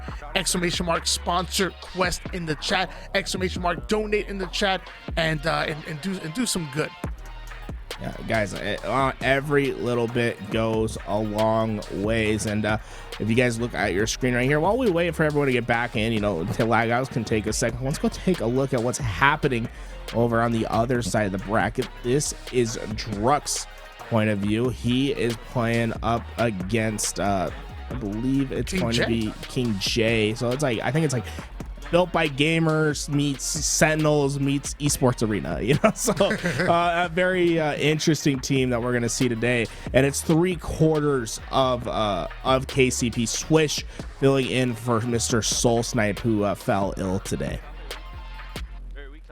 Sorry to hear that. We hope Soul Snipe ends up feeling better. However, I'm actually excited to watch this squad. Little KCP action. We'll definitely keep up with that matchup and keep you updated throughout the rest of this one. But we have to hop back into this one here, because we seeing a red hot G2 go up against almost an equally red hot Oxygen Esports. You know, they've been looking really good here, especially in this game. They started off in a big deficit, but they fought their way back into it. You know, that's how I tell how good a team is. You know, I don't want to see what you're like when you're front running. I want to see what you're like when you're down by 10 kills, what you're down by 11 kills. What do the comms sound like? Are you keeping the vibes positive? Are you continuing to small talk? That, to me, is the ultimate test of a well-polished and good team. And obviously, Oxygen Esports have that mental fortitude because they were able to fight out of that deficit. Hopefully don't dig themselves in that big of a hole going into this one, which already starting off in a 4-1 lead in favor of G2. Sab trying to keep that going forward. Oh my, Sab finding 2 from behind. This is literally how we started the previous game, Tony. 4-1. Sab has really been unstoppable. Do you see him? He's isolated. He's on an island over here at Purple Stairs, and he just plays patiently, trying to find the correct timings. Shit, there is a player behind him. I don't know if he's aware of it. It doesn't look like he is. So maybe that player is going to cause some havoc, but nope. He finds him at C-Plat. Sab, only job really right here is to stay alive, use the shotgun, and find easy picks. Gonna be putting down some damage up high. Won't be able to get that kill right away, but with 1 shotgun bolt and a thrust, he should be able to find the cleanup, and the common will go down. Sab on an absolute tear to start this game. Yeah, they already had the Slays advantage, and they couldn't allow Common to just roam around that subway side, so Sab quickly had to hunt them down. I mean, he had the Bulldog, he had the advantage. It was easily done by him. Ends up getting the melee kill onto Name, as well as finally he's going to be shut down by Common. But man, 16-7 lead in favor of G2. I mean, it has to be the starting strats. The starting strats coming out of G2 are absolutely insane, especially in Slayer. Absolutely.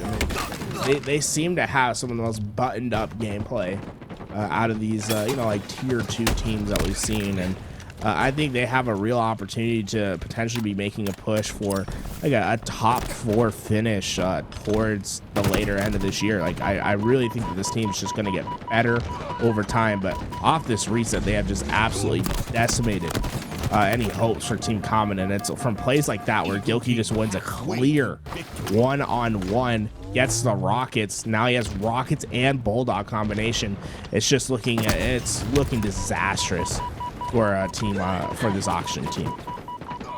Surprised Gilkey doesn't elect to actually drop the rockets for that sentinel beam so you can have some kind of mid-range play. However, I mean, he's very good at closing the gap, obviously, ends up putting the bulldog to work immediately, and now has that mid-range option with the battle rifle by stealing right off his opponent's body, ends up taking down Cherished. I will say, you know, if I don't have my own, you know, skin, I don't feel right. If I pick up somebody else's BR, the shots don't be hitting right. I don't know. I need my skin. I need my BR, Garrett. No, I definitely feel that. You know, like when I pick up a gun and it's you know, it has an icky, gross skin on it, I'm like, are you even want to use this? But you see, if I picked up Gilkey's BR right here, I'd be like, damn, it's pretty clean. It's like blue with the dragon head. You know, I'd be like, maybe I get Super Saiyan powers. You know what I'm saying? So all that is all my opponents need to have good skins. You know, that way if I pick them up, I don't feel invalidated. You know, but I definitely feel I'm a creature of comfort as well, Tony. When I pick up those skins and they're not mine, it definitely makes me feel off. You know what though? But maybe it's like that old Call of Duty effect. You know, if you pick up somebody else's weapon, it'd be their own setup. You'll be amazed. After you're on a roll, you're like 10 kills deep. You know, you go for that kill streak. You pick up their weapon and you're killing it with it as you run out of ammo. Then you try to make that same class setup and you don't do as good as you did when you picked up theirs. I feel like I always had that problem in Call of Duty here. Obviously, we're talking Halo. I apologize. 40-20 lead, doubling the enemy's team score is G2 as they're looking to go up 2-0 in the series. That must be what the 2 stands for. Yeah, right. G2 saying going up 2-0 and then losing 3 in a row. You know, a little shout out to the lore over there of G2 and their jokes. Obviously, they're trying to make a different name for themselves in Halo, but G2 and their history and some of their other titles, Tony, has been, you know, devastating to say. So some of their chokes, you know, their CS:GO team well known for let's say just choking some rounds away, but it doesn't look like G2 going to be doing any of that, as they're only 5 kills away from finishing this one on up, putting down some great shots for Gilkey. Unfortunately, not able to get that kill. Will get taken down on the way back. Oh my god, Tusk with that long range commando, and he just absolutely beamed Haynes from around that head glitch. The commando is such an interesting weapon to me, Tony, and how we might see it implemented in the next coming months. You know, it really does feel like a weapon that could just take over the meta. Yeah, I'm gonna have to agree with you. Whenever I use the commando myself, I'm able to put massive damage on multiple players. I can't quite find the headshots with it yet, but I feel like once I get consistent with it, and, you know, you start netting those perfect kills or even those 1+, I feel like the commando is absolutely dangerous and it can really become meta very soon here. Straight Sick doing a great job of staying alive with the bulldog. Obviously, that's meta as Straight Sick and team end up pulling out the steak-tacular. How do you like your steak, Garrett? Ooh, you know, a nice. I mean, I know you're gonna make fun of me. I'm not even gonna answer the question. No. You answer. I'm not gonna people right now. I'm not gonna say medium rare, and then everyone's gonna get all upset at me, and it's just gonna make me feel bad. It's just gonna make me feel bad, guys. I like my steak medium. Is that bad? No, like I feel like I'm gonna be made fun of because I like my steak medium. I don't think. Now, obviously, medium rare is really good, but I don't think medium is too bad. You're not pulling out the Nick Mercs when he's talking about like, you know, well done with a little bit of Tabasco mixed with some A1 steak. So I'm like, bro, what are you? This dude orders literally like $200 cuts of steak and then just mutilates it by ordering it well done and mixing it in with Tabasco and A1 sauce. So you know what? I low key, I don't think medium is too bad. I think anything below medium, like if you're talking about like medium well, at that point, like, nah, you need to calm down, bro. Like medium, not bad. I'm not gonna make fun of you, bro. You're good. No, you see, I feel like medium's like the happy part of my word, medium for all of it. You know, it's like medium rare. It's not like tough, medium but you rare don't can see the pink. You know, you don't see the red. I don't mind seeing the pink. Like you do see pink in medium. Like I don't mind that at all. It's just like, I just feel like it solidifies the juices a little bit more. It's like, to me, it's like it's the perfect combination of everything. Like a medium rare can be like, it can be a little bit too much sometimes. That being said, like I think what's more important is letting the steak rest for a little bit. Let those juices get in there. Like I see people like at a cookout, bro, and like they be out of pocket. You know what I'm saying, Tony? They get up there, they put their steak on, they're like they spend all this time, they're cooking it nice, you know, they're basting it, whatever, you know, they got that thing all buttered up, and then like get off the grill and they instantly cut it into. I'm like, what are you doing?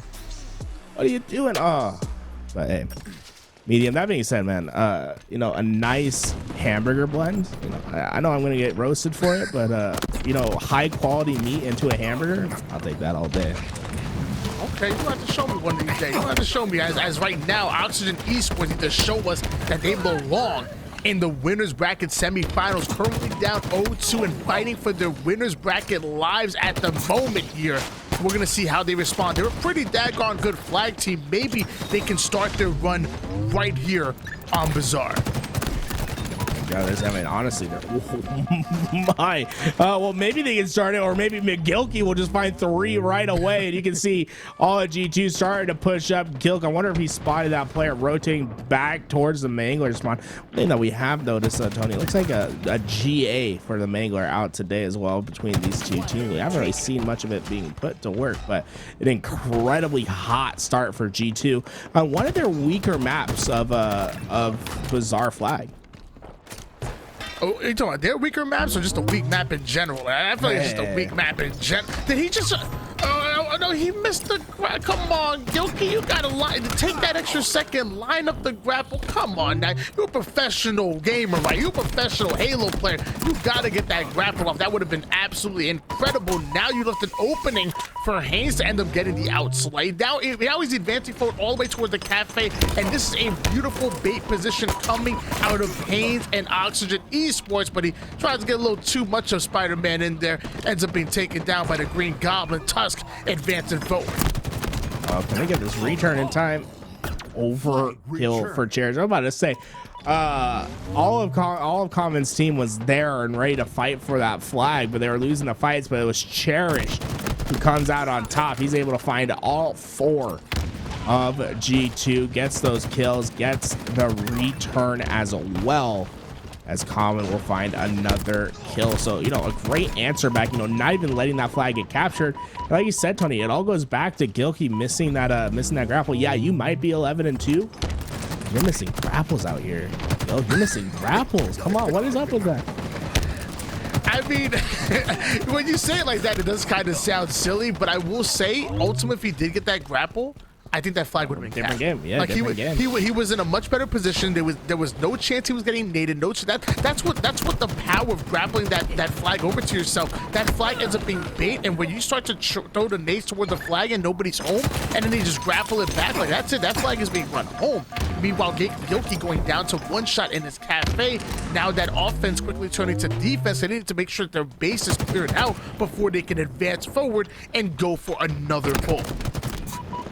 Gilkey trying to get some fire down towards those rockets. Was he aware of that player in the back of the base? I don't think he was. He just came back into the BR of Common. But Haynes with a huge blunder. You have to get the kill with those rockets. It's going to be Tusk who's now been able to stop this push. All 4 down for Team Oxygen. Common and the crew trying to respond back as quickly as possible. But that flag will get returned. And it all comes down to that rocket that slipped out of Haynes' hands. Straight sick over toward the truck side. Excellent shots coming in. He's going to be able to take down Cherish, and already putting the shots to help Gilkey onto the rocket side. He trusted Gilkey to get that kill, so he immediately looks away. Ends up grappling right by somebody over towards the treehouse, but very confidently taking control of the opposing cafe. I talked to Clutch, another caster and analyst, and he talks about all the time. Once you get that rocket control, you need to advance forward towards your opposing cafe. This is your wheelhouse. If you control your opponent's cafe, you're going to be looking good as Straight Sick ends up going down, but allowing Tusk to grab hold of that overshield is obviously a net positive. And Cafe has immediate angles into the potential spawns of the opponent, right? Because they can spawn flag, rockets, lockers, or thruster pack, right? if they spawn into any of those points, you have immediate access from the bar. So it's this point of the map that really is more powerful than it seems, right? Really important for you to always try to get into that bar, get control, and making sure when you spawn up. So often what I see, Tony, is teams will spawn up, they'll push their first player into tree, when in reality they should take a longer route, get into your own bar. That way you have that power position locked down for your team. Gilkey is taking some heavy damage. He's trying to get that rocket control, so eventually he can translate it into that cabinet control we talked about before, but sadly he's going to be hunted down courtesy of Haynes. I believe he actually had the Bulldog, and I'm not sure if Haynes was aware of it, but Haynes already in the opponent's flag. But I don't think he has the help that he needs. The nade comes in, takes him down. So I mean, he was that forward pushed player, but I think he had to play that a little bit more patient and allow his team to push up. So nobody in Oxygen Esports in the G2 base just yet. Oh, excuse me, one just slides in. Flag taken. It's out. Haynes trying to find this carrier. He's not going to be able to do so. That carrier not going to be taken down. Actually, that flag's still on and away. Name trying to get his flag out. Flag does get to the halfway point. So that was an interesting flag route, right? We saw Straight Six team grab that flag, push it back towards Common's base to juke out the player. And now it will eventually get returned, but I think both flags are going to get returned right here because Haynes falls down. Yeah, both flags get returned. So both flags pulled at around the same time, both flags getting returned. And this really is the story of Bizarre Flag. It really just feels like you're playing for 10 to 12 minutes to get that one flag in, and then normally whoever gets that first flag will win the game. I mean, I'll be honest, this does end up being much faster of a Bizarre Flag than I'm used to seeing personally, as Tusk ends up getting the double kill. 3 down go Oxygen Esports, but like you said, nobody putting a flag in the face, so both teams fighting for that map control that might end up ending in a 1-0 or even 2-1 win as far as Bizarre CTF goes. Tracek electing not to advance forward towards the flag. They don't exactly have the slays that they need, so he's actually going to go back into the treehouse, hunt down Cherished, and try to create an opening for the rest of his team to be able to push forward, as Tracek is already holding that perimeter in the locker side. He has Tusk now advancing forward towards Flowers, ends up going in for the challenge into Cafe. Beautifully done, and once again that flag is going to be relayed, this time by Tusk. Trying to stay high and get the slays. Unfortunately, not going to be able to do so as Cherish lands a well-placed grenade to take him down, but Sab still in position to try to play for this flag, but he's not going to be able to get it. Now Gilkey throwing the nades, trying to deny the flag return, won't be able to do so. Does get a pick, but Straysick does stay alive. I was about to say Straysick was in trouble there. He manages to stay alive, dodges the grenades with the grapple, although he doesn't get into that top BR like he wanted to. Straysick now able to take this push, and look at him working with his teammate, just putting down huge amounts of pressure and just keeping Oxygen at the back of their base. Unfortunately, he does eventually go down. With Overshield coming up, this fight could be the game deciding one. So Overshield will allow a push the flag right away, but it looks like Oxygen in a great position to get a cross map slay onto the Overshield. It's just one more. Common needs to get this Overshield, not able to do so, but he thrusts back, able to get the kill, but the Overshield not going into his hands. His teammates now have it. Cherished, will he put it on? Yes. Looks like this is an opportunity for Oxygen now to answer back and use his camouflage to cap a flag. But Gilkey, Tony, that's a crime. That is just devastating. How does he get that kill? You know, one might say he should have cherished his life. Oh god, I'm going. 21-18 is Cherished, but sadly wasn't able to add more to that score line as he was shut down by G2 despite having the Overshield. Name gonna try to make something happen here, but 3 down quickly go Oxygen Esports, and the defense from G2 just a bit too much. A little bit over 3 minutes on the clock in regulation for either one of these teams to try to make something happen to get a pull, and it looks like Sab is able to get one, but the question is, how far would his flag end up going? Yeah, Tony, some might say that LBR was just straight up sick, and it would make the player who died feel a little bit sad inside. Oh man, You might need to go out tonight and tusk yourself into bed. Oh. As they're getting a little bit guilty. I don't know how to end it up, but that's gonna be a flag cap in after my terrible attempt at some humor right there. Flag cap in for Team Straight Sick. Only 2 minutes and 20 seconds for Common and the crew to stop them from getting swept in the series. Going up 1-0, it looks like it's going to be G2 making Oxygen Esports say their name here with just over 2 minutes on the clock. Overshield coming up at any moment, and Slays are going down once again. Quickly, 2 go down for the boys in blue. Gilkey having the Bulldog in the back pocket, ends up using the drop weapon meta, not for the Mangler to the BR, but this time dropping the BR into the Bulldog. You don't see that every day. Neither do you see a nade flying into your visor either. No, every time I die of a Bulldog, like when I had to switch to it, I'm always like, yeah, I should have dropped weapon.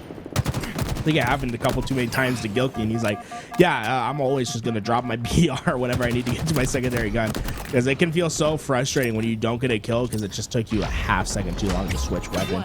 Plus, he has this overshield, and the flag's still halfway gone, and he could be getting this last and final flag cap in, but Name is still causing havoc in the back base. Or that might be Cherish now. His name did die. Cherish though. Oh, Cherish able to find another. I don't think it's going to be enough though, unless if Team Oxygen able just to get into this base as fast as possible. That flag already in a position to be capped. And if you go down 2-0, it could be over. That flag just sitting at its point. Can they get in and get the cap? Yes, they will. A 2-0 lead, and what really does feel like a nail in the coffin for this team. Yeah, I mean, it's crazy to think that a 2-0 lead would be out of reach for any team here, but with only 41 seconds in regulation and the amazing defense that you're seeing out of G2, I find it very hard for Oxygen Esports to be able to come back in this one. I mean, it's $2,000 on the line, and right now G2 are playing like it, and Oxygen Esports might be playing out the rest of this tournament in the lower bracket. Lower bracket today, get Straight Sick and try to find some last couple of kills. I mean, even if they get a flag out, I don't think they're going to be able to run it fast enough. It doesn't even matter. We don't even have to entertain the thought because it's Gilkey who finds another kill to end the game with 33 kills. Spinning out in the middle, trying to get, maybe the last 360. Not going to happen, but it's a 3-0 sweep. So tons of threes for Gilkey over there. You go 33 kills, 3-0 sweep. The man's G3? on fire. G3. I mean, we have a G1, Tony. We have a G2. Why not a G3? You know what I'm saying? That being said, guys, that's it for this round. They're gonna get the job done. A pretty convincing 3-0, which always begs the question, right? Because like G2, like on Thursday, lost to Xset like 3-0, 3-0, and then Auction beats Xset 3-2, and then G2 beats Oxygen 3-0. Like it's all interesting how that all kind of works into itself. But yeah, they're gonna take it 3-0. And guys, we're here.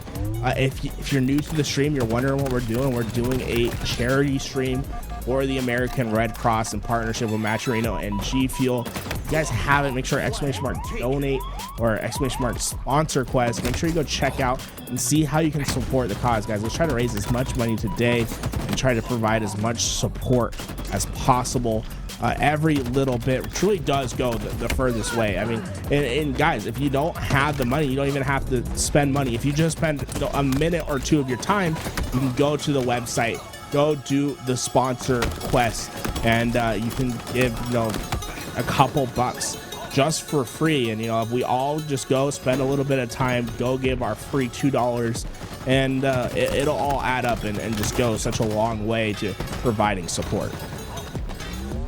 Yeah, I mean, I used to work on behalf of the American Red Cross myself, and as a disaster relief dispatcher. And oftentimes, I would just get calls from people just wanting to donate because they were victims of disasters in their own life, and they just wanted to. They got into a better situation, and they wanted to pay it forward by making donations themselves. So I promise you, the American Red Cross does great work. I've seen it firsthand myself, and you already know I'd be hyped up off of G Fuel all the time. People ask me all the time, hey, how am I as hype as I am right now, man? Let me tell you, it ain't water. I gotta mix that powder in there and get my hype sauce so I can get to this level.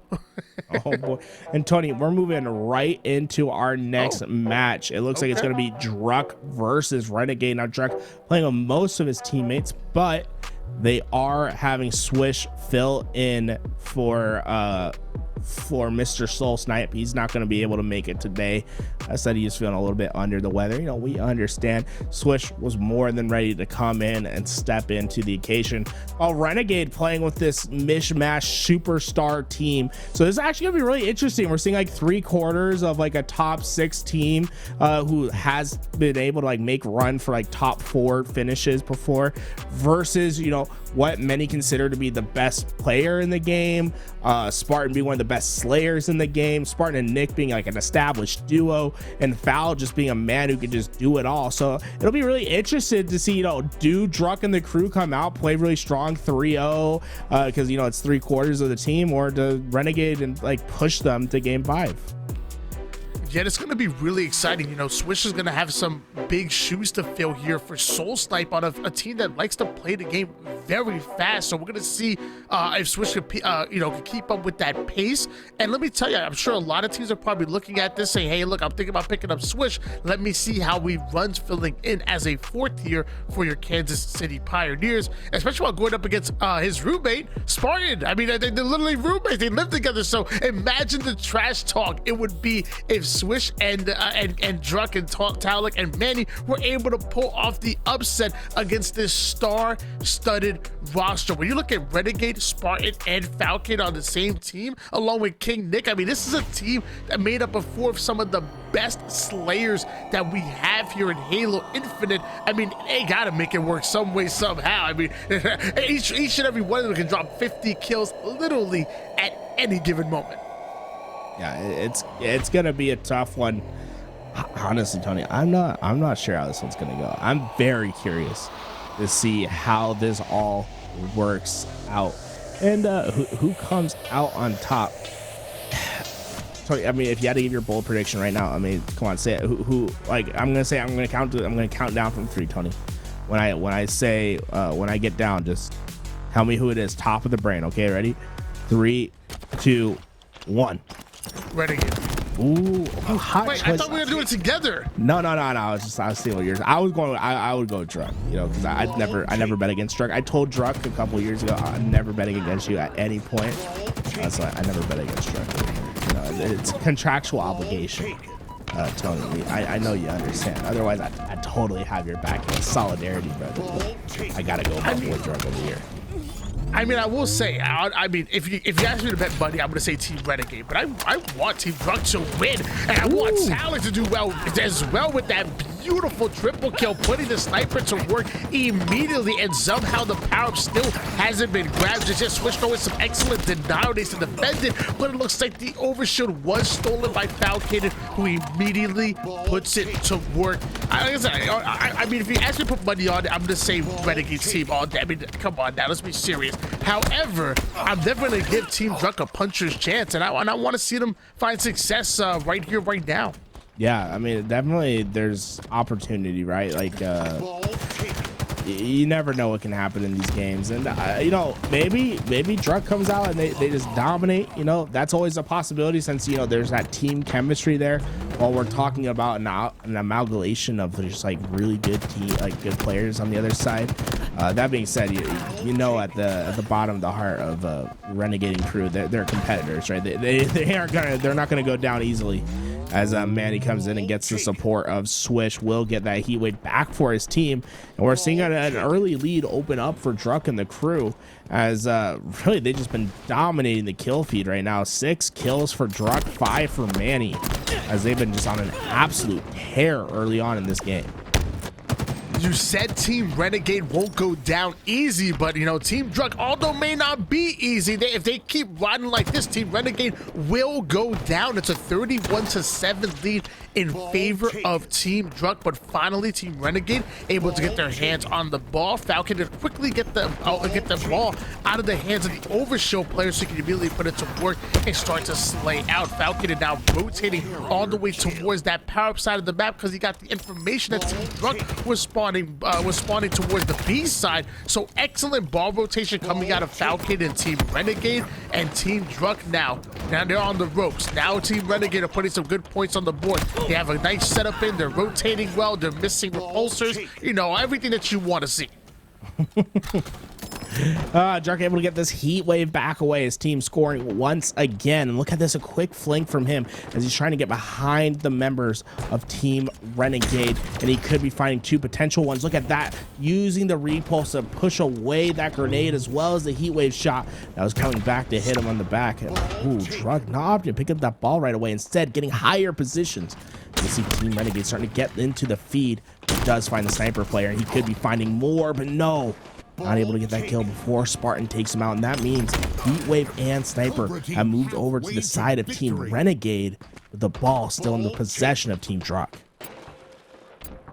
3 out of 4 members going down here for Team Renegade. Taulik rotating the Sniper over toward the C side of the map, but looks like he is going to quickly be shut down courtesy of King Nick. King Nick tries to go for the no-scope onto Sandbag, just going to barely miss that one, but still a 66-21 run in favor of Team Druck. And now mind you, I mean, Team Renegade, obviously the favorites in this tournament, getting a 3-0 victory over Team Super CC, but I just took a peek at the bracket. For Druck to get here, Team Druck actually had to beat out King J, Royal 2, and Kullik on the same team, and I believe even Snakebite was on that squad as well, as Druck ends up getting that remote detonation, a triple kill. No wonder why they were able to pull off the win, stealing Overshield away. That's a big team that they were able to beat, and now they're just riding high. They might end up beating out this star-studded Team Renegade as well. Maybe we had it wrong. Maybe Team Druck are the favorites. Oh man, they're looking impressive right now, Tony. I mean, they're only 10 seconds away from taking this game. Team Renegade on their last push, but Taulik shutting it down with the sniper rifle. He'll get taken down eventually, but it's probably enough for them to win this game. Swish trying to do his best to stay alive. Manny, oh, maybe a blunder from Druck right there. No, it's not going to matter. Okay, ball to the 100-second mark, and we're just seeing Druck and Taulik just outslaying the side of Team Renegade. Facing elimination. Team Druck are straight up disrespecting Team Renegade right now. I mean, they're saying, look, we know who you are. We know exactly who you are, and we don't give a damn, as they take round number 1 and immediately getting the slays that they need. Swish and Druck getting back-to-back kills. Manny gonna get one as well. Now the sniper rifle in the hands of Taulik, and they're already advancing forwards, killing out the final Nest player, and then Taulik immediately watching the power shoot with the sniper. He does have a bit of cover, and Overshield's coming at any moment, so he wants to bait this Overshield with the sniper in hands. Renegade trying to do his best to find Taulik. Is going to be able to get the kill. Immediately gets that ball off the map and finds the second one. And Druck looking for his own triple kill. That player is going to push out, but won't give Renegade the satisfaction of the sweet, sweet triple medal. Instead, Renegade just going to have to settle for getting some ball time for his team as Taulik sees the respawn screen. All of Team Renegade playing extremely hot to start the second round. They're going to take a bit of a different angle here over towards the bottom mid. Ends up catching a nade, but without the hit markers, that player having no idea that the nade ended up connecting. But King Nick coming out of nowhere, going in for the challenge onto Druck, ends up getting 1, but 4 down. Go Team Renegade once again, and it is Team Druck that are on a roll in this oddball game number 1. You love to see it. Trying to get some damage, and Druck will find that cleanup, and this is the opportunity for the Empire to strike back. Taulik throws down some grenades. He's going to be looking for some action towards Druck, and towards Druck, able to find that kill. That ball did get played, Tony, and now all of a sudden Taulik finds himself in trouble. As you see, about 18 grenades were spent to find that kill.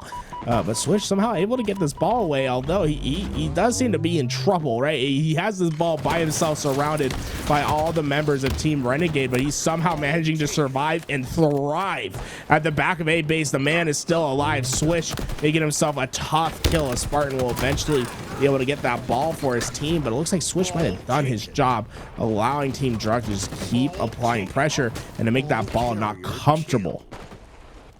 Oh, for sure. I mean, getting the ball over towards the middle of the map, throwing those denial grenades, using the heat waves to not only put that cheeky damage off the walls, but even netting a kill off of that was excellent played by Swish. And plays like that are giving them a 10-point lead in counting here. Manny now advancing forward over toward the heat wave, a bit forward if you ask me, but finally catching the backside of Smarty McFly and then going in for the double kill. But there's two that are coming out of the power-ups too quickly go down for Team Druk. Tyler getting a little cheeky, going airborne onto Renegade, who's gonna put him down, and now Druk making plays with the repulsor but not able to get the kill. Those nades are coming through. Manny trying his best. I mean, look at that. Almost all of Team Renegade just sitting at sandbags ready for that push. Switch doesn't care though. He takes all three of them on. He'll take two with them, but Renegade able to answer back with two of his own. And now Druk needs to get this kill and quickly get out, but he gets milked. That will come at the cost of his life. We're basically talking about an even game at this point, Tony, where these next couple kills could be the momentum that's needed to close out the second round. Yeah, obviously Team Renegade having a bit of a lead, but not anymore as Team Druk ends up taking it, but it's not much just yet. What's gonna matter is holding on to this setup, getting a secondary round of slays, exactly what you're seeing Druk do. He earns himself an assist, might have got a little team damage with that grenade. And Switch is starting to receive some pressure, so Druk immediately putting his body on the line, using it as a shield, fighting for the overshield. Druk and his team are going off. It is a 67-50 lead, and they're continuing to slay out. Oh, just feeling like the momentum is on their side. Oh my, Druk using this overshield, gonna be able to take down the Heatwave player Renegade, and now he can get this ball back towards his team. But you can see the B spawns came in for Team Renegade, and they're gonna have a chance to find some picks, and it's gonna start with Swish. Swish goes down, but it won't matter. Druk comes in and gets two. Manny cleans up the third, and now it's just Renegade who's alive. Renegade and takes some heavy damages and has to reposition, but he gets an easy kill onto Talik at the last second, but he gets taken down by a nasty snipe from Manny. This is absolutely insane. There was a push coming towards the garage side, but the double push by Druk and Manny clear it out. Manny makes some plays with the sniper, and he's still doing so. That's 4 consecutive kills coming out of him while holding this A-side setup, and he's not done yet. Ends up putting the 5th on the board. That's going to be a killing spree, and now able to rotate this ball back. This man is literally doing everything, including cooking dinner.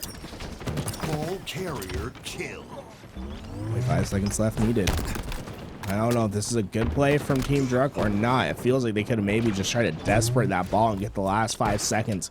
Instead, they're going to play a disciplined game. That's going to allow Talik to get the double. That should be enough, unless there's some miracle happens as Swish puts in the last couple of seconds of ball time, and a 2-0 oddball victory for Team Druk, who look mighty impressive versus Renegade. Very, very well played by KC, or I guess 3/4 of KCP, I should say, in Team Druk, with Swish joining them in this particular tournament. I love what I saw out of them, and we're going to see if they can ride that momentum into game number 2, because they are playing a very strong roster made up of Renegade, Falcated, King, Nick, and Sparty McFly, but they're the ones looking like the top dogs. 30 and 15 coming out of Druk with 5 assists. Talik right above him with the 25 and 17 performance, and even chucking up 11 assists to go along with it. This is, I mean, this is absolutely incredible. Them taking game number 1, and the momentum in this series is amazing coming out of Team Druk. That Druk, I mean, absolutely popped off, right? We have to give the man credit, but Swish, who's filling in for Soul Snipe right here, I mean, I felt like he did his job, right? He went positive in the damage. You know, it wasn't the flashiest game from him, but he had a ton of assists. He was keeping up. In the slay column, making sure his deaths weren't too high. you know, just being that perfect fill in that's needed. You know, don't cost the team is like always the top priority, right? As long as he doesn't cost Druck and the crew, you know, he's going to be doing his job. And, you know, maybe find a couple opportunities to shine and let yourself be known, because right now Swish still you know, the hottest free agent available on the market right now after he departed from the auction roster. You know, there's been rumors of him maybe going to Space Station, built by gamers. People aren't really sure where he's going to end up. This is a nice opportunity for him to showcase his skills. I mean, I would argue with you that I'm probably up there as well. So maybe me and him tied for hottest free agent. No, I'm surprised you guys didn't make yourself a duo, man. I felt like you guys could have, you know, maybe tried to make a push towards Cloud9. You know, hey, you know, Stellar, Eco, I know you guys have been teaming for a long time, but I got this hot new duo of Why Not Be Reckless and Swish. Think about it. I mean, we've done a crazy amount of matchmaking. I'm just going to say that, but you know, I've coached him before. It would be a really weird experience going from coaching him to also playing with him. You know, I don't want to sun him, so you know, I'm gonna do my own thing. You know, maybe do some casting stuff, give the young guys a chance, and maybe Swish find himself on a team that might better suit him. Maybe, and hopefully on these streets, hopefully these streets suit him real well too, because let me tell you, that's going to be game number 2, and it's also going to be Slayer as well, so you know to expect one hell of a fight. You guys just see our amount down there update. Someone did a sponsor quest, so you know, if you guys are interested in, you know, maybe providing a little bit of money to the broadcast today, you know, help with the initiative that we have, you know, donate some money to American Red Cross, ! Sponsor quest. You don't even have to spend any money at all, as long as you go, you know, visit a couple websites, do a couple, you know, maybe follow a YouTube channel. You can also donate money for free to our great cause today. That being said, Team Renegade look a little bit angry coming out the gate, Tony. 5-1 lead for them as Team Druck is left on the respawn trying to figure out how to re-break. Yeah, it's almost a total Team Renegade the game started, because they strike first with a 5-2 run, but it looks like the response coming out of Manny and Team Druck is even better. The triple kill coming out of Manny himself ends up equalizing the situation a bit and now giving them the numbers advantage that ultimately they want. Renegade does end up winning that individual gunfight against Druck, so that might slow down the boys in blue, as Swish is gonna fall as well. Manny looking for an easy cleanup kill. Druck coming right off the spawn, taking down Renegade, but Manny will hit the black screen as well. 2 kill deficit for Team Druck as they're trying to find the opportunity to break and gain map control. Right now, it's really just both teams just jockeying for the power positions, but it looks like Swish is leading the charge, and Swish finds a massive double kill, taking down Foul and Renegade. And now it's going to be up to Manny to hold the mantle, but Spartan comes in and finds the response. That's a devastating one. You know, great job by Swish to get in, be the tip of the spear, find the kills, but you have to be able to finish the play on the back end as a team. And if you're not able to do so, you're always going to just have your kills get traded out and have the position be equalized. And finally, it feels like Team Druck finding some positions on the map, getting some power weapons to work with. And now with rockets coming up, this could be where Team Druck starts their run. Yeah, Team Druck throwing a bit of a curveball in the situation, once again flipping the numbers advantage, going in favor of themselves as opposed to Team Renegade. Druck sliding everywhere with the Bulldog, trying to find where that pressure is coming from. It was Renegade with the cheeky movement that's able to get out of that situation alive. And now Manny, who is trying to push up to help Druck, is now going to be stopped short. Goes back in though for the reach out, able to take down Falcon. Some beautiful nades to deny access as Talent comes in with a big kill. Ladies and gentlemen, we have a lead change. Team Druck have just gone up 2 kills. Swish trying to find an opportunity right here. He's gonna have many players pushing out the mid. He needs to find this kill, but the trade comes in. He had a great opportunity there to be, you know, getting like 2-3 kills if he would have stayed alive and been that back player just laying down the hurt. Unfortunately, the trade comes in. And now Talik trying to reposition. It's gonna take the fight. A huge win from Talik.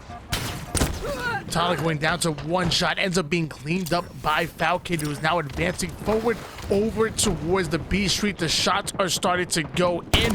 Falcon ties up the game, but quickly goes down, takes to Druk. And with Team Druk going up one kill in the series, and with us approaching that halfway point, I want to go into the comms of Team Druk and see what it sounds like and find out what they are doing to put the pressure on this all-star roster. I'll see you when you jump up. No, stay down. One side in B. They have 10 Shotty seconds to run. Stalker. They have Shotty. Stay down. He's looking at me. Purple. Good. On shotgun right now. Two of them. Sparty's weak. Tires, laundry, one in laundry. Nigga laundry. They're top B above you.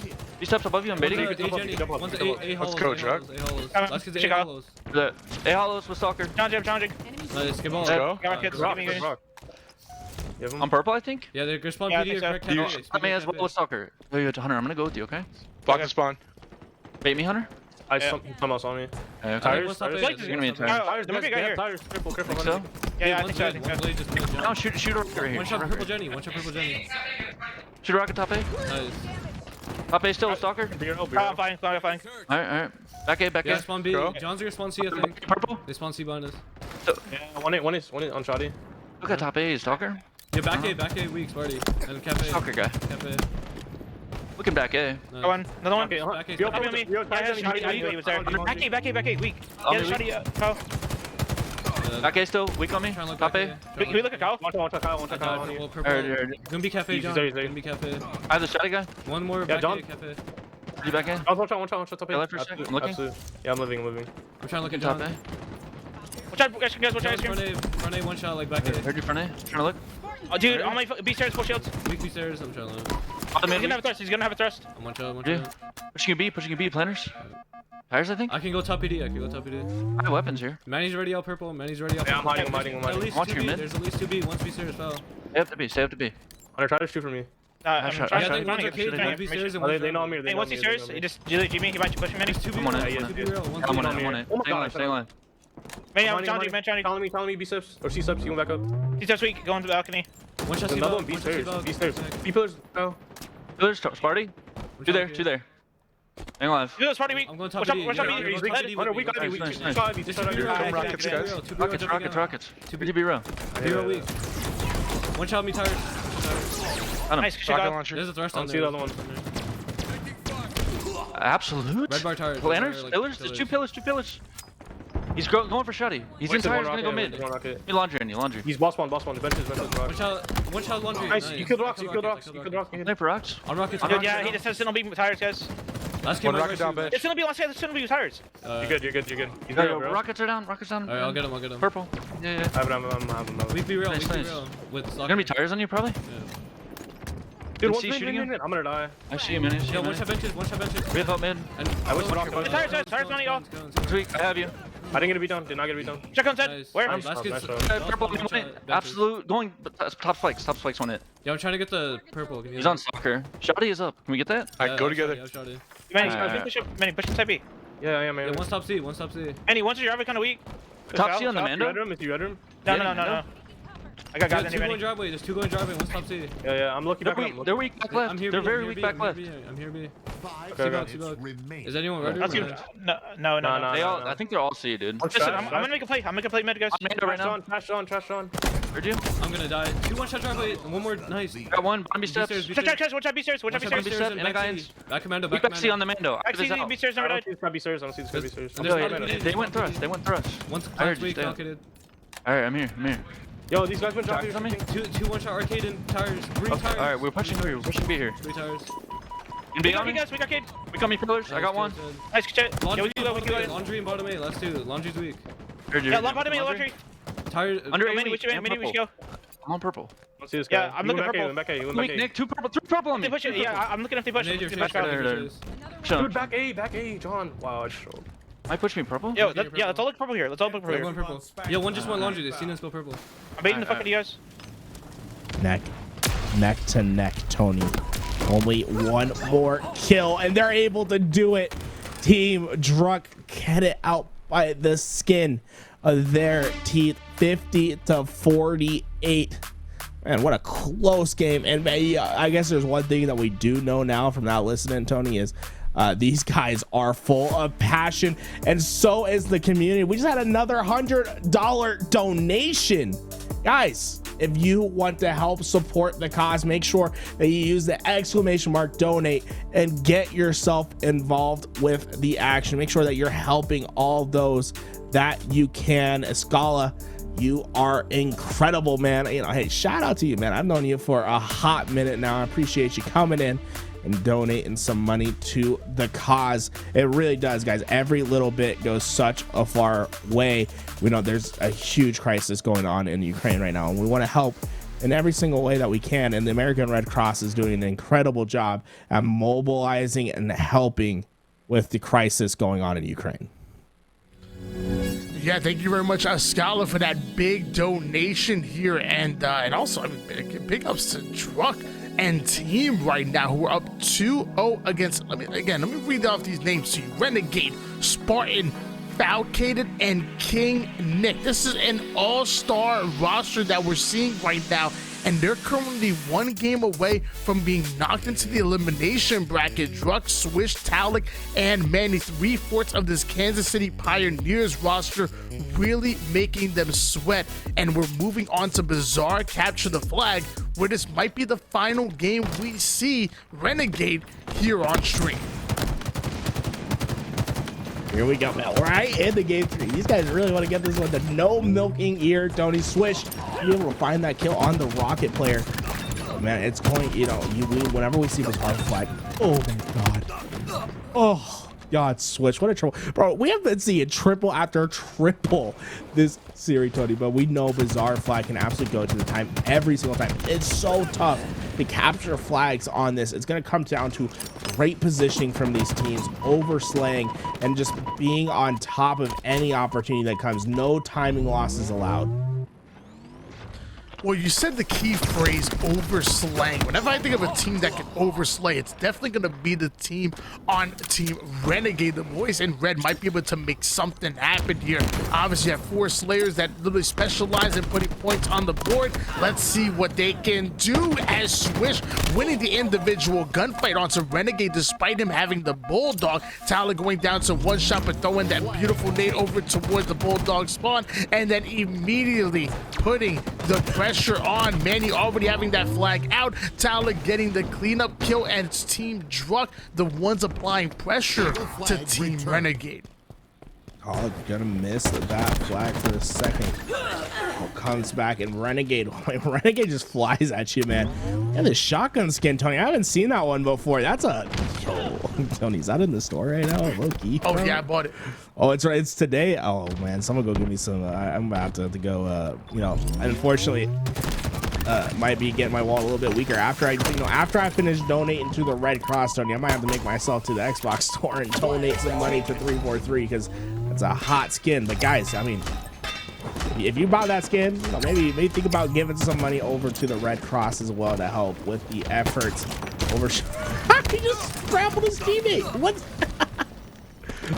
Yo, that overshield is 5 feet away. You know, this is what's the problem with the current generation, Tony, is they won't work for what's needed. They just want to grapple it towards them. They just want to sit there and use the grapple, and you know, I can't, Tony. I can't.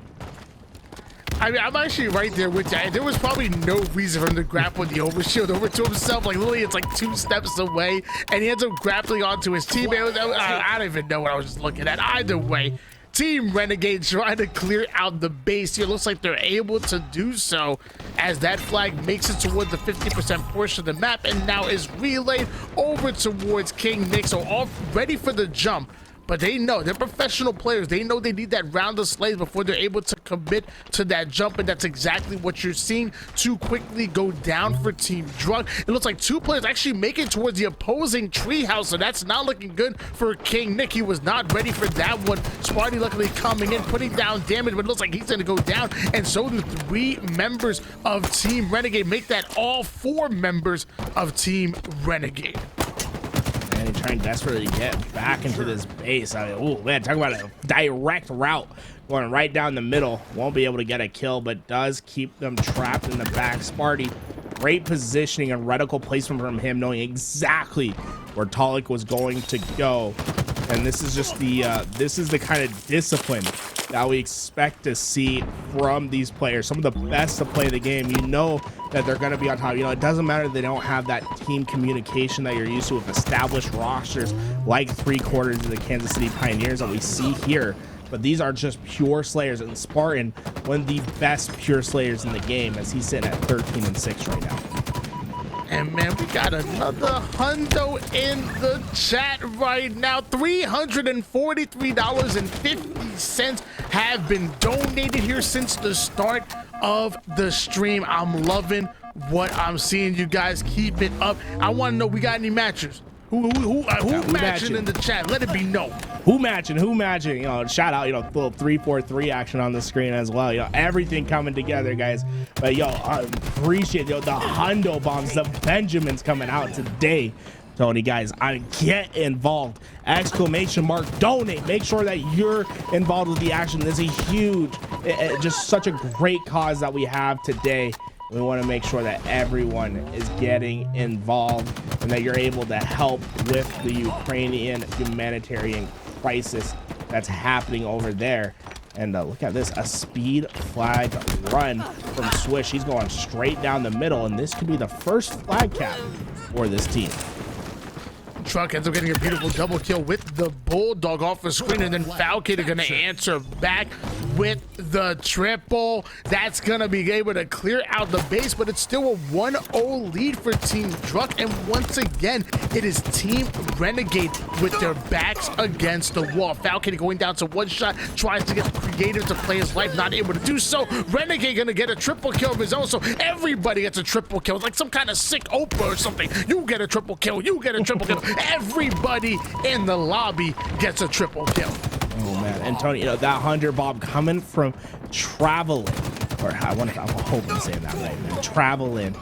Yo, shout out. I mean, if you're in the chat, awesome, man. We really do appreciate you. Every little bit goes a long ways. You know, hey man, I love everyone matching each other out here today, Tony.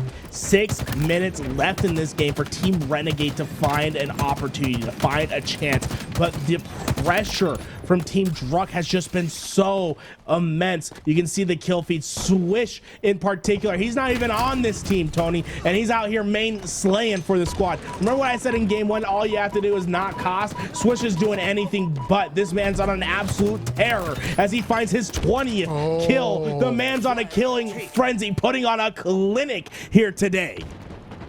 And with Team Druck going off like this, currently 1-0, Swish is on a killing frenzy. We need to hop in the comms of Team Renegade in this final 5 minutes and 23 seconds to see what they're going to do to respond and ultimately stop the red hot Team Druck. Let's go right into those comms. I can't live, man. We're about. It's not helping each other at all, bro. Just fucking literally just start running toward a teammate. There's a guy Arbelk with shotty, one shot. 5 minutes remaining. I'm hearing our flag. Above us. On thrust, one shot. Good kill, good kill. I'm moving, bro. From tree. He's low tree pushing you, I think. Shots, five shots, gonna be one. There's 2 1-shots our flag. Push you their flag, Mike. Push you. You can have one spawner. Elbow. You have one spawner. He's their top tree on Mike. They called you out. Sweet, Mike. First out of you, one shot, Swish. Flag guys one. Got him. In the tree. One shot their market on me. He's in shot their pillar. Druck. Dude, their tree with rust. I'm dead. Yeah, this is just the best fucking game player.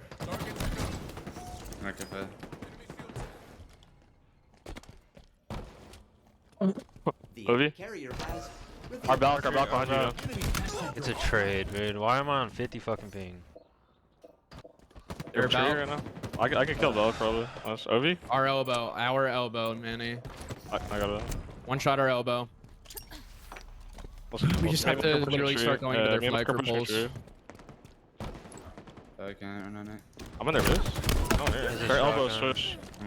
RBR. Shot their elbow Swish. Nick's running it. We get kills right now? I'm trying to They're find doubles. They're double. One shot their doubles. One shot their doubles. We're all good. Return.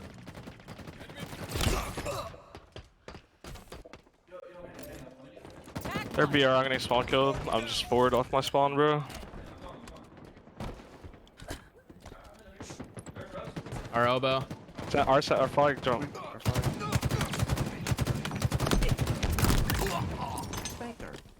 I'm trying our tree with Shoddy. Who's our Balk? Rockets goes. On grab. Well, a miracle is needed for Team Renegade to get the job done, but I think even more so, they have to stop this man right here, Tony. Swish Fives, 29 kills, 9. Let's make it 30. This man is getting, like, what? 3 kills for every death right now. This man's on an absolute terror throughout this entire lobby. They just can't deal with him. They really can. I mean, they got to shut down Swisher. They want any hopes of coming back into this game. The man even has 6 assists as well. Really going off and looking good on this Team Druk roster as another kill goes in, taking out the captain. Renegade goes in for the challenge onto Smarty, puts him down, and another squad wipe going in favor of Swish and Team Druk, and that's a 4-0 lead for the boys in blue, who are 1 win away, 1 cap away from taking down the all-star Team Renegade roster. Honestly, if I know Mikey's watching, Soul Snipe's probably sitting there. My neck's getting a little sweaty, I might be, it's a little hot in here. Like, Switch, you gotta stop, baby. You're gonna be giving some bad thoughts to my teammates right here. They're like, dang, this game's been real easy for us. And then they look at the kill count, it's like, oh, this free agent has 33 kills right now? They might be thinking about some stuff over here if he keeps going on the way that he is. A double, he's looking for the triple, he's got an ego, he doesn't care. Swish with the triple kill. Oh my god, he's on an absolute mayhem. This man cannot be stopped. Why are you running the flag, young man? Go get 40. You can't win the game now. That triple kill was absolutely incredible. The Eagle challenge on Switch Fives to go after Falcated was out of this world. It's a 4-0 lead, still in going favor of Team Druk, and your hopes of him dropping a 40 bomb are still alive. He's 3 kills away. There's 49 seconds on the clock. We just saw him drop a nasty triple. If he does it again, that's gonna be it. Druk ends up taking down Nick off the screen. Manny now advancing forward, and this is crazy. Team Renegade are going down to the elimination bracket. Honestly, bro, shame on Team Renegade shame on Team Druk for capturing that last fight. I mean, you have to go feed Swish the 40 bomb, right? You have to in that situation. Oh my god, that's crazy. Swish, all I said, at the beginning of the series, I said all he has to do is not cost Tony. I was like, if he doesn't cost, this team's gonna be fine. And I know Swish, he's an incredible player. I think we both coached Swish at some point in our careers, Tony, and we both know the talent that this man has. 38 kills, free agent, boys. I mean, if you're watching right now, you might want to go pick this man up. Yeah, I can definitely say that he definitely has a pick of the litter when it comes to a bunch of teams making offers for him, and wherever he goes, obviously he's gonna have a great time and a great career. I mean, you're seeing it right now, dropping 38 and 11 against 4 of some of the best slayers that we have here in Halo Infinite. We're talking about Falcated, we're talking about Renegade, King Nick, and Sparty McFly. These are 4 of the best to do it, and it is Swish along with Team Druk that shine in that game. Do you think Swish got up and went to the other room and was like, hey, Sparty, what, you notice that? You think he's going in? You guys don't know, Sparty and Swish are roommates over, I believe they live in New Jersey right now, Tony. Yeah, I think it was New Jersey. I think they're in Tennessee now. Tennessee now. The U.S. together. I don't even know. Hey, they ride or die together. I love these two. They're honestly just they feel like just such great friends. But that's an absolute. Swish comes in. Last second edition. He wanted to play. And boy, he's making a name for himself, and he's making it exciting. Oh boy, do you know what's just as exciting, guys? The $100 donations that we've been getting today from the people at home. any matchers in chat, anyone that wanted to just get into the cause. Some of you guys, if you're joining for the first time, we are doing a charity stream for the Ukrainian crisis right now. So many families have been affected by the current crisis. Honestly, families impacted by conflict are facing fear, uncertainty, and potential displacement as further escalation and conflicts worsen an already devastating humanitarian situation in Ukraine. Hundreds of thousands of people have fled their homes to neighboring countries to seek safety, and the American Red Cross is aiding U.S. service members and others who are in the region and are providing support for those who are being displaced. Honestly, every little bit goes such a long way. In the last week and a half, it feels like, Tony, we've seen the world absolutely just do a 180. We never expected to see what we saw, and it's more important now than ever to donate to a cause, to make sure that we're providing as much help as possible, and we can do that with the help of you guys at home. And you know what, if you don't have the money to donate, well, you can go do the sponsor quest as well. If you spend just 30 seconds, a minute of your time, you can donate up to $2.50 for completely free. So make sure you go and get involved in what we're participating with today. Yeah, at the minimum in the chat, I think everybody should be clicking on that link and just, again, dropping a follow, dropping a subscribe. That's just free money that ultimately that you're giving to a great cause. I just imagine if I had to uproot my family to another country, literally out of nowhere. Again, not only would that be the scariest thing in the world, but also would be financially crippling, and anything you guys can do to help would be absolutely incredible. As I see a $6 donation come through the screen, bringing us up to $3.50. Hey, every dollar counts. Even you're probably seeing those $100 donations come across the screen. Like, hey, look, I don't have $100 I could donate. We know what, neither do I. But you know what? On this break, I have 20. Maybe you got 10, maybe you got 5. I'll tell you, every dollar goes a long way. We have almost 200 viewers in the chat right now. Just imagine if all of you quickly drop 5 on it real quick, we'd be looking real good. So every dollar counts, ladies and gentlemen. Every dollar goes such a long way. Thank you, whoever donated. It's every little bit counts, guys. Let's make sure that we're doing our best. Renegade and Sudov 2 going against each other, and you know what, Tony, this is gonna be an interesting one. I'm not sure how this one's gonna go. Sudov 2's they're there. I know the bracket says 2-1 the opposite way. I believe they played, and then Kratos had to drop out at the last second, so Xset not able to play this match. But hey, Sudov 2, it's your time, baby. We know you've been here, you've been waiting. You imagine, Tony, just imagine for a moment a world where Sudov 2 beats Team Renegade right here. It's beautiful. I don't know if that's a world I want to live in. It's beautiful. It's literally paradise.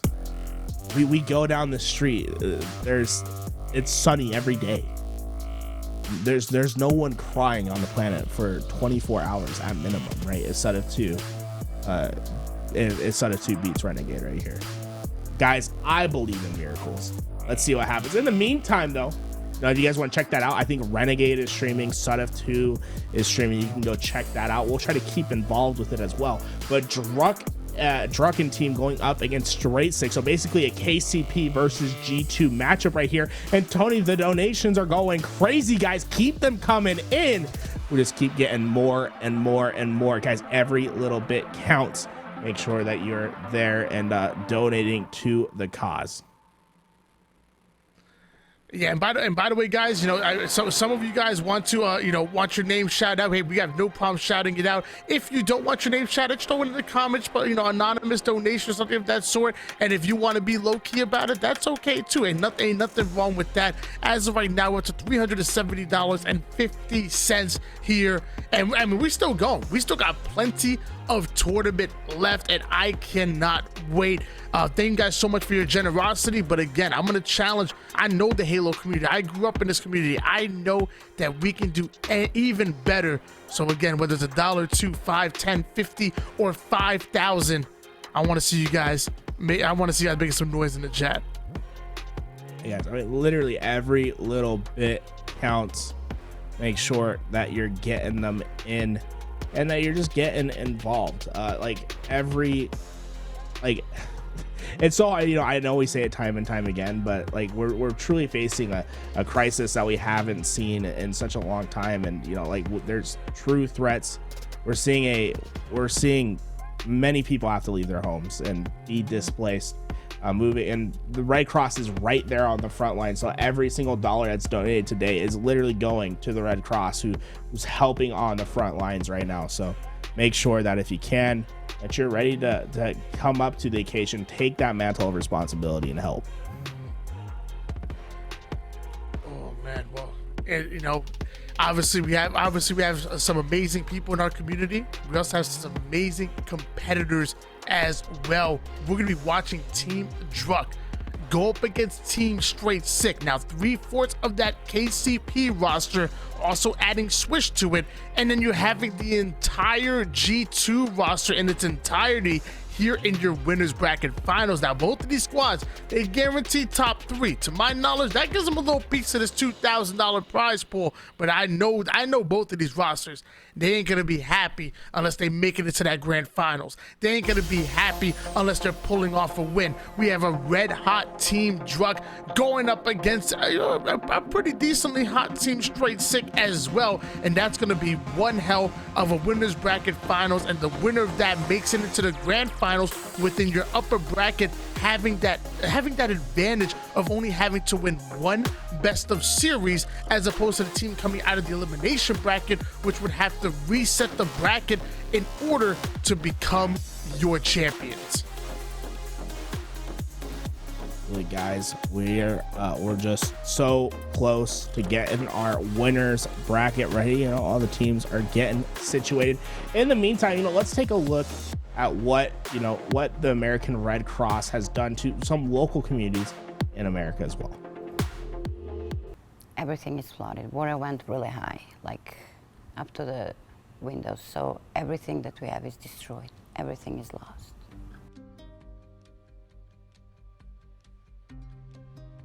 The water just keep rising. Once we opened the door, everything was coming inside, not even from the door, like from the walls, everywhere. So what I did is just pick up kids and my husband, and we left.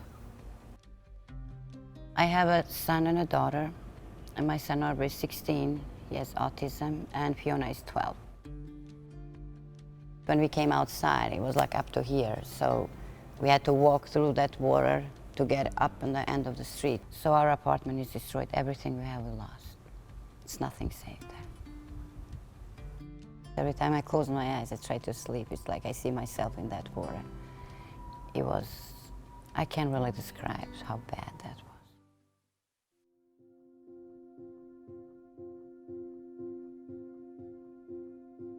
Oh my God, everywhere it's been amazing. I mean, these people are unbelievably good. Right away they try to they give us this room, just us, so we can sleep. But you guys, Red Cross, everybody's just amazing, amazing. I thank you from the bottom of my heart.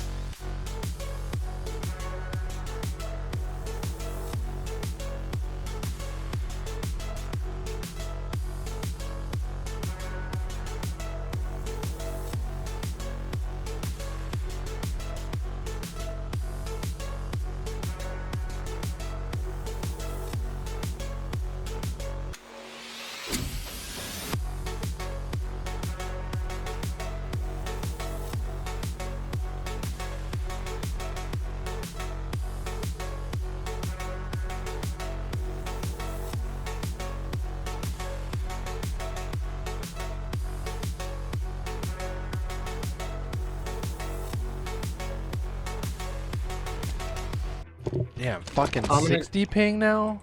Oh, fuck. I'm gonna go Oh yeah. purple off the That's about rip. 50 ping. Oh, fuck. I'm 53. Now it's down to 55. 56. Capture their flag. Defend your own. Grab the equipment. P2. Spartan's weak. 2 on needs, 2 on needs. Shot, P2. No matter what whale I'm feeling, eBay Motors has the right parts at the right prices.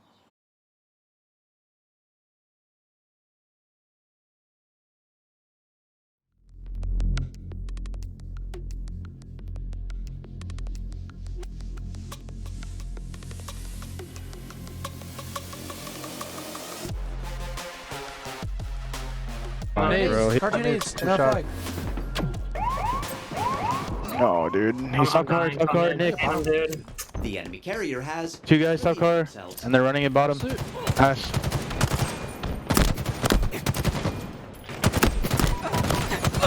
I got renegade. Alright, nice. Their engine. Nick. He's running this in now. Got him. Top mid, Shot, top get his mid. head. Oh, but throw it up. Shoot it. Oh, I turned to it top mid. 2v2. That's their engine. 2 shot Yeah, engine. just 2 shot weak, engine. Nick. Nice shot. Got him, he's dead. 3 dead. 2 dead for a second. I die here. 2 dead now. 2 up, 2 up. Where cave? I got Spartan, he's dead. There you go. They're engine right now. Alright. Nice, good shit. I already threw that, my fault. Enemy flag returned. There you Their go. engine. Allocated weak. Do their engine. He's One shot. really weak, Front, really front weak, base. really Front base, Mike. You go card jump. I'm nading par jump. Yeah, he got me. Top Oh, B, their I got shots. connector. Top B. Their Dead. connector. I got one. Nice. They're 2 dead. I'm living. We have momentum here. I flag. I got 2. Nice. Okay, flood on Our the base. engine. Flood on the base. I got triple. Nice Get in shot, their nice base. shot. Go. We're getting their base. I have heat wave. I'm going to go P2 right now with this heat wave. I'm gonna be car 3. I'm nading their Okay, front. I'm just sitting outside P2. I got They're him. gonna I spawn got in the another fucking fridge. Gonna be Another one fridge. top connector. One shot connector. Dead. Just nice. Two nice. dead or not? I died from port. Got one. 3 dead again. Go for camo. I'm going for camo. Alright. Their engine. I got camo. Careful, you might get melted. Okay, I have to play slow with this camo, kinda. Died. I got it to bottom mid. One's Their bottom P. engine, their One's their engine to the left. Two their I got him, engine. I got One him. bottom P. Okay, pushing. Got one. They're gonna go for Reed. He's weak on nades. He's weak on nades. Bottom flag. Yeah, I couldn't Spartan's get him. bottom car. Car one, Spartan's bottom car, one. James. Car I'm one. dead, bro. I had to go for the touch. It's alright. You're good. Don't get me over to it. Dude, he gets it still. Said don't do it. I had to go for the Tried not touch. I just saw you, just saw you. Return. Alright. Our front base, bro. They're weak. Yeah, ping jump up, ping jump up. Top mid, jumping. 2 shots on I got shots Falcon. on the flag runner weak. He's on the P jump. 2 P jump court. Change right. Change right. On the P door, to the their P door. Captured your flag. They got it. Yo, that's my base. And my game crash.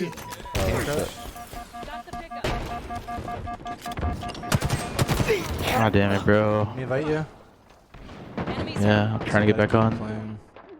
Just keep playing, dude. Sheesh. Yeah, we were getting 3-4 dead, but no one was in a position to do anything. Yeah. Like we had 3 dead. Mike, I think you should just keep pressing their base. I was. I literally. I didn't. I got a triple kill and I went straight to fucking engine and I got Yeah, another I couldn't kill. see. Yeah. I couldn't see where you were.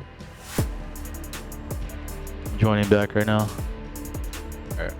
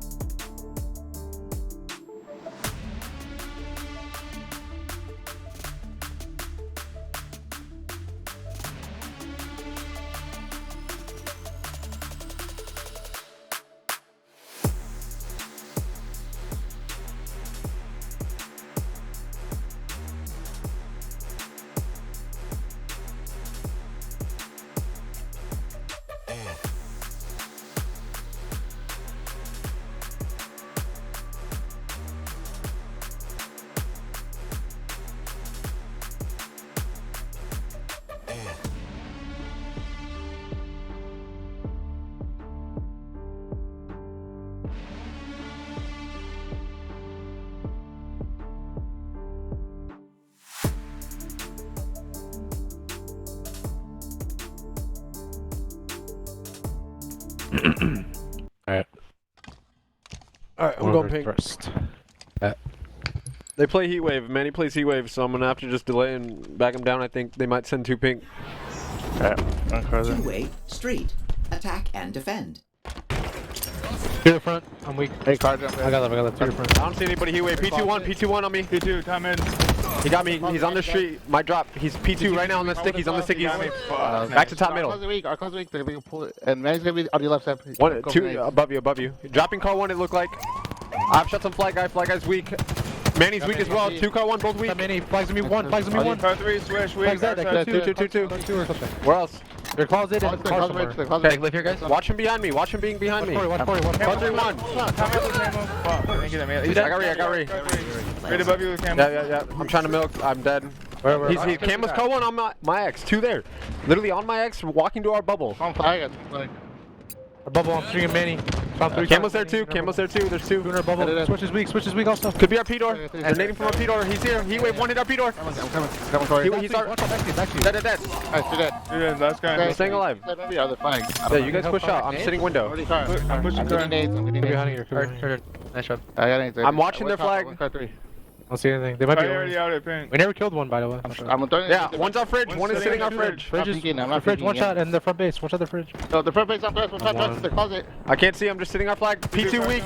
Talik. Car 1, maybe car 1. Yeah, dude, you got me. They're closing. I hear that. P2 on me. 1 shot. He got me. He's going our P jump. Your last guy alive, Tusk.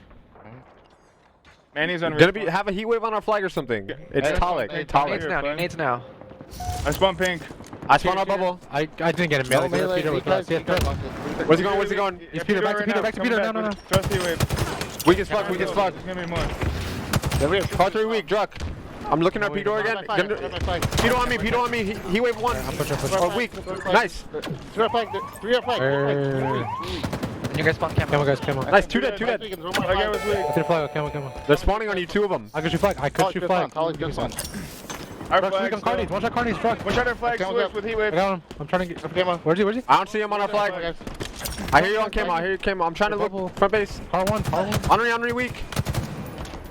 I spawned. I'm trying to flank their pink. Flag returned. You got one. Just get in their flag. I'm going to their flag. Weak on their bubble. Flag. The enemy carrier has revealed himself. Hitting it. I'm throwing it out. I'm trying to live. Nice. I'm gonna flank their car. Weak on me. And their back flag on me. Their window. Their window. Flag guy's weak. And their window weak. 2 there. One on me and to the flag.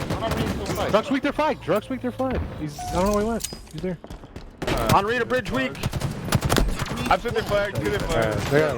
1 shot their car jump to P2 or P2. He's pink. Top middle. Dead. Fucking keep on the car, dude. They're front base. Gotcha. Our pink. Peter killing me. Switch. The car one guy's weak. I hear our pink. Front P glass. You got our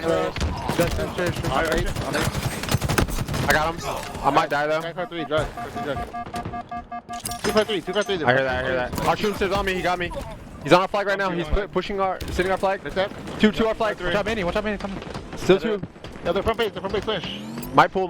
Yeah, they're front base. And I dropped Absolute different base. Dead. That's last 2. Our window still just hiding. Our front base. I got a window. Nice. Our front base weak. Druck. Running a car. Nades up, guys. He's running. On me. Dead. Hey, sure. I don't pink. I might die. Gonna be behind me, man. I think weak Manny is he wave up Peter on the glass. And our front base P1 bottom mid. One in our P-door, Manny. I got Manny. Going where? Running. One hit. One hit our shroom stairs. Dead. P2. Oh, no, take your time. Nice. P1 again. Okay. P2. I got P1. P1 again. He has heat wave. Right now.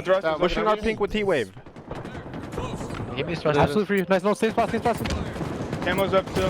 Nice kill. 3 down. I'm camo right now. I'm shooting. Yep. I'm pushing out car. Go for thrust. I got our thrust. One per T-wave. I'm trying to go for these nades. I have nades. You're by yourself. I need. Camo has first on our fridge. There's 2 on flag. Yeah, our fridge. Okay. He's behind me, car 2. He got me. He's going car 3. How many guys? 2 car 3. One has camo. I'm living. Chasing bubble. They're bubbled. They're bubbled. I got melee. I got him. I'm living. I spawn on heat wave.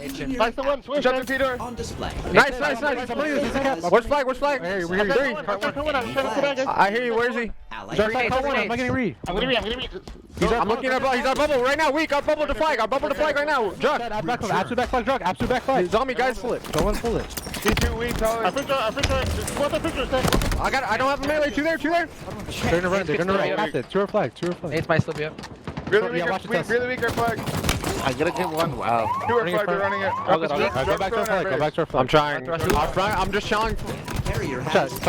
I'm dead. I'll ping two. I got one. Gonna be a Peter. I died. Listen, our Peter to flag. Yes, he waved. Focus that guy. Yeah, kill our flag. He's one shot. Watch out. After that bubble. Alright, we're trying to look from our window. Alright. Other guy shooting stairs. They're gonna push then. He's pushing. I don't have a melee. He's one dead. Our flag. Our flag. P-jump. Three. Last guy. He's on me. The heat wave down on our flag. I didn't trade. We got back flag. One shot on back flag. Dead. One counter. I just grabbed nades. Their window. It's going their front base. Their car. We third car. And the P-jump in. Car 3. They just quit walking down. Car 3 has shots. Watch out, they're tunnel. Car 3 killed me. Car 3 has shots. Switch. I'm living. Two car 3. Alright, live. Two car Switch 3. was half shield. Push out more. They might know I'm here. Yep, already or Jen? I'm dead, bro. Gonna be there, yeah. Getting shocked. Flag guy's weak. Top mid shooting me too. Top mid killed me weak. I'm gonna try to kill him. I can push Banshee, Tusk. I'm going P2 to look top mid. Top mid weak, Talik. He's top P2. Just make sure we kill Manny. Or try to. Going our pink. Flying our pink behind you guys. Two top cards. And our Peter right now. Our Peter. I'm coming. Talik is one dead. I'll get him. I got switch. Back flag. Kill me, drugs. I hear that. Drug kill me. Drugs are top flag. Peter fell. Got a shield. Still on the back flag. I hear that. I'm trying to chow it. Two our flag still. I'm trying to milk. I died. Two our flag still. Going on Peter now. After the Peter with heat wave blinking. Heat wave one shot our flag. Dead. Nice. They're top flag. Watch out, Tusk. I died from our top tunnel. They just keep fucking flying. Our bubble now. I can look from front base, Tusk. Listen, push. He's our shroom stairs weak. One shot. One shot our shroom stairs. Two weak our flag. I got one. Our Peter. Ah, I pushed you there. Absolute. God, everyone has a fucking rush. Look at our flag. Our bubble on me. I'm dead. He's not weak. After the fridge. He's front base with P-Wave. Our flag, two of them. Our flag. Bridge door's dead. I got nade from their front, guys. Looking at our flag, Chris. They're gonna go for it. Is he shroom stairs? Gonna be up front somewhere, Tusk. I don't know. Our bubble on me. Challenge. I'm no shield, Chris. One shot P2. I'm dead. Main P2. It was Talik. Manny's gonna chow me. I got Manny. Our shrooms right now. Our shrooms behind you. Alright. You got me off flag. Rock P2 half shield. Camel dropping soon. I just fucking tank top mid. Nice kill. Guys, Keep milking, I'm spawning. Check top tunnel. One check top tunnel and one car. I'm challenging with you. Drug is one check, car one, one's top middle. Those are top tunnel. I know. I killed Camo. Probably on me. One's on the flag. Our flag to pink. Dead. Car 3 weak, Druck. He's our tunnel on you. Our tunnel and P killing or some shit. I live tunnel on me as first. P1 and P2. Fuck. Hey, switch with him. Top middle to car. I pink jump up. He's our tunnel. One tunnel, man. What's the fuck? Switch with our peak as well. Peter. I spawned here. I'm looking Peter. Probably shroom stairs. You need help. Go from there. Dead. Another guy car too. No car, guys. I've help. Weak as fuck. Our bubble in there. He's sitting our bubble. You went flag. Our flag. Manny's car 3. Manny's our tunnel weak with thrust. I spawned P1. Manny's punch shot our bubble, dude. They're just watching the cross. Our shroom stairs. Our flag. Car 3 weak as well. I hear that. Car 3 weak. You Nates could be up. Talik was weak. Car 3. Last guy. I don't know where he went. Our tunnel, guys. All you. Where's he going? I'm their shrooms weak on you guys. Our flag now. There's a thrust on our retail. 2 shots up top. We have to clear these guys out. We got it. They're Jen. He's gonna have a heat wave. Alright, we have so much time. Just clear out. Yeah. Push car to He just got new nades. Car 3 on top tunnel. Spawn our flag. I'm trying to hold for a second. Look. Car 3. Do car 1. Do car. Guys, you're pushing us car, guys. We're just floated. Alright, I'm trying to go car 1, then I'm flanking these guys. One shot or top tunnel, one bullet. Wave. Two dead. Nice. Last guy top tunnel or what? Dead. I can't get camo. I can't get it. Leave the bubble. 3 dead. Camo and 10. Let's look for this. Flag switch. I hear that. I'm car 3. I'm in the tunnel on me. I had to drop. Dude, their car. Camo's up now. Active camo. Car. One hit their car, truck. Trying to play for camo. I got flanked in the back. What the fuck were you watching? Car 3, shut up. Car 3 again. Really weak. And here we are, grand finals, Tony, and it's been a barn burner. We're listening to the comms of Team Straight Sick, and they seem to be clean and organized, but down in the series and potentially in trouble. Yeah, I mean, Team Drunk really looked good after taking down a strong Team Renegade, and they've kind of continued from here, going after the full G2 roster and up by 1 cap in the final 1 minute and a half left here. We're on board now with Drunk, who's going straight after that card control. He does have Manny push up the peak side and not slowing down whatsoever, confidently going towards the middle of the map and going in for the challenge on that player towards the yellow utility.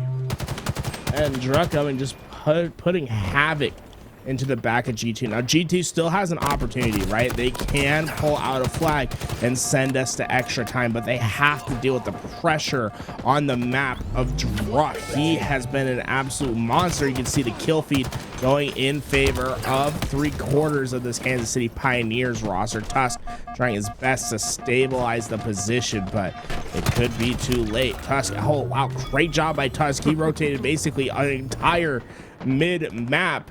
He gets back and he gets the kill, but he has to leave that flag alone, right? Because it doesn't matter if it's out. What's more important right now is for them to pull a flag out, and that's going to be Tusk's responsibility.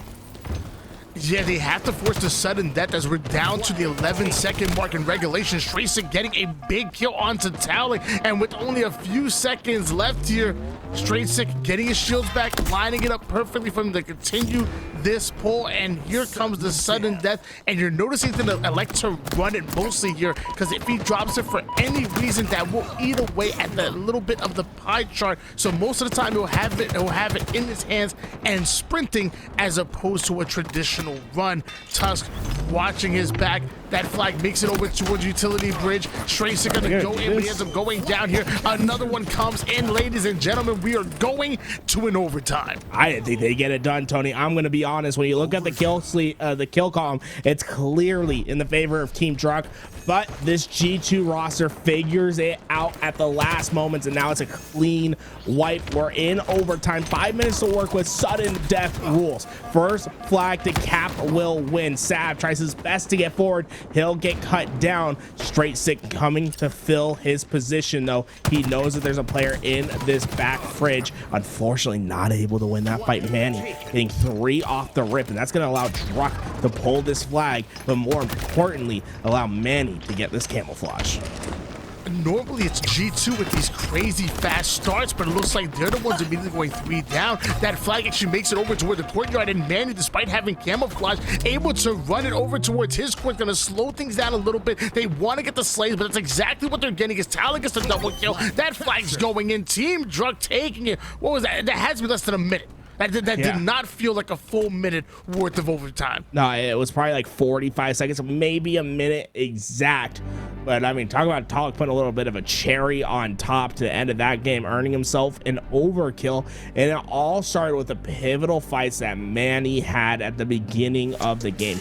Getting that camouflage for his team, pushing them out of their base, getting the kills, and really allowing Drunk to pull that flag. Manny goes 33 and 21 to end that game. Pollock with 35 of his own, getting that overkill. So, you know, 4 kills at the very end of that game to add to that total. But nonetheless, impressive that G2 was able to keep up while being slayed out heavily in that game. But this KCP roster plus Swish looking mighty dangerous today. Yeah, I mean, Team Drunk really looking that good. I mean, they almost had as many assists as the entire G2 roster had kills. That is how good not only the teamwork is, but also the amount of slays that are going into their favor as well. Talik putting out almost more than 9,000 worth of damage as we're going into game number 2, which is going to be Recharge Slayer.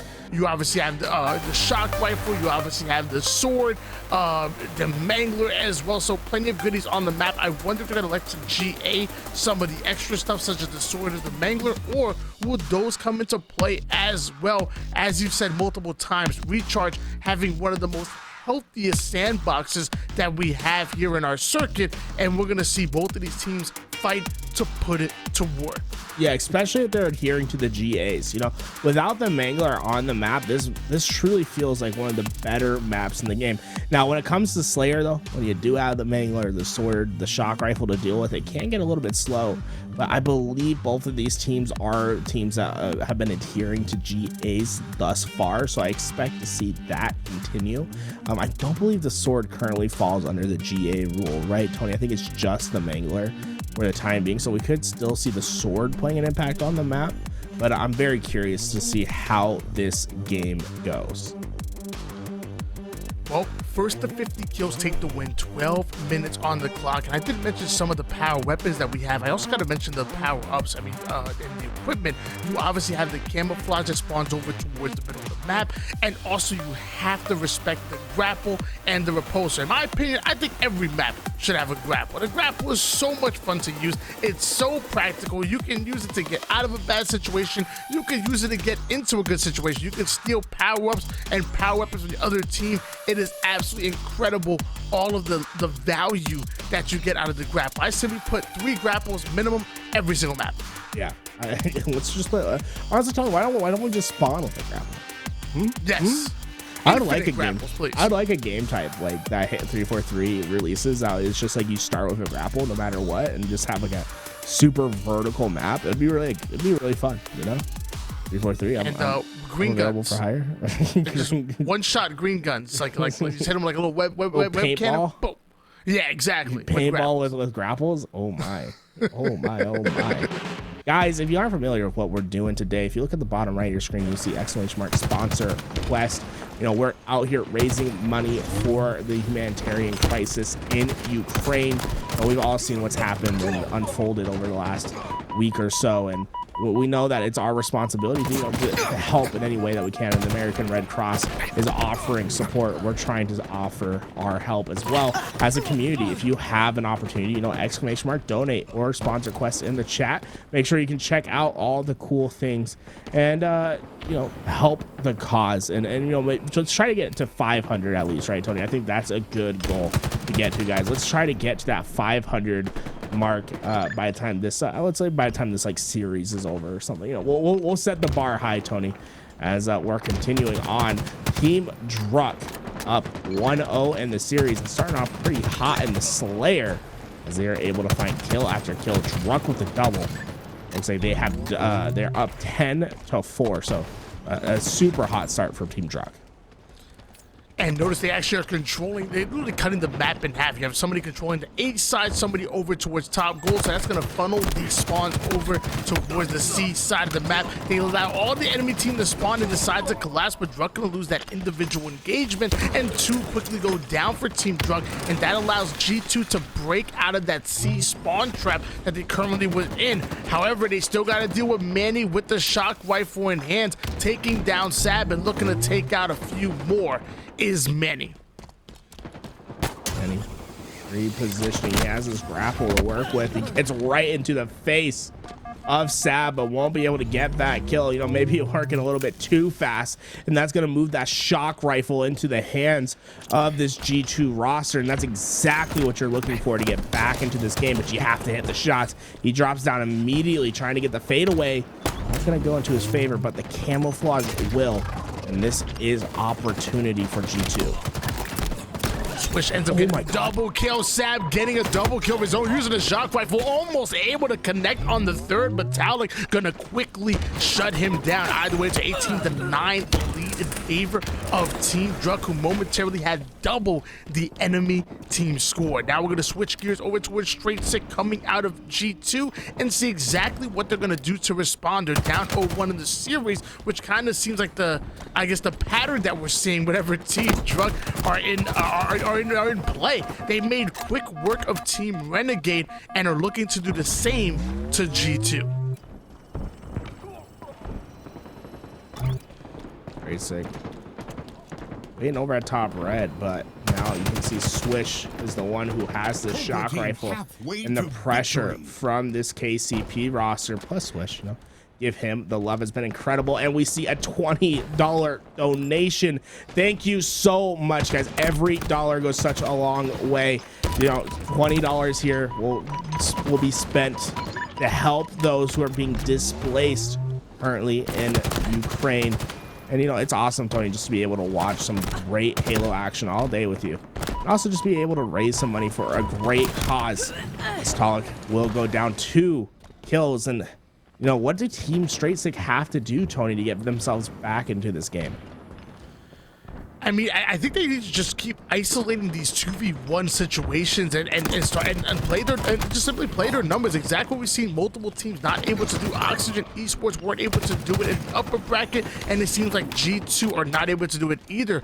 Team Druk are very comfortable when it comes to these individual gunfights. Trust me, they are literally they're sliding into the action and physically going for them, where Team Straight Sick to hop off a spawn and just slow the game down. Easier said than done when you have Druk flying in, getting the double kill, looking for the triple, but sadly, he's gonna end up hitting that black screen. Here comes Tusk, and G2 already putting pressure onto the long haul, so great job for them to answer back, but they're still down by 10 kills. Tusk looking for more. He does spot that player in the pit, is gonna be able to find that kill. And if you're Team Straight Sick, you have about a 5-kill window to get yourself within striking distance. But Druk with the sword, it's just looking dire where their side is. You can see all the power weapons are in the hands of G2. Talik tried to help G2 for a second, though. Completely lights up Swish with the shock rifle, but then just completely 180s and takes Sab down, and they've hit that 40-kill threshold. That's usually the threshold that you see where the game is already out of hand and it's not within striking distance. That's usually where you can normally just call the game. Well, I mean, G2's still going to fight back because anything could happen at this point. But, I mean, yeah, it's going to be really tough for them to make anything happen here. They do end up getting the slays that they need and momentarily putting Team Druk 3 down, which is obviously very good for them. It looks like they're funneling their spawns over towards the A side of the map here. Straight Sick with the shock rifle in hand. A player slides it towards control, drops the blueberry onto Sab, and then quickly rotates out. Straight Sick then gets the double kill by getting the perfect with the shock rifle. Absolute incredible shot and incredible pressure. Still currently down by over double digits though. That's gonna take a miracle to get back, but Straight Sick, we've seen him create magic with this shock rifle. He's gonna pick up the sword to go with it. Maybe if there's an opportunity to get this camouflage for free, right? Make sure that if you can get a clean wipe, get the camo away, maybe get them off spawn. But yeah, Straight Sick is sent swimming. Druk had a clear mission right there to take down the shock rifle player. And now you can see it's Straight Sick and crew trying desperately to get an angle onto that camouflage, not able to do so, as they will fall. And with only 1 kill left to go, it's just a matter of who will pick it up. Druk going in for the challenge towards the middle player, sadly not able to get the kill, but for them, Team Druk do end up putting the 50th on the board, and they're now up 2-0 in the series. They have taken control and are setting the pace, and they're now 1 win away from stamping their ticket in the grand finals and having a huge advantage while doing so. I mean, G2, obviously this is a solid squad, but there's obviously levels to this, and in my opinion, I think G2 are a top 12 squad that can go top 8. with that top 8 potential, but KCP and obviously plus Swish are literally a top 6 squad with that top 4 potential, and honestly they're destined to be even better than that. This is a solid squad, at least 3/4 of that Pioneers roster, and Swish is definitely no pushover whatsoever. So really excited to see the Pioneers future, obviously in this tournament and also going past here as we make our way over towards Kansas City, which happens to be their hometown for the next Halo event. Yeah, it's gonna be interesting to see how this this Kansas City Pioneers roster works. You know, having that home field advantage, as it were. I'm sure they're gonna pull out all the stops. You know, that's a real opportunity to prove that they are a top 4 team. With that being said, I disagree with how G2 is. I think G2 is a solid top 8 team. So far, they just shown not to have the ceiling that Team Druck has. I think this is our opportunity, right? You know, Tony, they've been waiting in the grand final. They've been waiting in winners finals for a little bit, so they could be a little bit cold right here. I'm going to give those 2 games. I'm going to chalk it up to them being cold. I think this is where we start to see the real G2, where we're going to see a much closer series from this game out. Well, you know what? I would love to see that. I want to see them put a fight in, because I want to see G2 put in work. You know what? When I think of G2, I think of, you know, esports excellence. I think of that Apex roster, which is absolutely deadly. I think of a squad that has multiple championships and a long successful bloodline when it comes to esports. And I want Halo to be no different here. So let's see Straight Chick, Gilkey, Tusk, and Sab dig deep and steal a game, and maybe even send this over to a game 5 against Team Druck. The thing I will say, Tony, is KCP, this is one of the worst game types. I believe they went 1-4 at Anaheim on oddball. And the other side, though, G2, well, almost perfect. 6-1 was their oddball record. So if there is a game for them to turn it around, I think it would be this one. Love that. Love that. Make every, you know, I want to see G2 win this. I want to see G2 put up a fight here, and for the fact that they're 6-1 in oddball, I'm gonna be taking some notes. I need to get my oddball game up too. But it looks like Sad knows exactly what he's doing. Gets himself a double kill, actually a reversal on that second one. Even grabbing himself a sentinel beam and immediately applying pressure over towards the purple street side, because he knows that his teammates are already covering his back on the B side. Excellent awareness coming out of Sab. Sadly, he will end up being slayed out, and now we're seeing Team Druck start to take over the subway side of the map. Just trying to hunt down this last member. As Manny will get the job done. It was Straight Sick. Although Straight Sick died without getting a kill, what he did do is he stalled for as long as possible, which is allowing his team to get into position. You see Sad pick up the first on Swish. Talik trying to prevent this push from reaching the purple stairs. He'll get perfect shots to stop Gilkey, but he's still in trouble. The cross comes in. You can see how G2 is methodically ripping apart the defense of Team Druck, and it's just been a complete reversal of the situation. One of the reasons why this G2 roster is so good at oddball is how they break setups. It really is at a methodical pace. They work so well off each other, not depending on one player just to slay out, but truly working as a team unit. You see them dive over for that rocket control that was momentarily in favor of your Pioneers, but Straight Sick putting an end to that. The triple comes in. You notice he nades the purple street side, but immediately starts to look over towards B Street. He was getting that information fed to him towards his teammates that's exactly where they're coming from. Straight Sick now going down to one shot, staying alive towards the back subway. Gonna swap out the ball because he's currently one shot. And Sab gonna be a bit of a meat shield, putting down damage, forcing the pressure to back off, and that's gonna be a 50-4 run for G2. G2 looking to have just a dominant oddball victory. And this is truly, I mean, if you are on Team Druck, this is like, hey, we're playing against one of the better oddball teams. You know, maybe we can learn something even if we don't have our full roster here. You see Straight Sick opting for a quick push out, looking to pseudo play that ball by getting it into the middle of the map, because you can see Tusk already getting the split spawns across the map. You can see why they played early. I mean, the question is begged, like, it wasn't too early. As you can see, Tusk trying to get into position. He has the shotgun. He is not going to be able to get the trade. Manny somehow coming on top of that fight. He's looking for the second Sab there to get the cleanup, but Talik gets the trade as well. And Talik going to be the one that reigns supreme as he gets a triple kill.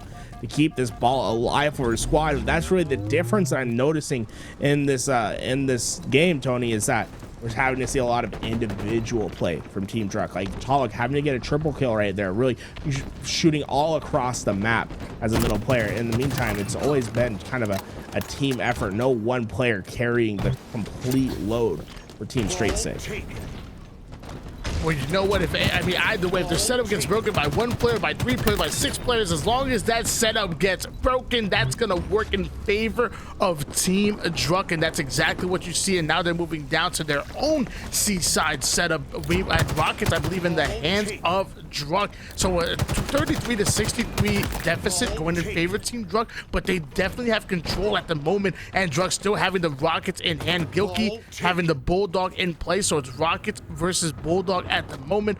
Both of these players wanting to shut the other down. The Rocket ends up not connecting with the kill, puts the player down to 1 shot, but that's not going to be enough. He needs to get the kill, pulls out the Sentinel beam, but Gilkey puts him down with the shotty.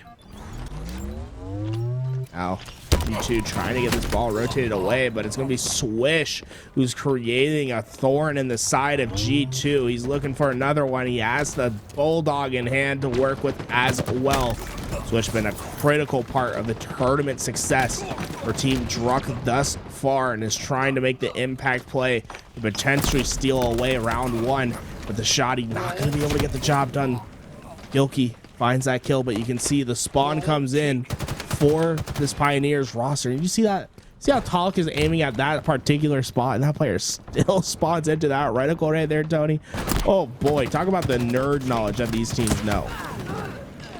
Ooh, but sadly, Talik not able to get the individual gunfight. He didn't know he was actually running into 2 different players, so the double push coming out of G2, very successful. Now Tusk trying to get the back-to-back, misses the first one, but able to get the second one, and he's elected to actually play the ball towards the middle of the map as they try to find a bit of an advantage in the Slate department before they're able to commit to that full time. Beautiful play coming in by Sad to take down Swish. Talik gonna take him down as well, and it sounds like you like that, Garrett. Yo, Sap preemptively punched, missed a punch on Swish, and still somehow came on top of that fight. I love it when players just outplay the other. Talik, though, comes up off spot and gets Gilkey checking for all the power weapons, but in the meantime, Tusk just comes and finishes the work. You can see this ball still played in the middle of the map. Tusk looking for the triple, not going to be able to get it. Manny, talking about winning a gunfight at the very last second right there. I thought for sure that was going to be a triple kill. You can see how confident the shots were. But instead, Manny, he's trying to make the most of his opportunity. He finds a pick on Straight Six, waiting for this Bulldog spawn. Knows how important this one is. And Druck has picked up this ball. They're keeping it in the middle. All of a sudden, we're talking about a very even game where it was domination from this G2 roster to start. Ball taken. And Team Druck covering all sides of the map. You have Manny soloing the purple street side, having the Bulldog in hands. Obviously, Druck blocking the PD side, and then multiple players having eyes on that B street and the mid angle. And as that information is starting to come in, you're actually seeing the Slay start to go down. Beautiful collapse coming out of Team Druck, who have taken the lead. They are now 10 seconds away from taking round number 1. G2 looked so good in the first half, but Team Druck answered back. As I say that, they immediately go 3 down, and this is G2's opportunity to steal the round away. Yeah, you saw what looked like a trivial life where the G2 player pushed in and killed that ball carrier at the back. Although it was, you know, a 1-for-1 trade, it really broke the setup and control of Team Druck, and now we're seeing the consequences of it. We're at a tied game, and Team Druck all of a sudden needs to find these last kills, and Gilkey's going big. He finds one, and he's just staying alive. And that kill will eventually come through, and it's a win for G2. And you're just seeing their setups are just cleaner than Team Druck's. I mean, I think they got outslayed. I'm trying to read the kills. It looks like they outslayed by 4. So G2 with a +4 advantage to win the slays at the end of that game. But man, that's good job by the Pioneers roster to get it back. But at the end of the day, you're seeing why G2 is such a dominant oddball team. but we do see a great starting track coming out of Team Druck. They're able to quickly get the ball, which with the A side switch taking out one, almost able to take out the second one, but the thrust back, making it as hard as possible. Finally, straight sick will end up falling. So does the thrust of the Rockets, and Sam recognizing the ball carrier is by himself, tries to get aggressive, but Druck is not the one that you want to go to toe-to-toe with fisticuffs with. He's gonna put you down. A 22-0 run here for the boys in blue. Swish, a big part of it. He's got 4 kills to his name as he's still lighting up the feed. He finds his 5th. Swish on the killing spree. Manny, though, he has control of this lane all by himself. So you're seeing, you know, a quick response from Team Druck. And they have a great setup right here, although you need to find these kills and get back in time. If it's too slow, you're going to see a split spawn happen, and it could be an immediate break. That's exactly what you're seeing, right? You saw them overextend push up, try to get them right off the spawn, but what just essentially happens is you give up too much position on the map, and you allow an easy break for G2. You see that ball in that annoying little crevice. G2 will eventually get the pick up, but Strinsinky has the shotgun to work with. He's going to play these corners, make himself a tough kill, but Manny, he must have heard the reload right there. And, you know, hey, you know, Manny, go off, King. Go off. You know, let him know. Let him know. Being said, 57-3, a dominating round thus far from Team Druck. Yeah, obviously this is a charity event, and Manny being a very generous person, you know, offering, you know, free tea to his opposition. As I'm not sure what flavor that was, but either way, it was very nice of Manny. A 57-13 run going in favor of Team Druck. Whoa, that was dangerous. I thought Swish was about to shoot the wall right there with the Rockets. That would have been crazy. Loki goes down. Swish able to find that kill, but this ball still out for play. Gilkey finds the next. Gilkey looking for a second. Tusk will find the cleanup, and now finally G2 having possession and a control of the map. This is their opportunity to show what they're made of. As you see Tusk all so aware of the routes that this team wants to take to try to break this ball, just dissecting it as he finds another kill on Druck. Talk about just pure positional advantage from Tusk, understanding where the rotational routes are, cutting off those tree routes, and then completely dominating the slaying column. Love that play from Tusk. Unfortunately, G2 not able to keep this ball in their hands. It's showing promise in the end of the second round. Yeah, I love the plays come out of Tusk as well. The way he was able to cut off those choke points almost remind me of like Renegade. It was almost like Renegade-esque right there. The way he was able to apply pressure. Now we're back on board with Talik coming out of Team Druck, the commando in hand, trying to open up any kind of avenue for his teammates to be able to push forward. Finally connecting some beautiful shots through the trees onto the B railing. So hard to get some damage or when somebody's head glitching that railing, but looks like Talik was well prepared for it, able to take down Tusk. 3 out of 4 members will go down here for G2, and Talik almost able to get away with the ball, but 3 down go Team Druck. Both of these teams fighting for that map control. Well, the Bulldog could be the difference maker. You see Manny was the one who grabs it for himself, and he's coming in and he is getting kills. Fortunately, he does go down. Swish now going to be the keeper of the Bulldog. He has this ball, but he just, oh, there we go. The 2 kills will probably make him more comfortable, but I'm gonna say not quite comfortable with his positioning quite yet. Playing in a position where he has quick rotations, trying to figure out where these spawns are and where he can rotate to. These rockets going to be so impactful. Druck gotta hit the body with that one. Instead, he's gonna hit the wall.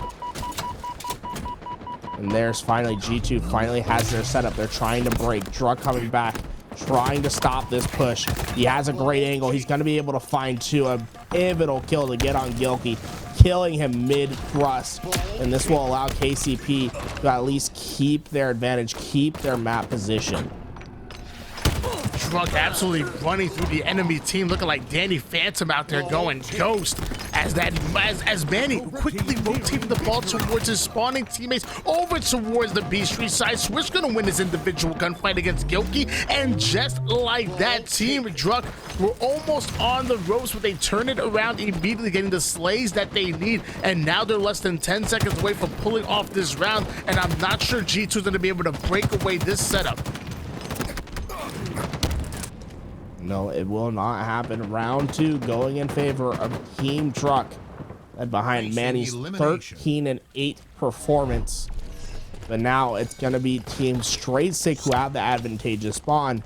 Who comes out on top? Swish. Going to be able to get the stalker rifle to start. Taking some heavy damage does Swish, was like to give up his top position to at least get some kind of angle towards the bottom, but 3 of his teammates are going to fall quickly, and then he's going to be the final one. He was the final line of defense. G2 immediately trying to move the ball toward their C side setup. Tusk a little bit behind, so he's actually going to get cleaned up with the ball. The first pick going in favor of Team Druk. And now Straight Sick looking to bait things out with the Stalker Rifle and the Bulldog combo, but he's quickly losing teammates left and right. Ooh, great shotgun play from Straight Sick. The double kill. Now he has an opportunity. One more player to deal with on the ball. Kilky will find the trade. And Straight Sick will have to back down. Kansas City's pressure towards the middle is going to be too much. You see Straight Sick. Yeah, Straight Sick, I mean, it feels like he could be doing more, but at the same time, he's just trying to stay alive. Unfortunately, he's eventually caught out. And now this ball should be moving into the favor of the Pioneers. As you see Tusk lose another gunfight, and that's going to be Swish, who finds a critical double, but they weren't quick enough to pick up the ball, Tony, and it gets reset. Swish looking like he's playing angry right now. What's gotten into this young man? I don't know what's going on, but I'm liking what I'm seeing. They're finally able to slow down Swish as 3 down go Team Druk. And now Gilkey looking to lock things down here on the A side. Gilkey watching this choke point here. While anybody that comes from the PD or the B Street side should have to run through Gilkey. Gilkey actually electing to go all the way toward the PD, but Manny ends up getting the melee kill on him. Straight Sick all the way toward the C side, able to get a kill onto Druk right as rockets are coming up, but the defense will not be coming in out of Straight Sick. 3 down go the boys in red. Team Druk need to take advantage. I like the position from Straight Sick with the execution of the kill not coming through. He's essentially trying to open up a rotation route for his team at bottom C while keeping the angle on the rockets. Unfortunately, the individual kill didn't come through, and the rest of his teammates fall at the same time, leaving to a dead position on this ball. But G2 quickly respond off respawn, and it all comes down to that play of Straight Sick winning an individual fight at bottom C, allowing them to play for this ball once again. Tusk rotating the ball over toward the PD side. His teammates are starting to rotate towards him. Straight Sick ends up getting the double kill on any players trying to make it toward the PD. You know he's snitching over there with that ball in hands, and beautiful slays come out of G2. I love it. You're right. You said they were one of the better ball teams, and you are absolutely right, and we are seeing why right now. Sad whipping out the Bulldog, has to go down to 1 shot, but the high IQ play rotating back towards PD. Was he able to get away with his life? No. But does that Bulldog end up changing hands? Also no. G2 will still be taking advantage of the shotgun. It's the small things in a game that can absolutely change the macro, and it's keeping control of that Bulldog. Like you said, Tony, it's not about him staying alive. It's about keeping the Bulldog in his team's possession. Critical plays at this juncture. You see Straight Sick, he has the ball, but he also has a Bulldog to defend himself with. You come knocking to his door, you're about to get a body full of lead. Unfortunately, not able to stay alive. The pressure too much, and the Bulldog will now switch hands. Ball possession for this partial Pioneers team as Druk finds 1 kill at the Bulldog and is quickly repositioning. I like the aggression from Druk right here. Unfortunately, just gets caught out. That thrust not able to keep him alive, and Tusk will be able to kill the rest of the players. And you can see rockets are coming up. G2 losing the fights, and that's why Tusk's gonna play this early. It's important for him to at least try to combat this rocket player. Won't be able to do so. Ball back into the hands of Team Druk. that bulldog in Druk's hands looked more like my Shih Tzu, you know, not really much, you know, more bark than it was bite right there. But Druk doing very good with the BR in hand, ends up answering right back with a triple kill. So who needs the bulldog when you got the battle rifle? As another one is gonna fall, taking down 4 members on the G2 squad, and it looks like Team Druk are already in their B-side setup. And Druk didn't get CC'd on the email. He's gonna rotate all the way towards Purple Street all by himself, wins the individual battle, but he's gonna get cleaned up. A 66-49 lead in favor of Straight Sick, but it is still Team Druk that have the ball in hands and are continuing to get slays. That's another 3 down, Gary. Oh yeah, look at that. Switch finding another critical kill. You can see all the weapon utility in the hands of Team Druk right now as they tie up this game. And all of a sudden, you're starting to get a little bit nervous if you're G2. Maybe you're going to see some desperation play towards the end of this game.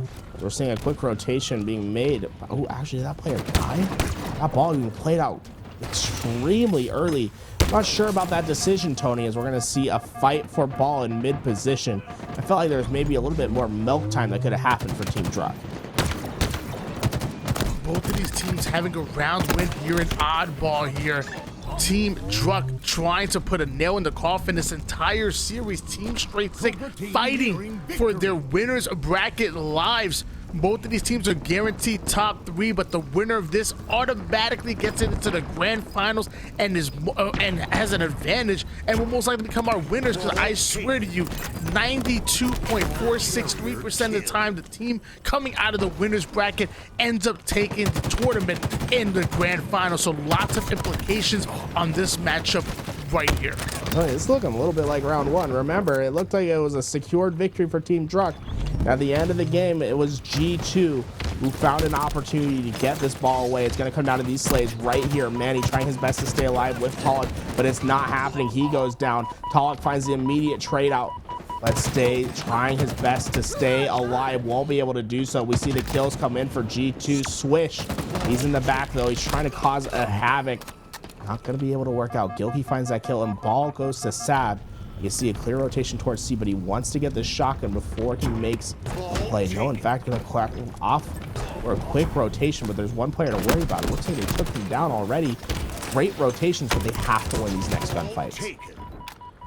They really do, because Team Druk are only 8 seconds away from coming out with the win. But 3 down go Team Straight Sick. Might spell good night here for G2. Luckily, the nade comes in and ends up getting the kill, but Straight Sick will be taken out. 3, 2, 1. It looks like Team Druk are going to the grand finals in another 3-0 sweep. Forget, can anybody beat Team Druk? Can anybody hand them a single loss is the real question.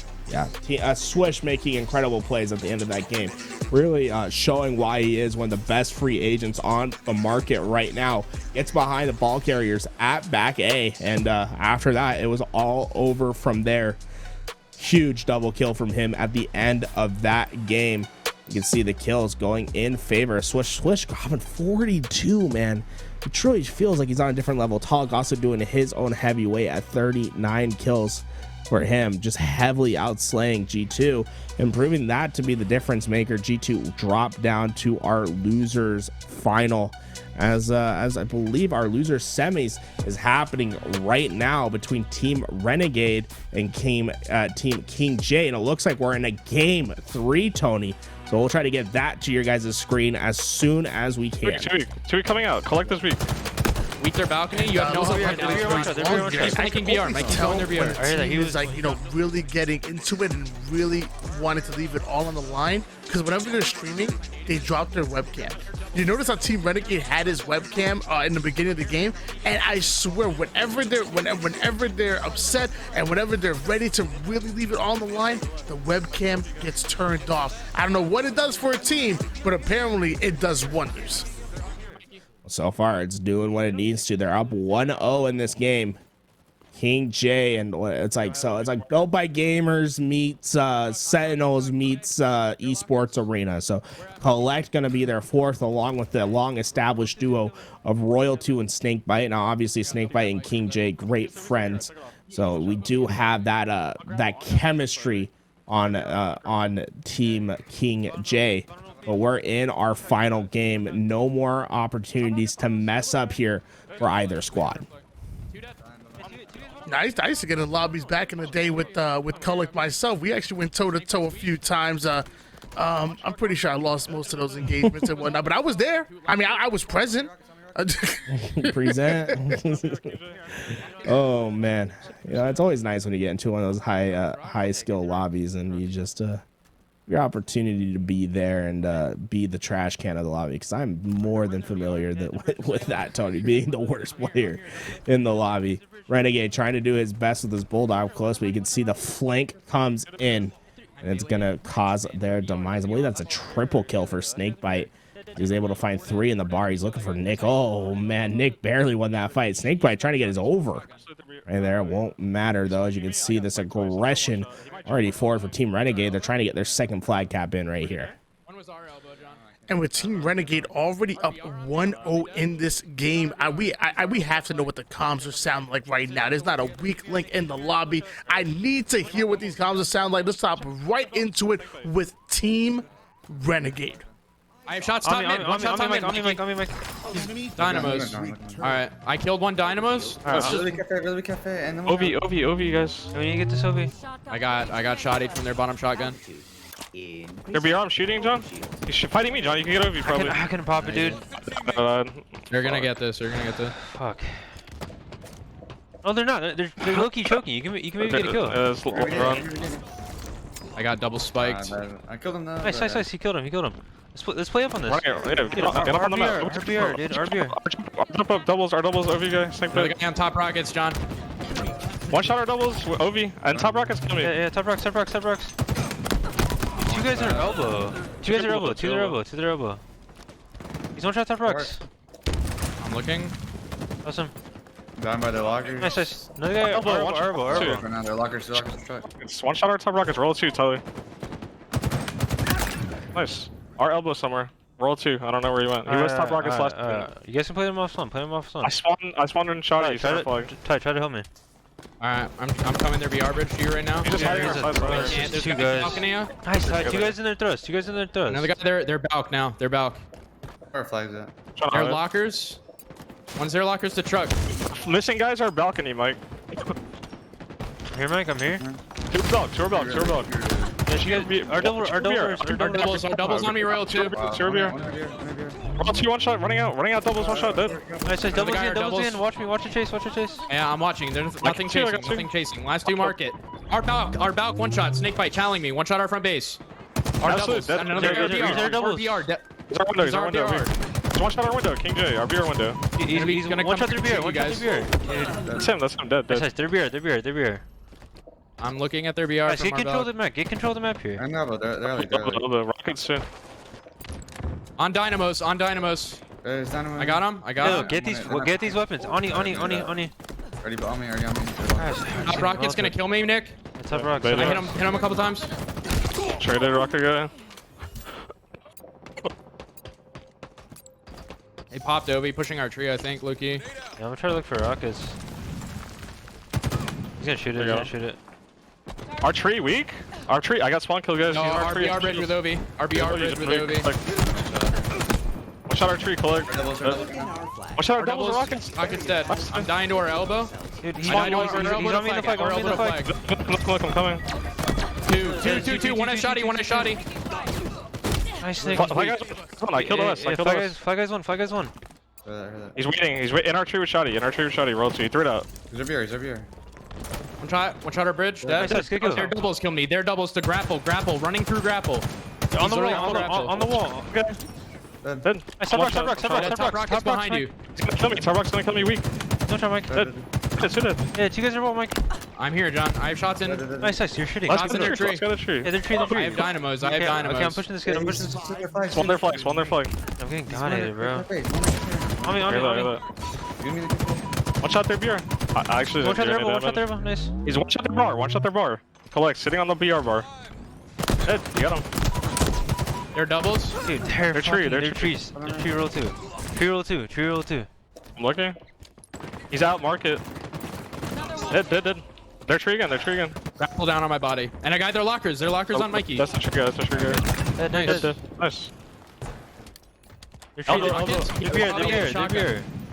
I killed them. Their VR. I'm nading their VR for you. Their VR, dude. Their VR entry. I can't do anything. Once their lockers pushing you. He's one shot lockers. One shot in the locker. I don't have nades or anything. Should be He's still one shot. He's still one. He's still one. Dead. Nice. They're tree snake bite. They're tree weak snake bite. OB and 5 guys. OB and 5 guys. He has a fucking thrust, man. He's one. No, they're market. Yeah, our market. Our pillars. Our pillars to doubles. Our double doors are market. Our double doors are market. He went market. Flanking tree. One shot the doubles. He's our tree somewhere. I think we killed the doubles guy. No, we never killed he's here. Dude, I'm dead now. He's a tree shotgun. Our elbow. I got him. He's in. I think he went to our flag, John. I think. He like fake death. RBR. He's RBR. He's RBR. Dude, RBR and their lockers. Their lockers. They're balk weak. RBR. Weak. Taking fire. Doubles, shotgun. R3 weak. I'm trying to live it. They're on our flag. They're on our flag. On Mike elbow, one shot. Early, guys. Where are they running this? I go on. Our tree out. I spawned behind him. Just get killed. Just live. On flag.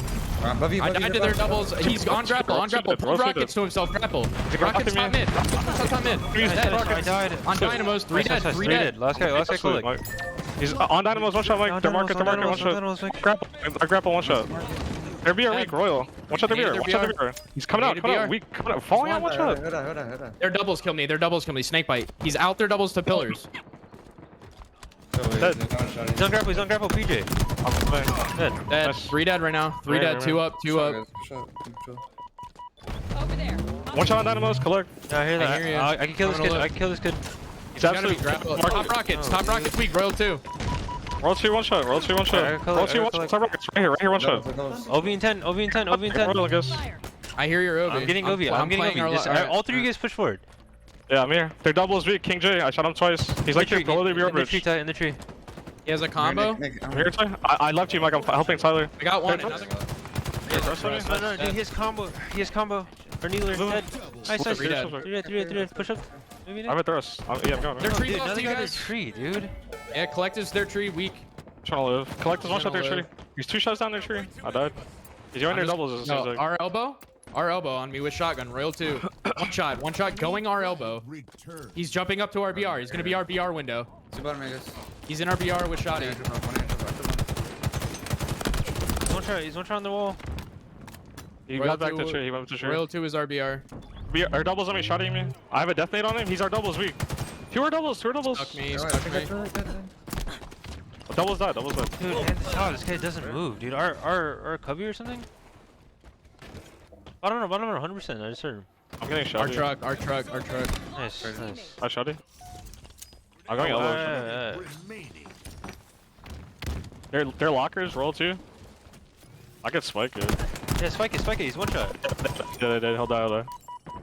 He didn't die. Elbow, our elbow, snake bite. Going up our elbow right now, snake bite. One shot our library. He's one shot our elbow. Our library and elbow, last 2. Our elbow, guys. He's like our double door. Dude, no, man. Our double door. Here, John, I'm coming. I shit on him, holy fuck. Nice, John. They're thrust. Bottom middle, collect. I don't see that. I don't see him. They're rocket pillars. One weak their shot. Weak their spikes. He's on charge.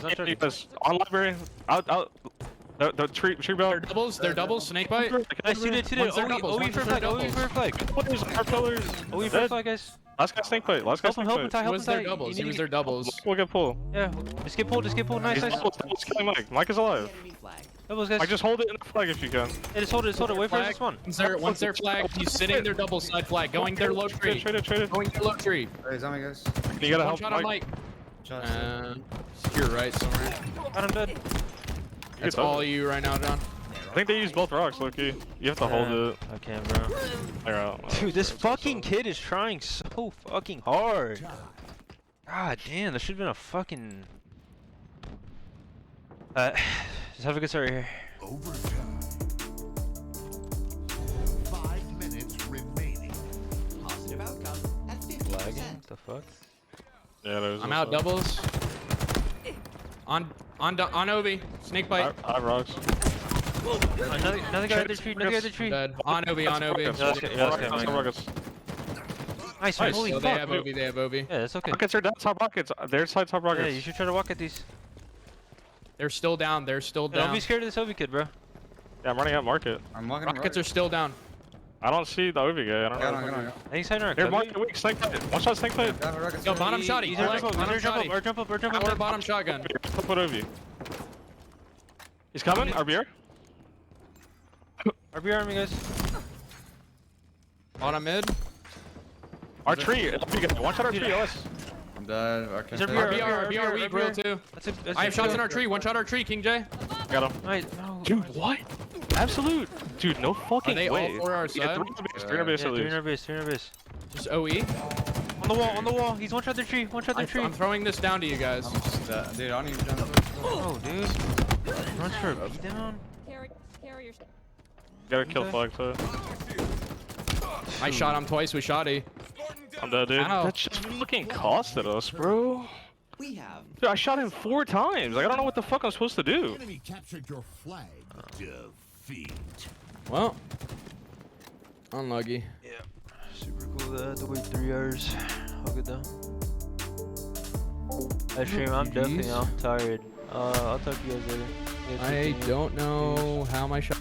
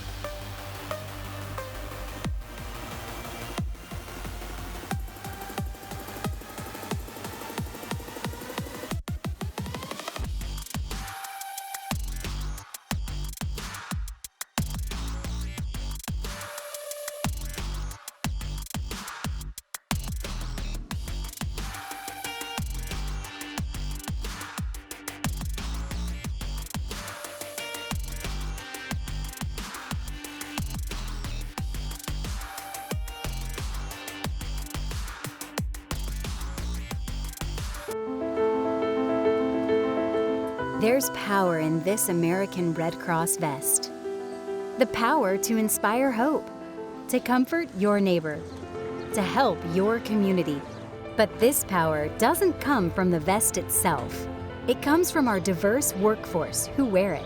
People who stand up when disasters strike, who roll up their sleeves and give their time, energy, and spirit to provide help and hope in times of crisis. Communities across the country are already facing extraordinary adversity, making the upcoming season of natural disasters even more critical. America needs people like you now more than ever. People with the power to help their neighbors and communities when they need it the most. Become a volunteer and put on the red vest. Join the Red Cross, where your time and talent can make a real difference in people's lives.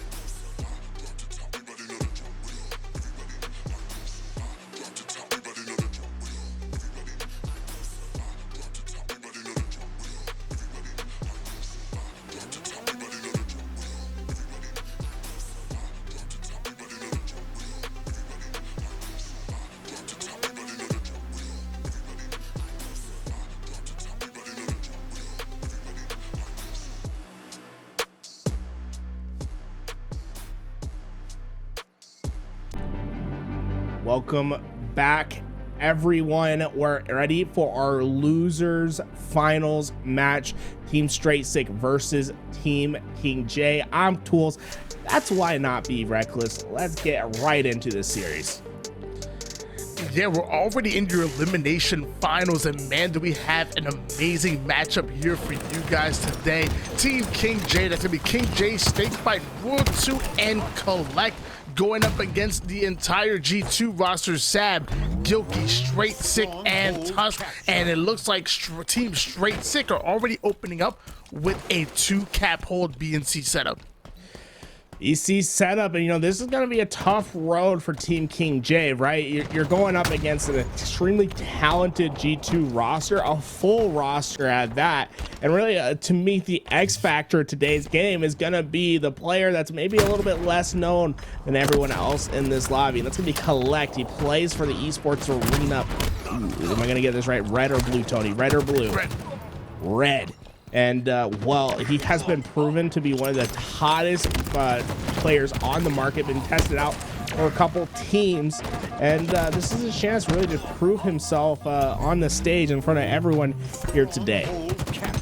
Yeah, he's definitely a slayer, and he has a really good high Halo IQ. So I'm really excited to watch his growth as an individual. Even if he ends up leaving Esports Arena Red and going to, like, you know, a different team, a big organization, he's definitely gonna be destined for greatness. We have him on screen throwing some beautiful denominators over toward the B side, able to get the trade onto Straight Sick as 2 down go G2, and King J and squad looking to take advantage of that by stealing the AB setup, and King J gonna try to get nest control.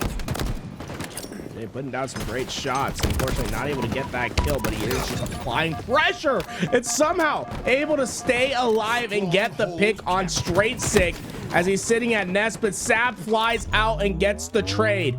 Now this is where it's going to be important to see what the mental of Team King J is, because this will be a momentary trip cap, but that's why Snakebite's one of the best in the game. You know, normally we have these conversations about who's top 5. It always comes down to Renegade, Frosty, Lucid, Suspector. Honestly though, Snakebite, after his performance in Anaheim, Tony, he should be at the top of that conversation, but Sab responding back with a triple kill of his own and the overshield to work with. G2 starting to get in a position where they can start to run away with this game. It looks like Sab also want to be a part of that conversation as well. He's 8-3, even having an assist and clearing out Bravo by himself as G2 are able to push for the trip cap. Sab going in for the challenge of the King J, and Gilkey easily getting the finish. It looks like Team King J were able to steal away C, but it takes 2 to tango, and Team Straight Stick still have A and B locked down. 100-point lead has erupted here for the boys in blue. Sab, did he get the knock off the map? Yes, he did. Mind the gap. Still send one flying. Straight Sick trying to work on this A hill. Unfortunately, gonna have to back down. I like the immediate reach out. You know, just get right back in there. They won't expect it. Check out all your angles and see if you have an opportunity to get back into this hill.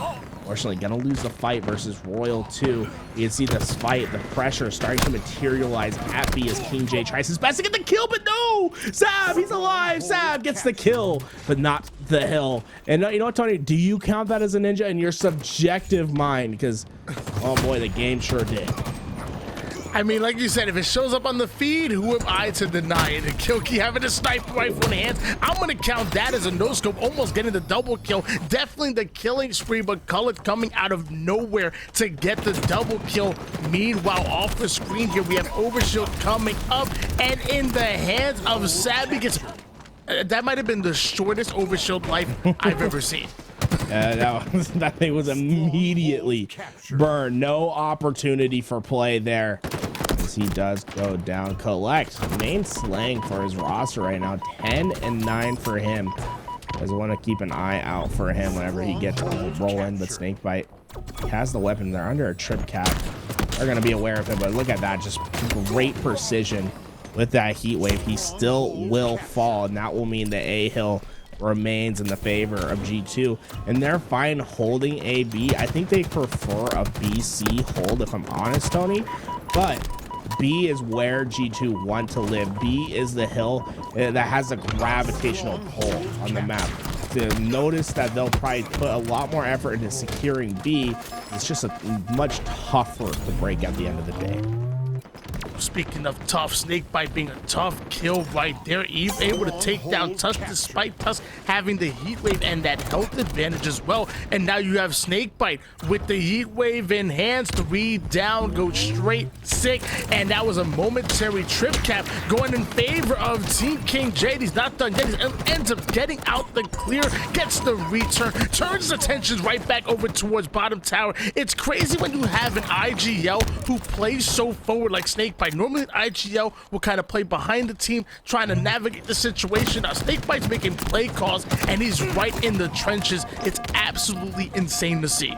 A pivotal one-on-one won by Collect right there. It's going to keep the pressure off A. You can see B moving hands right now, but they're going to have to deal with an onslaught from Team King J. You can see Collect getting in the hill before he get captured, and the reset comes in as well. This has just been an incredible trip cap from Team King J, as finally Gilkey will stop the trip cap bleed as he tries to rotate to B and get himself some sort of control on the map.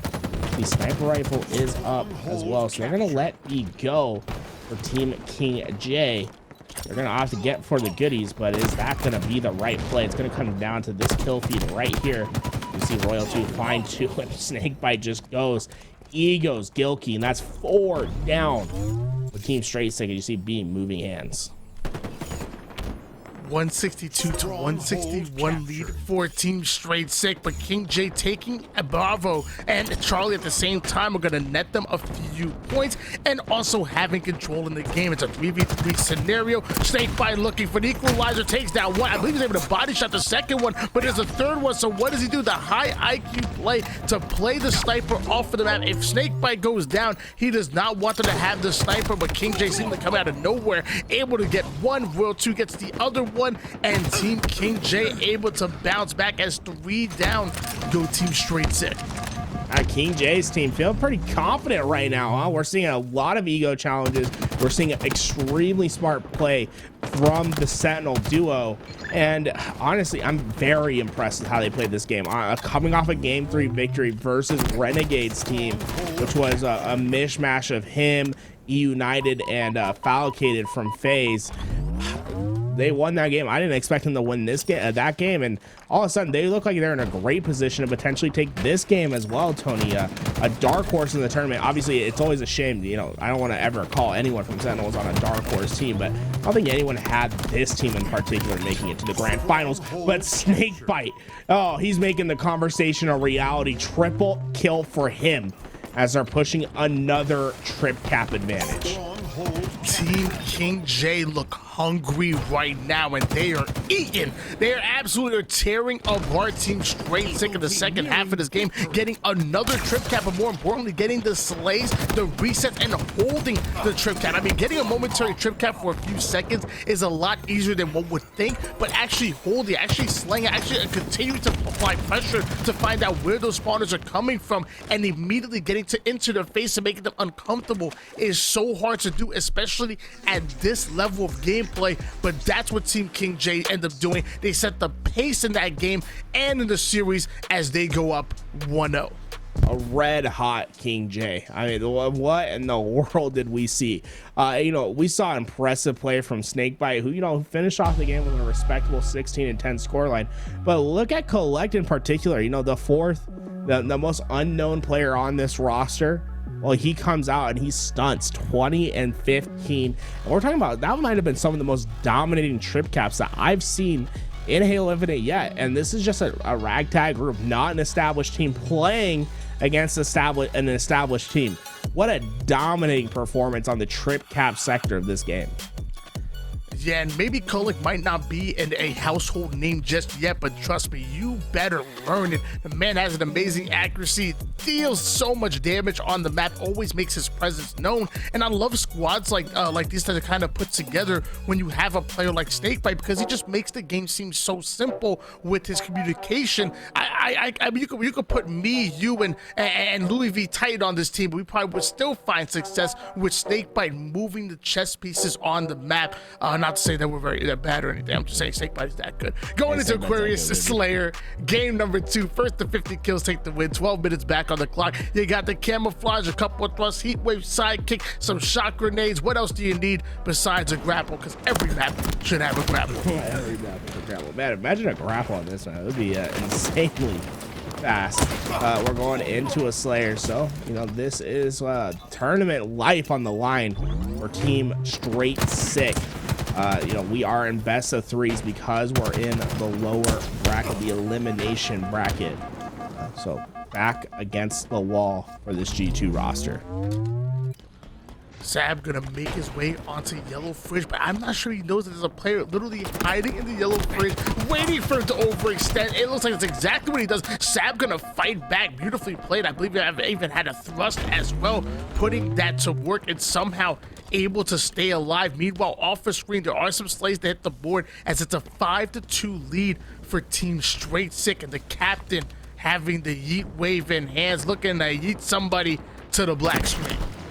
And the push is coming. Straight Sick not going to be able to stay alive. You can see all of Team King J starting to collect themselves towards this B side and back blue base, essentially creating a pseudo pinch on blue utils. I love this play from Collect, just trying to get into the action.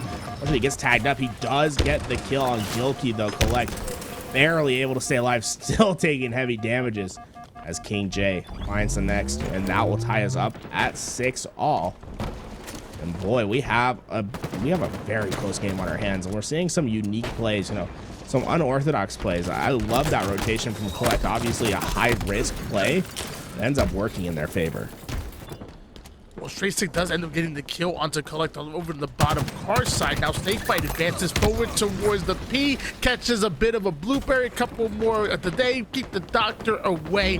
G2 advancing forward right as the camouflage is coming up, getting the slays ultimately when it matters most.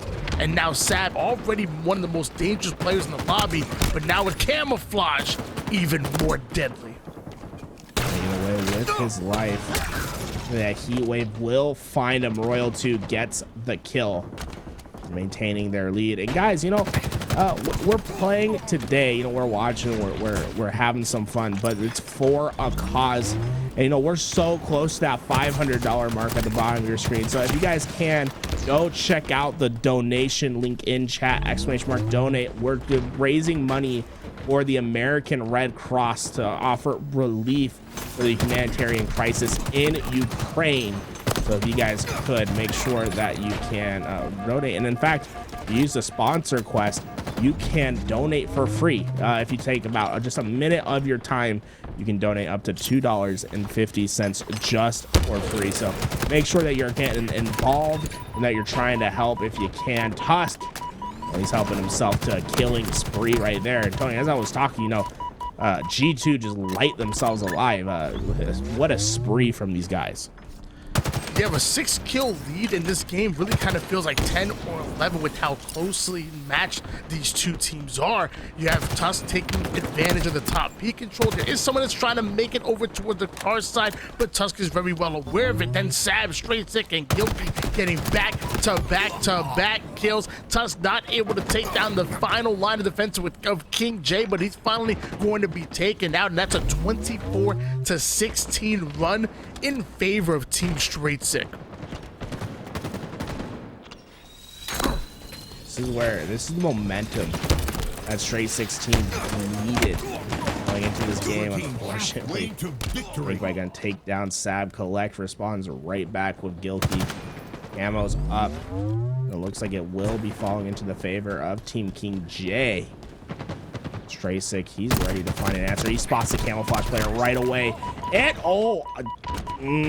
okay, well, able to find that kill. I think that should have been a trade, but Straight Sick will take it every day. The teammate eventually does find the kill. A huge kill from Straight Sick right there to take care of the camouflage players. Gilkey finds another. G2 are showing why they're one of the more dominant Slayer teams that we ultimately have in the league, going toe-to-toe with the team that just finished dominating them in a game number 1. But Snakebite ends up getting a crucial double kill, hanging on to the heat wave. Now wanted to make some plays. He does have some opponents spawning over toward the opposing utility side. One advances towards Car, but quickly going to be dealt with is Corey's loss. And now we have Snakebite putting down the damage. Royal 2 able to get the cleanup. Sab going to try to answer back, but Snakebite bringing the pain. Right, trying to stabilize this position. You can see on the other side, it's Sab who's been leading the way for Team Straight Sick and G2. Sab, a little known fact, I don't think a lot of people know this, but at Anaheim, Tony, he had the highest KD at Anaheim, a 1.48. Sab was going absolutely crazy. And we're talking about, you know, some potential game 5s that go a different way, and maybe G2 facing a higher placing at the tournament. But he's been absolutely incredible for this G2 roster, and when he's slaying out of his mind, that's where we really see this team come to their full potential. Yeah, definitely one of the statistical leaders on this team, and I mean, that's one of the reasons why they're currently having a lead right now, because he's absolutely going off. But so is Snake by dropping the double kill and bringing Team King J within 2 kills of Team Snakebite. I'm sorry, excuse me, Team Straight Sick. Snakebite now going to advance forward, grab himself a camouflage, immediately put it to work, and then works out Straight Sick right there. Beautifully played. And now getting the shots onto the player top mid, and that's going to be Sab. Snakebite is heating up. You know what? Forget that. The young man's on fire. Snakebite is really the one. If they're going to get back into this game, it's good because of him. A killing frenzy for Snakebite. He had a very slow start to this game. It was 3-9, Tony. Now, guess what? 13-9 on a killing frenzy. And he makes it 11 in a row. If they win this game, it's because of Snakebite's play towards the end. Let's see if he can get on a running riot. But they need to just focus Snakebite and take him out. He's been just devastating the ranks of G2. They say when you bother a bull, you get the horns, but when you mess with the snake, you get the fangs. And that's exactly what we're seeing here. Snakebite 14-10 with 7 assists. Momentarily, Team King J end up going 3 down, and we are tied up at 41 apiece. And it's Team Straight Sick that have that map control at the moment. Sab gonna open up by getting the initial kill. Gilkey answers with one of his own, but King J and Colin gonna go back to back. Straight Sick has to sit here on top Car, defend this Car position with his dear life, and wait for his teammates to advance forward, and that's ultimately exactly what he does. And then the damage, able to get the trade out. It's still just neck to neck, Tony. As we approach the final moments of this game, let's go in with a listen in with Gilkey and the team and see how this G2 roster plays into this game. Your top tunnel, Corey, your top tunnel. I can't see him. He's on me at red 2 already. There's two. I can get one. We got me. Snakebite. Red, by the mid, Car 1. You got me. Got him. Camo 5, heat wave is. I'll see Car 1. Hey, yo, it's up to you. One more. Camo's up. Camo now. Camo available. I want pink. I just shot my heat wave. Trying to watch Camo. Camo's up. Main tunnel. He 2 on me on the nades, on the stickies. He's running back. He's one shot this straight.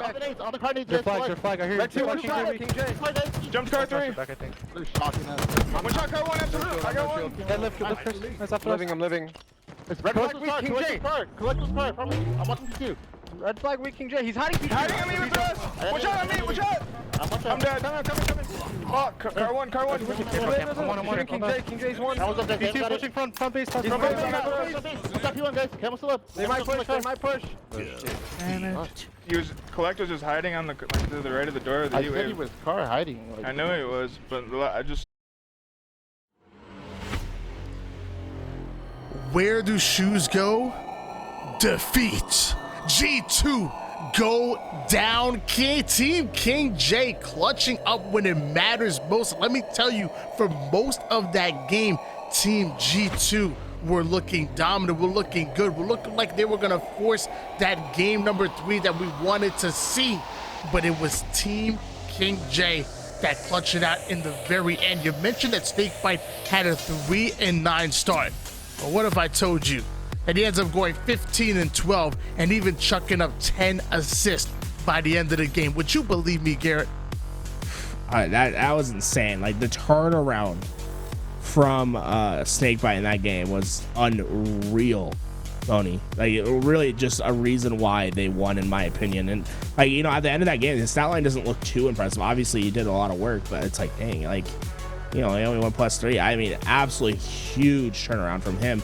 And at the end of the game, it was Collect who was just hiding in a corner, found Gilkey out of position, Gilkey missing a melee, and then, you know, maybe a little bit of a questionable ego challenge to try to clean up the kill, but Collect finds that kill, and to me, that was the reason that they won. But we're talking about a game that truly went down to the wire, but none of it is possible without Snakebite. And I think Snakebite is truly making an argument for him being the best player in the game right now. Yeah, I mean, and don't get me wrong, you know, Snakebite, again, turning it around like that, obviously having one heck of a game, largely the reason why they were able to clutch out that win. But the real hero is Adam Fisher, dropping $10 for the charity, saying in the comment, just saying good luck, wishing us luck going forward, because again, we want to do as much as we can to try to help those families in need. So you're looking at the bottom of your screen, it's $462.50 have been donated since the stream started. I want to see some matchers in the chat. I know the Halo community. I come from the Halo community. I've been a part of it since Halo 3. I know we got more in it. So anybody want to match Adam, make sure you type in !donate in the chat. And you know what? If you don't have $10, you don't have $50, you don't have $1. Again, I think, you know, if there's a way that they can support without putting any penny in. Not one penny required. All you have to do, !sponsor quest. From there, you'll be taken to a screen and you can contribute just by, you know, following a Twitter account, going, checking out a YouTube, visiting the Red Cross website. Every little bit counts, guys. And I want to see us get over $500. Let's show G Fuel, let's show American Red Cross, Matcherino, that we can get this money raised for them. $500, guys. Let's get that milestone done and dusted.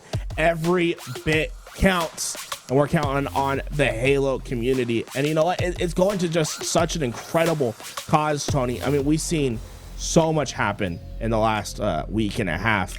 And the American Red Cross is making an effort to be on the front lines at the Ukrainian with the Ukrainian humanitarian relief effort, making sure that, you know, families who are impacted by the conflict are having the resources necessary to make their transition cleaner and better. Because, you know, at the end of the day, Tony, we're talking about families being impacted by a conflict that are facing fear, uncertainty, and potential displacement as further escalation and conflicts worsen an already devastating humanitarian situation in Ukraine.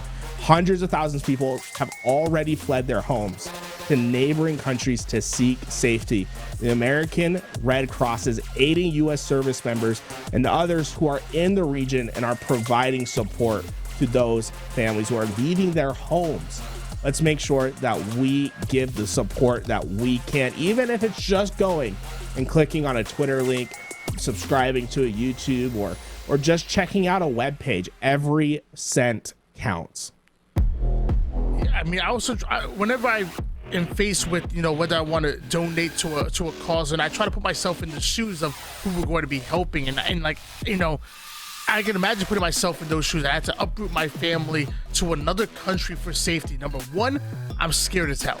I don't know what's going on. Like, I've been outside the U.S. literally one time in my entire life. Then on top of that, I'm thinking the financial burden that it must be. Like, even if they go to, you know, say a hotel room that normally would cost $50 a day, you know, with all those people migrating over there, what do those hotels do? They raise the prices. So that $50 hotel room a day can be $100 a night. It can be even more than that. If they stay there for a month, that's like $3,000. Like, it's such a financial burden, and it's devastating on the family. So if you guys, again, have $1, $2, $5, $10, $15, hey, I know there's somebody that can drop $5K right now and not even blink. Please open up that heart and open up your chat and type in !donate. Because again, what we're doing, not only we're watching amazing gameplay, and this has been a fantastic tournament, but we're doing it also for a fantastic cause as well. Yeah, 100% of the proceeds today on that Match Arena website are going to the Red Cross, and we know we're confident that it's going to be going to the right places. And you know, right now it's more important than ever that we stand with Ukraine and that we're helping every step of the way, that we're making sure that the families that are being impacted have the support systems necessary for them to just have some sort of comfort in these trying times. You know, every little bit truly does go the furthest way. Well, I will say we have a generous community, an amazing community, and also an amazing grand finals coming up soon here. We're talking Team Druck, which is 3/4 of that Kansas City Pioneers roster, going up against Team King J. That's King J, Snakebite, Royal 2, and Collect. Gary, I got goosebumps right now. I got goosies right now. I'm ready for this grand finals. I am very ready for this grand finals. And you know, Team King J, you know, I thought they were gonna get 2-0'd, and I'm not gonna lie. You know, I was like, G2's a great roster. You know, can the upsets continue? Right? They upset Team Renegade, they upset G2. Now, can they upset 3/4 of this KCP team? Let's find out, Tony. We're in our grand finals right here. Game 1 on its way. It's gonna be Oddball on Live Fire. How does this Team King J stack versus what we've seen a very dominant Team Druck thus far? You know, I heard the chat don't like milk. I heard the chat don't like break. So we ain't got none of that going in. We're going into game number 1 immediately, and Team King J looking actually pretty good on this one. Obviously, it's tied up at 1 apiece, but the Slays quickly going in favor of them. Collect going in for the challenge onto the key door, making that player back down and buying enough time for them to rotate that ball out. Drops the ball and puts it to work, taking down Swish, and now getting some early ball time as 3 down go Team Druck. And Tony, look at the bottom of your screen, $100 donated. Thank you so much. Guys, do we have any matchers in the chat? Let's keep this train going. Let's pump it up all the way. It's our grand finals, last match of the day. This is your last opportunity. Let's get this number as high as we possibly can and raise some money for Ukraine and the support necessary over there. Truly a great cause. And we're ready to partner with the American Red Cross to make sure that this money goes to the right place. You see the ball played. Team King J starting off striking blood first with 30 points in a row. But now they have to deal with the pressure of Team Druck, and it's Collect.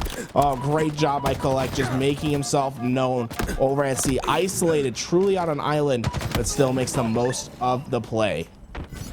And you know me, I love me some assault rifle plays over toward the tower side, but hold on, Swish winning the gunfight against Snakebite right as that camouflage is coming up, so that's gonna allow Team Druck to steal it away. Ultimately, Manny does end up being cleaned up and they do go 2 down, but great job for them to not allow Snakebite to roam free with the camo. He's already a little sneaky snake. Don't give him no extra advantages.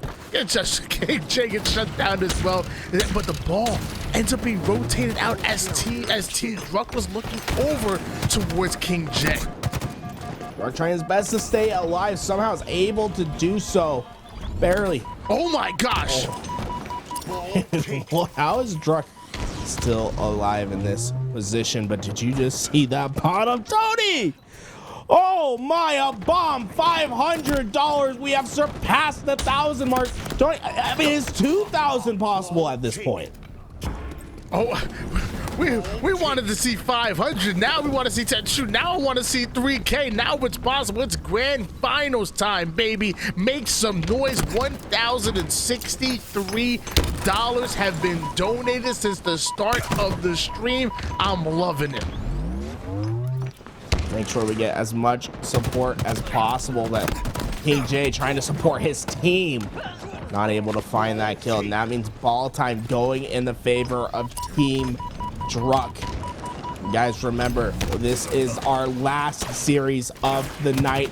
Make sure if you haven't, go onto the website and donate whatever amount. It doesn't have to be, you know, a huge bomb. Every single bit counts. If you haven't, make sure you finish out your sponsor quest. But already, you know, I think this Team King J roster really putting up a valiant fight right now versus Team Druck. You know, I think many would have thought this would be a clean sweep, but so far the action from Team King J, they have themselves a lead right now, and it's been behind King J's 10 kills in the first round. Collect not able to get away with that camouflage though, so this could be a run for Team Druck as Manny takes one with the Grave. Sorry, man, I got distracted. I went crazy. Look at the game. Now I'm here. I'm grounded. Switch having the sniper rifle in hands, also having control of sandbags, but he's forced to be to actually catch a different angle here over towards the garage side, and Snakebite finally gonna get the cleanup. Not sure how much ammo was left in that sniper. I believe it actually might have been depleted completely as 3 down go Team Druck, and it's Team King J gonna get a turn with the ball and possibly take the lead. Snakebite trying to get this rotation cleanly through. They hit that 50-second mark halfway there, but Team Druck trying to retaliate as Druck is Team Druck they're just not quite able to get this ball cleanly. It's because of King J's presence here at top mid. He's putting in the pressure, shooting them, and making them weak before they even have the opportunity to fight. Ball taken.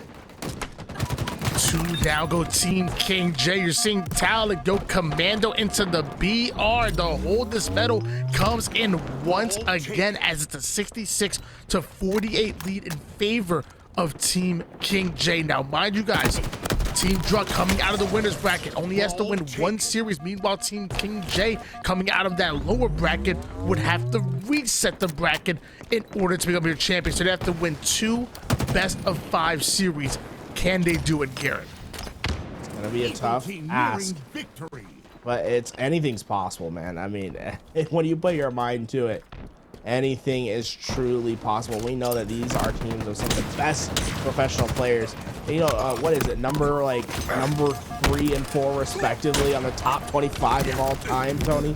We know what Snakebite and Royal 2 are capable of. Natural born winners. So if any team is gonna do it, I think it's this one. Well, one day this young man right here might be on the top 25 as well. We're talking talent. Like, he not only can he get some slays, but he's a high IQ player. And let me tell you, he's a pretty good trash talker too. He definitely he's not afraid of getting loud here. I'm surprised actually playing the ball with that camouflage, but as he drops it towards scoreboard with that camo, they're gonna have no idea where Talek is rotating from. Meanwhile, Switch off the screen ends up getting the kill on King J, but he's gonna be hunted down. Talek finally being spotted by Snakebite, ends up catching the Venom. Manny taking down Snakebite, but no team able to get that full map control needed to put some good ball time on the board. Gets the kill on Collect. Now trying to rotate back around the defense. Okay, Tony, 40 seconds of game time. Oh, goes down, and another donation returned to sender. Oh my, great kill from Druck, but check it out. More running through, guys. The donations running through. Let's get this thing up as high as we can and try, you know, hey, Tony, 1,500. It's only $200 away. That's more than possible, guys. Any amount that you can give. Let's get it going. Let's get ourselves to 1,500. I'm not gonna lie to you guys, I'm not a fan of the whole 13-13, so even if you have $1, please somebody going right now, and let's get it off that unlucky 13 number. It's in the road too, so again, when we say $1, even $1 matters, I mean it to the point where please just get it off of the 13s here, as Manny advancing forward ends up catching the nade coming out of Snakebite, tied up at 89 apiece, and we have Team King J advancing forward towards the A side of the map. Beautiful slays come in, the double push by Snakebite and Team Kullik taking down Druck. Man, look, is Royal 2 a Snakebite the duo, or is it Kullik and Snakebite? Because that was looking really clean. Collect looking like a hot addition to whatever team wants to pick him up. Right now he's on ESA Red. I've seen him, trying out. Maybe Space Station might be in his future.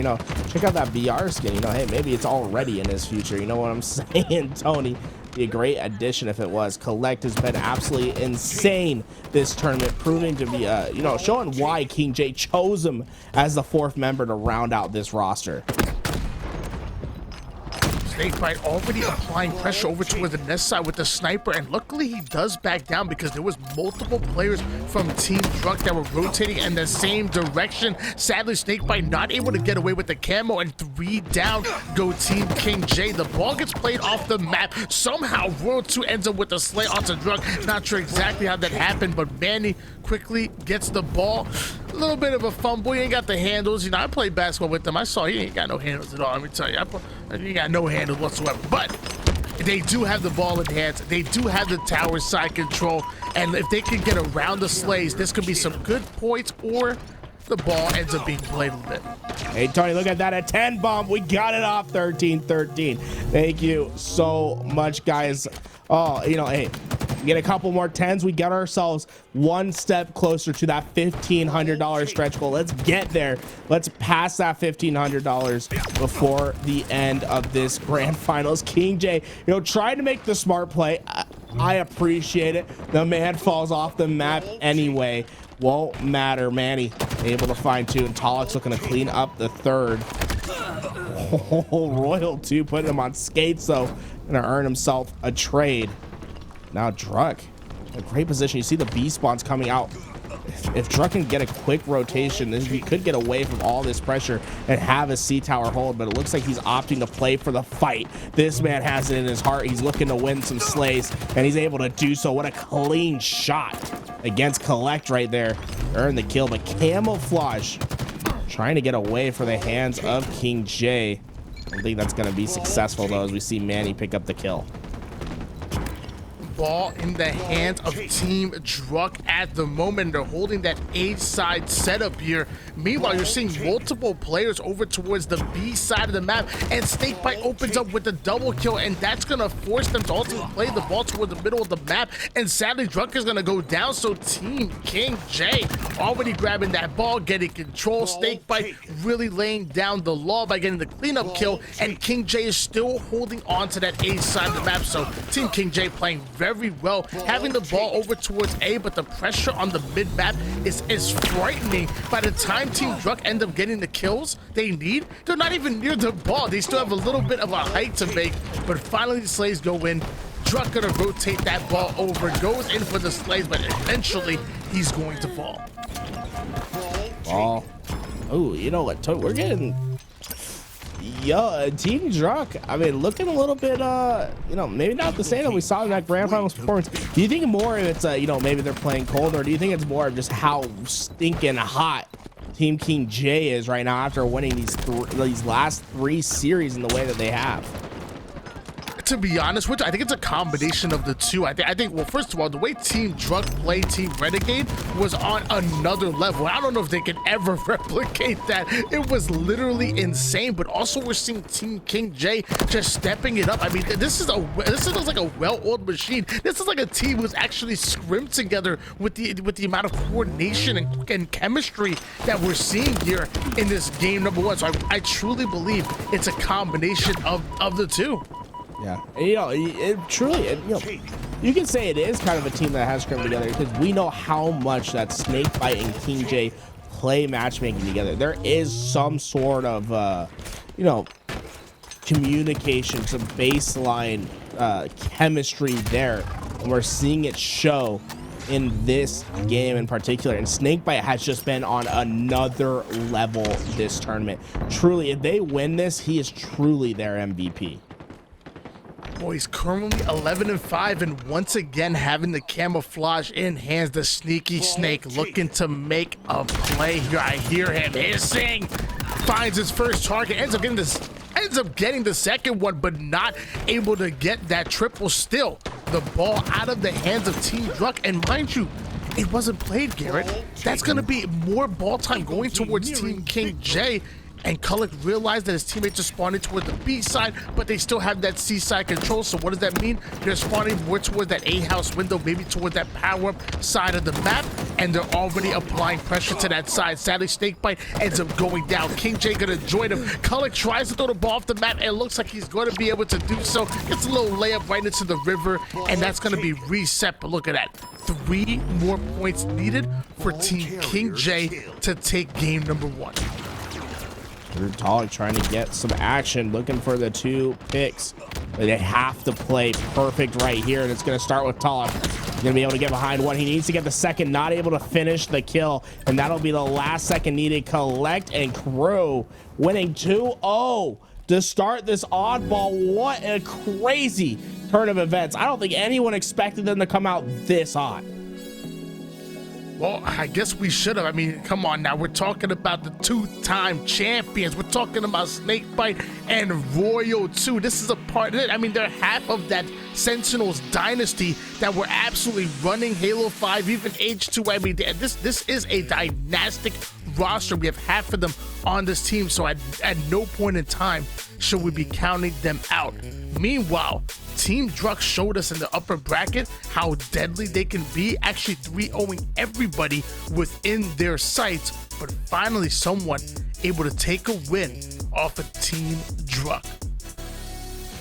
Guys, if you're joining us for the first time, we are raising money for the American Red Cross in order to support the relief effort at the Ukrainian the Ukrainian over in Ukraine right now. It's been just an absolute whirlwind of the past week, Tony, and we just know that they need as much support as we can give them, and we're so close to $1,500 right now.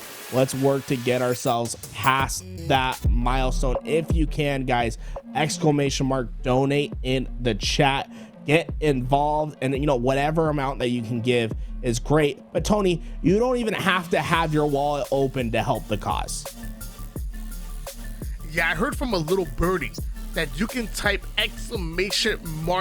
Well, excuse me, I believe it's request in the chat, and there's a link that ultimately pops up. By clicking on that link, you can actually get a free donation up to $2.50. So without you even coming out of pocket whatsoever, up to $2.50. And again, I'm just imagining, I mean, we have 250 viewers in the chat right now. If all of you typed an !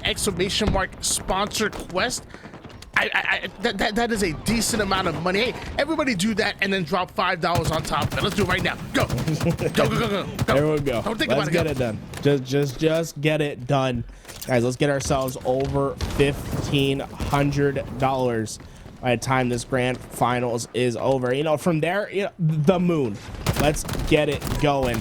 But here we go. It's our game number 2, and Team King J still staying hot, but Druk was able to get the Rockets away.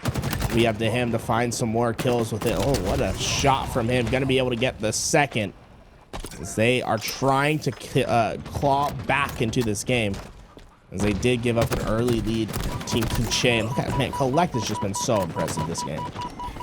I mean, this game, this whole tournament, man, he's really putting everybody on notice. A large reason why Esports Arena Red was able to find success making it to Anaheim and even taking some wins was on the back of him. But he does have Talik staring down the barrel, ends up getting the double kill. Oh, that's gonna be a triple kill. Whips out the Bulldog, and an overkill coming out of Houston's finest. Talik starting to heat up.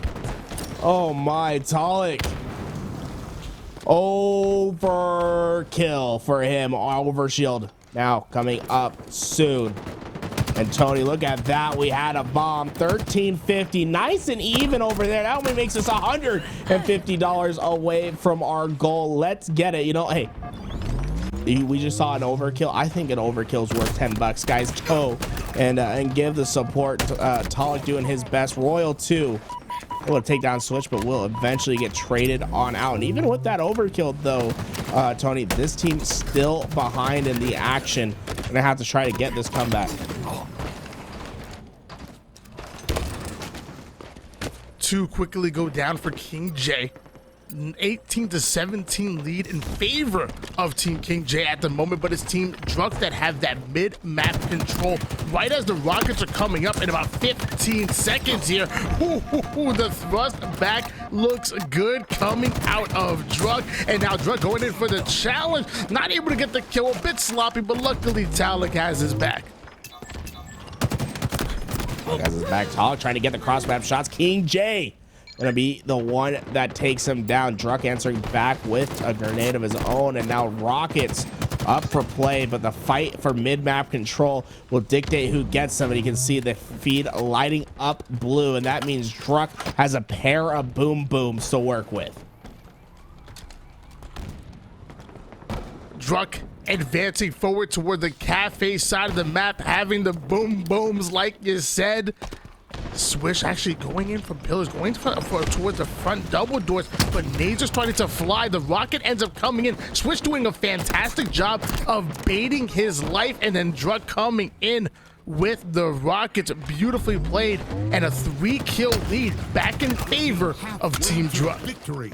Druk able to get that thrust back for his squad. Talik but in the damage. Look at Druk being very aggressive on this kill at the bottom. Shotgun able to lead that for Talik as it's 2-4 Team Druk trying to cement this game away, build themselves a lead during this mid game as they're about to approach the 30 kill mark. Oh my god. I thought he was oh, yo, I thought he was joking in the chat. He said he would donate $500 if I played 5 games with him, and I'll play 10. Dude, tomorrow I will hit you up ASAP. We're at $1,850. 500 coming out of Die to Self, man. I look forward to squatting up with you tomorrow. Oh my, yo, Tony, you better be carrying that, man, the top 100 in the world. You know what I'm saying? Pull out all the stops, get everyone there. Holy, thank you. Oh, Die to Self. Hey, man, it's great. You know, thank you for coming out and supporting the cause. And you know what, guys, that got us one step closer to $2,000. We have our new bar set. What a bomb from Die to Self. But oh my god, guys, can we get to 2,000 before the end of grand finals? We're gonna do our best, just like how Team Druk is doing their best right now to tie the series up at 1-1, and Druk putting down some great shots with the help of Talik. And look at Talik, he's sitting at 18-2. Tony, how did I not notice this? Oh my gosh, Talik is going. I said it before. He's gonna be on those he's gonna be on that top 25 list here very soon, and you're seeing why. 18-2. Sheesh. Oh my, can he drop 20-2? Can you imagine just flexing that at the end of this game, showing why he's truly built different. Druk able to find another one, only 6 kills away from them to take this. Talik finds another. That will be his 3rd death of the game. You might as well drop him now. We don't allow anyone with more than 2 deaths on the team. Ain't that right, Tony? I'm still mesmerized by that scoreline. I apologize here. I can't even believe it. And the $500 donations. I'm literally the generosity from the Halo community is out of this world. Thank you guys so much. 46-34 lead in favor of Team Druk, who are now just 4 kills, make that 3 kills away from tying up the series.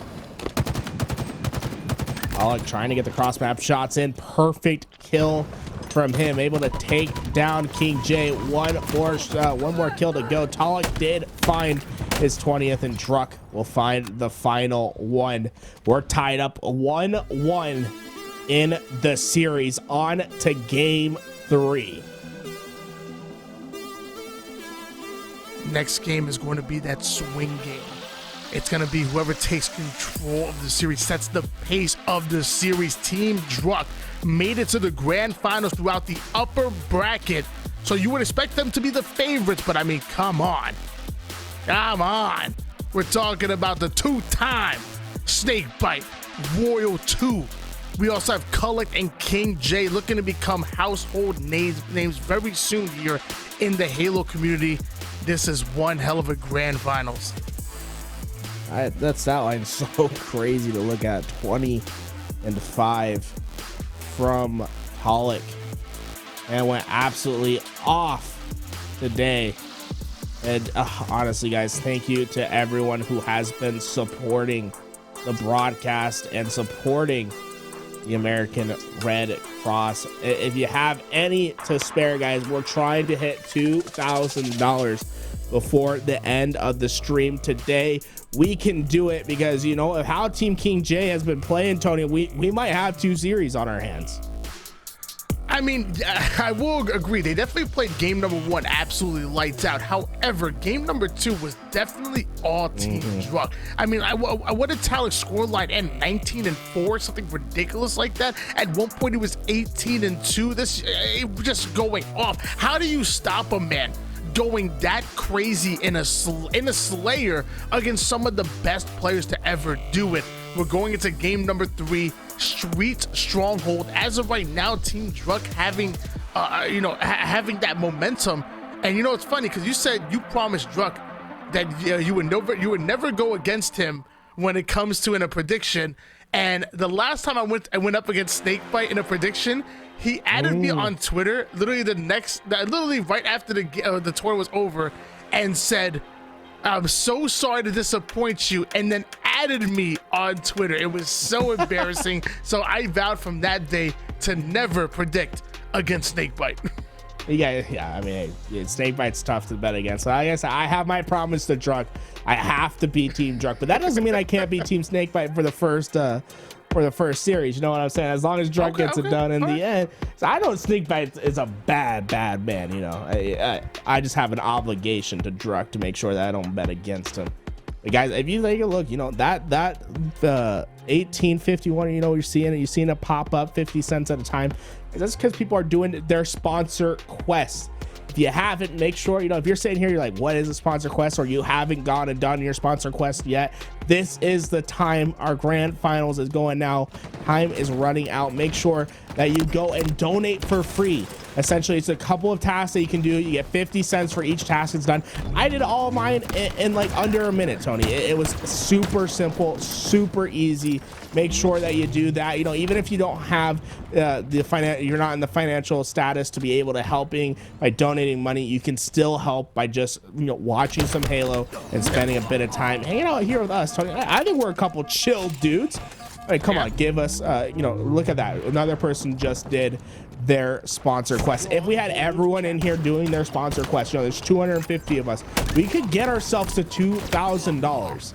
That's how impactful it could be. I mean, you guys out here doing, you know, quest on Elden Ring for no money whatsoever. You know, one of the quests literally on there is to follow American Red Cross on Twitter. I think we all should be doing that regardless, and that will automatically be 50 cents right off the bat. It's literally that easy, just like Snakebite making it look with the Bulldog. Right, trying to get this kill with the, oh my, what a razor thin edge, able to get Kulak with that Stalker rifle, and they're the ones that are coming out and striking first, throwing the first blow as they start off 35.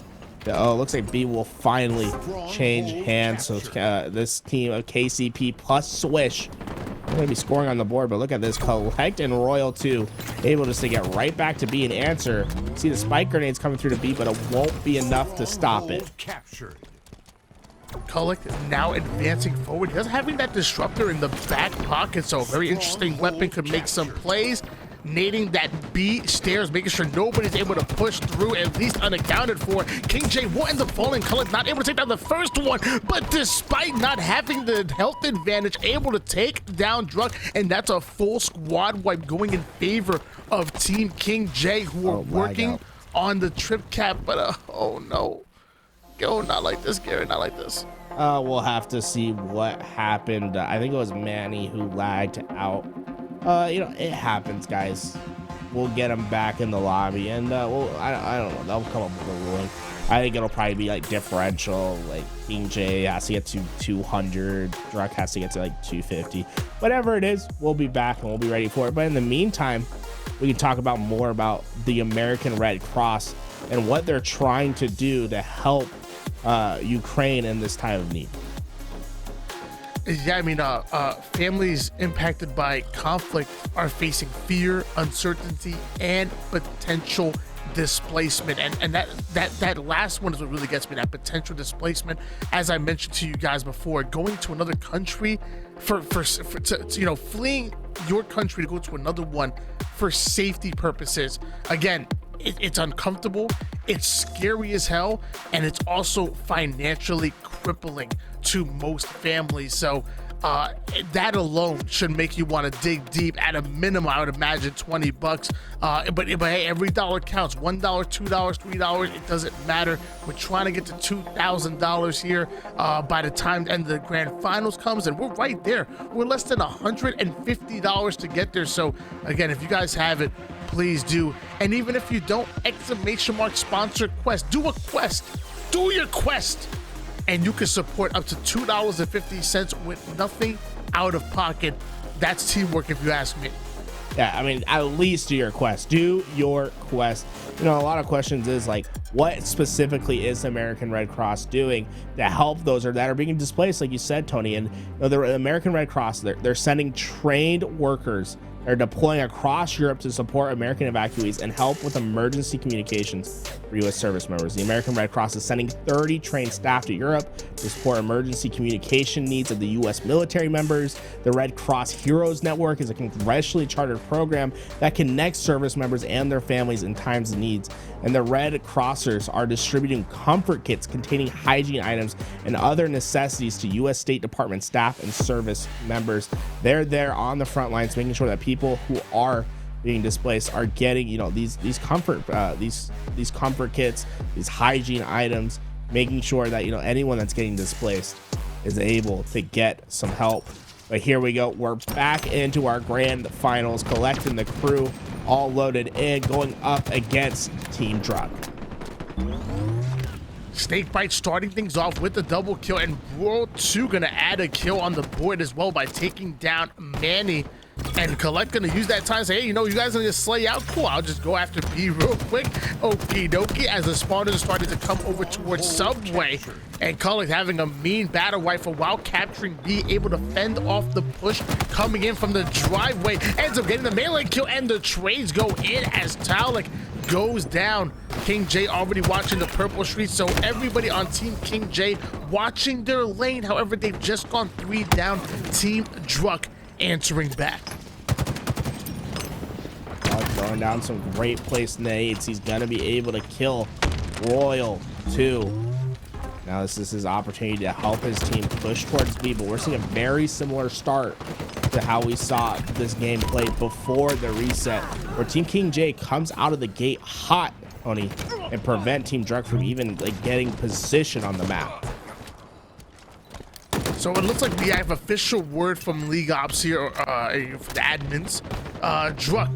Team Druck needing out 250 points. They need to go the full 9 yards. Meanwhile, Team King J, they had a nice little advantage, so they'll only have to win, they'll only get 204 points in order to take game number 3 and control in the series. We're actually going to see that pop up on screen. That look real cute, so this way we don't forget. And they already have a 78-0 run, so as of right now, it's definitely looking doable here for Team King J.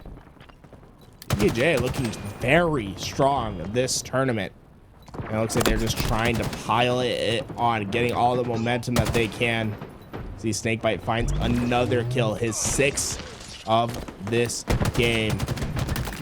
See, oh my god, this has just been an absolute clinic from the side of Team King J, not even allowing 1 point to fall into the hands of Team Druck yet. King J whipping the shotty out here, putting down the damage, goes down to one shot, ends up getting himself the 360 kill onto Druk. Nades are still starting to fly as Team Druk trying to replace that player over toward the planter side. Heavy damage coming in. There's a player over towards bottom subway. Snakebite putting damage on everybody on the map as gets another kill onto Talik. Goes in for the double kill. Royal 2 has his back. The reset comes in at 135-0 run for the boys in red. This has been so impressive to watch. I mean, like, what, they're like 50-ish points away from already winning this game without giving up a point in the reset. You can see Team Druk trying to figure out how to make this maneuver. So far, I mean, this has just been an incredibly ironclad setup from Team King J. Snakebite putting the Stalker rifle to work. One of the more dangerous weapons that we have in our game. It's actually the only map in competitive that ultimately has one. You can't just put one on any map. It's too deadly here. Snakebite going down to one-shot Druk, hunting him down. Ends up getting the kill, taking away Charlie, but it looks like Kulak was not able to steal away Bravo, and Swish ends up getting the kill. Talik ends up getting the kill as well. So now we see multiple going down here for Team King J. Maybe they can steal away this double cap, hold onto it, and advance forward to the triple cap, because let me tell you, they got a mountain to climb if they want to come back in the game. A mountain to climb is exactly right, Tony. This could basically be Everest with how much they'll need to do. Double kill for Druk. He gets the triple. That's a great way to start. Unfortunately, gets hit by the pre-nades from Collect. Next time, Collect, you're supposed to stand still, give him the overkill. It's more hype that way. Instead, Collect will be able to get the rockets. He'll take down Talik. Already trying to kill these members, going over towards PD. King J will get the first. Collect challenging out for the second. That's what makes this young man so different. Built different is Collect, and a large reason why this team is up 183-36 right now. And mind you, they only need to hit the 204 point mark in order to come out on top. He's continuing to slay out as he takes down the Captain Druk. But meanwhile, his captain's gonna go down too. Snakebite ends up hitting the black screen. Royal 2 and Kulak now going to work a little bit of a 1-2 combo here, because there is a player that made it towards that middle angle and is trying to break their A-side setup. Kulak finally finds him, gets himself the assist, even applying pressure towards the bottom subway before being taken down. Oh man, Tony, I'm smelling a comeback right here. I like the setup that we're seeing from Team Druk. I think they have an opportunity right here to go on a run, but it's going to come down to the individual slays and not giving up an inch. And unfortunately, Talik will be that first one to die. That's going to open up a weakness towards the purple stairs. And you can see Team King J trying to exploit it, but Swish and Manny stand strong as Swish finds another kill. Royal 2 though is going to be able to get a kill, but not able to stay in B. Manny quick with the kill and the rotation to get back to B and shore up defenses.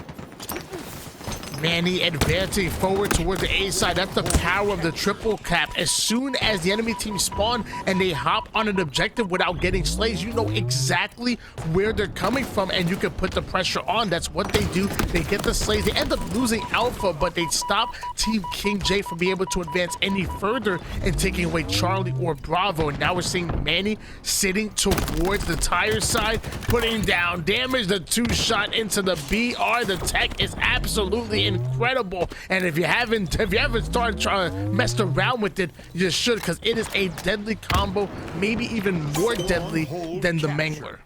Triple cap in effect, and this is where the comeback can become a reality. Let's go over listen in with Team Druk and see how they're coming in this crucial moment.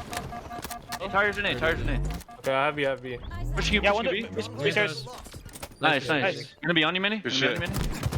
Yeah, one's on plants, one's from plants. I'm playing aggressive. I hear you. Yeah, I'm gonna go purple. Two shot tires. Watch out, Tire Jenny! Tire Jenny still, he's hiding in the corner. 2 Tire Jenny. Look at Tire Jenny. Tire Jenny still. Tire Jenny again. One APD, and push me. I'm watching you. Pushing you close, weak. I stuck him. Nice. On me, bottom in. And I got Go B. They B? Alright, I have spikes. Naded. Watch out, Spikes. Watch out, Spikes. I hit him. Shot right there. Nice. One more B maybe. Good shit. Get B back. snake plane. Yeah, B I snake thought. plane. One shot pillars. Just 3B. There's two plants, and one's Pillars on me. Nice shot. I got one. Like ice cream. Plants. Let's go. Tell me, guys. You fuck. Watch out. Nice. Last kid's in C. I'll square up. Squaring up. I think he's right side. C weak. Dead. One back left. Watch out. I spawn PD. There's two purple on me. I real purple. Two purple. I got one. Nice. One more. Watch your push. I'll soccer weak. Yo, push you right now. Watch out. Nice shit. Holy fuck. Let's go. I have it. I'm trying to get those. I'm Go, watching rockets. Purple. Yeah, one shot with soccer. I already Vince. I'm running again. Behind me. I can't. 18 many. Vince is dead. Nice. They spawn PD. Red room to be. Running in me top flanks. NB alone, last guy. We can go see. Get rockets. Getting C. I can't get rockets. Purple Jenny. I'm looking at you. He's right here. You're good. Right here? Drug, shoot for me. I'll get him. I'm flanking it. I'm just looking top A, guys. I'm just staring at it. Yeah, I'm looking in. Yo, back is weak. Top A, one shot. He's fucking nervous. Watch out top A. Behind you and B, Hunter. Hey, one shot. Top A, one shot. Nice. And a guy in B weak. Top A, roll two. Nice. Nice, shoot up, Manny. Top A, last guy. I'll hold the two. Get the man. I'm living. So one of you go Crouch. One of you go purple and just one. Yo, on me. Yeah. One in. I heard you. There is no way Team Druck are about to steal this one. Excuse me. Forget no way. It looks like it's actually coming in somehow. Team Druck stealing away that game. I'm at a loss for words, Garrett. I'm seriously at a loss for words. That's just. I'm at a loss for words. That's what it is. What a comeback. I mean, I said, I saw the setup. I like what they have here. This is looking like it'd be a prolonged hold, and boy, was it a prolonged hold. King J and crew could not get through it, and now we're moving on to our next game. What an unreal comeback from the Pioneers. Yeah, I mean, and wow. It was a 244 to 183 is going to be the final score line there as they end up taking, I believe it's a 2-1 lead here for Team Druck in this best of 5 series. So now you have Team Druck literally one win away from taking the entire tournament, and now you have Team King J fighting for their tournament lives right now. They would have to win back-to-back games just to have the bracket reset and for us to go into a whole nother best of 5 series, which as of right now, we might need a whole nother best of 5 if we want to make it past that 2,000 mark. Guys, this may be the final game. If you have, again, $1, $2, $5, $6, $7, whatever you have, please, exclamation point, donate in the chat right here, right now. There is no way we're shutting the stream down before we hit the $2,000 mark here. Okay, this is it. Tournament life on the line for Team King J. Can they push it to a game 5? It's going to Aquarius Flag. You know what, Tony? It is potentially a tournament ending game. We need to get to 2,000, folks. I've been seeing you guys doing your sponsor quests. If you haven't, make sure you get that done. And this is potentially your last chance. Help us get past $2,000. We're raising money to help with the humanitarian efforts in Ukraine with the American Red Cross.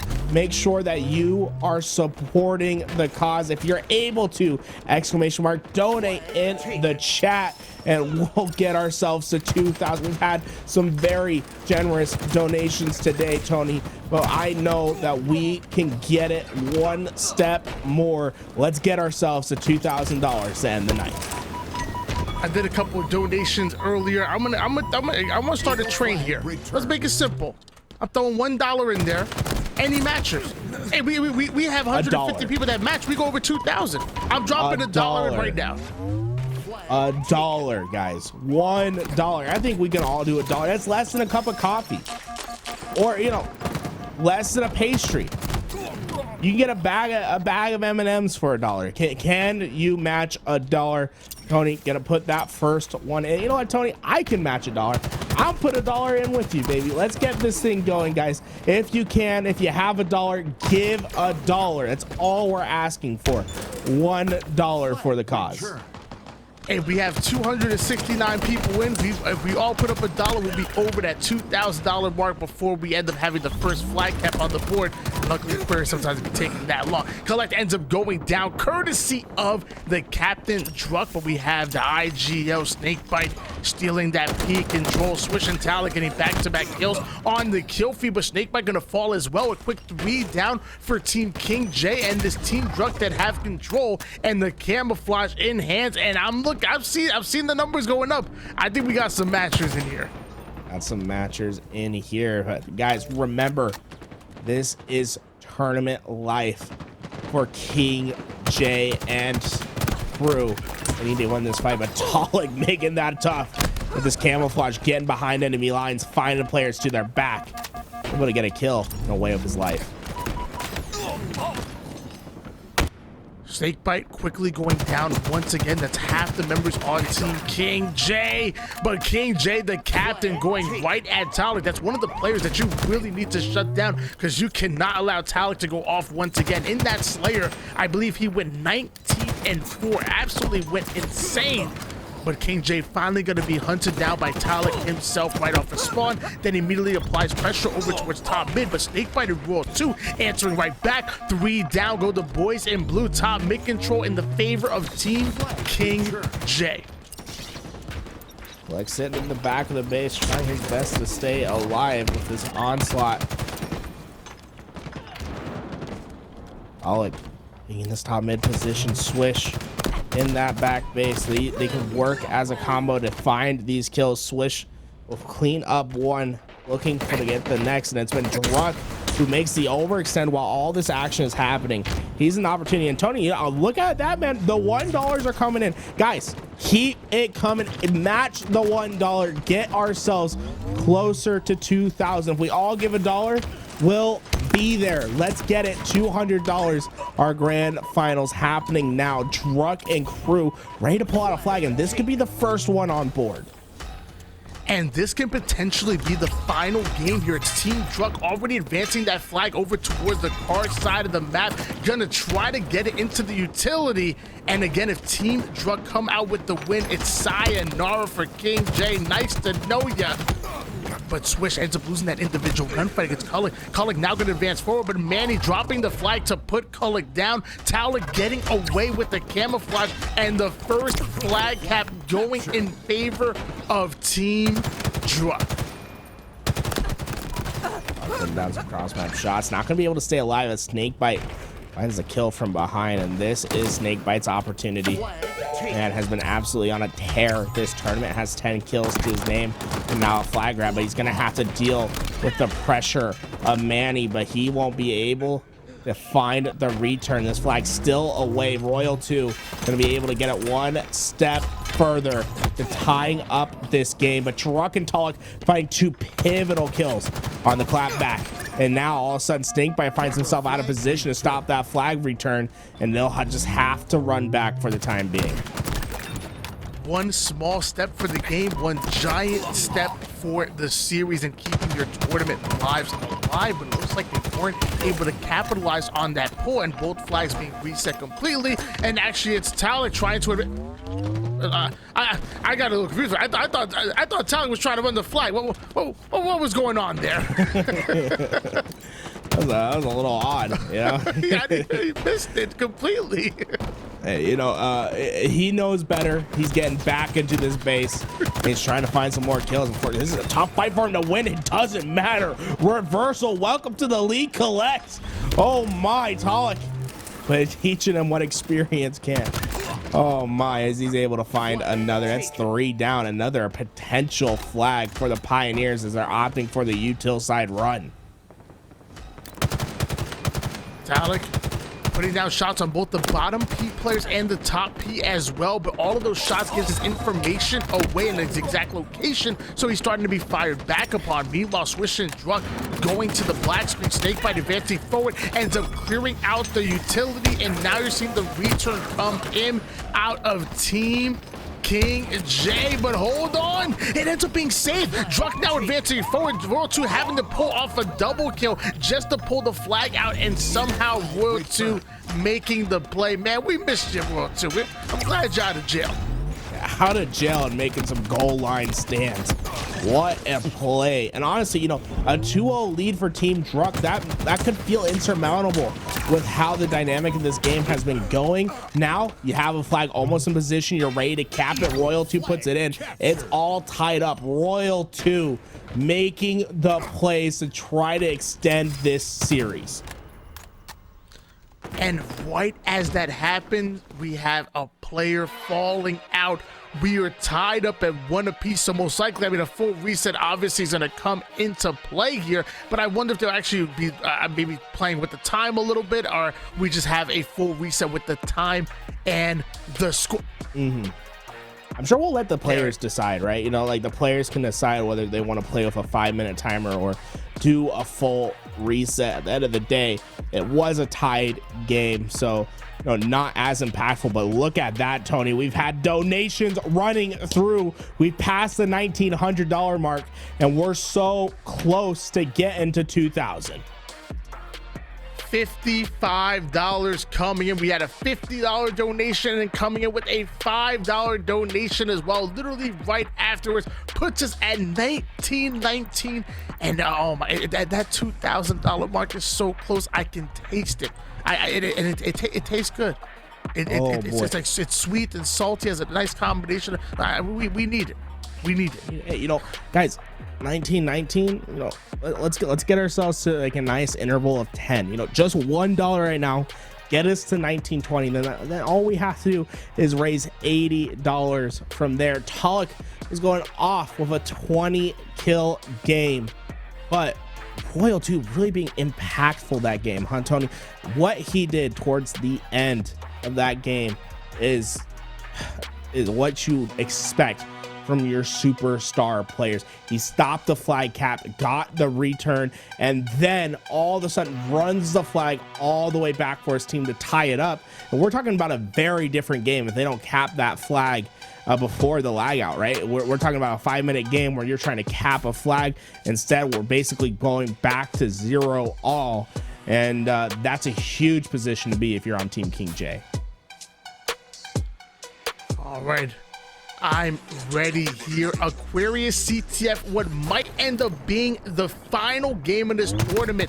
Team Druck are 1 win away from coming out with this entire event.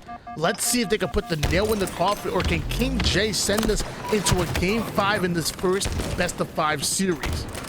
Looks like they're opting for a full reset of this game. And guys, you might have noticed how we keep seeing the donations rise by 25 cents. Oh my God, Switch with a killer run. I'm gonna have to come back to that, because look at this. This man throwing flags. He's throwing flags trying to get this one in, and he will get it in.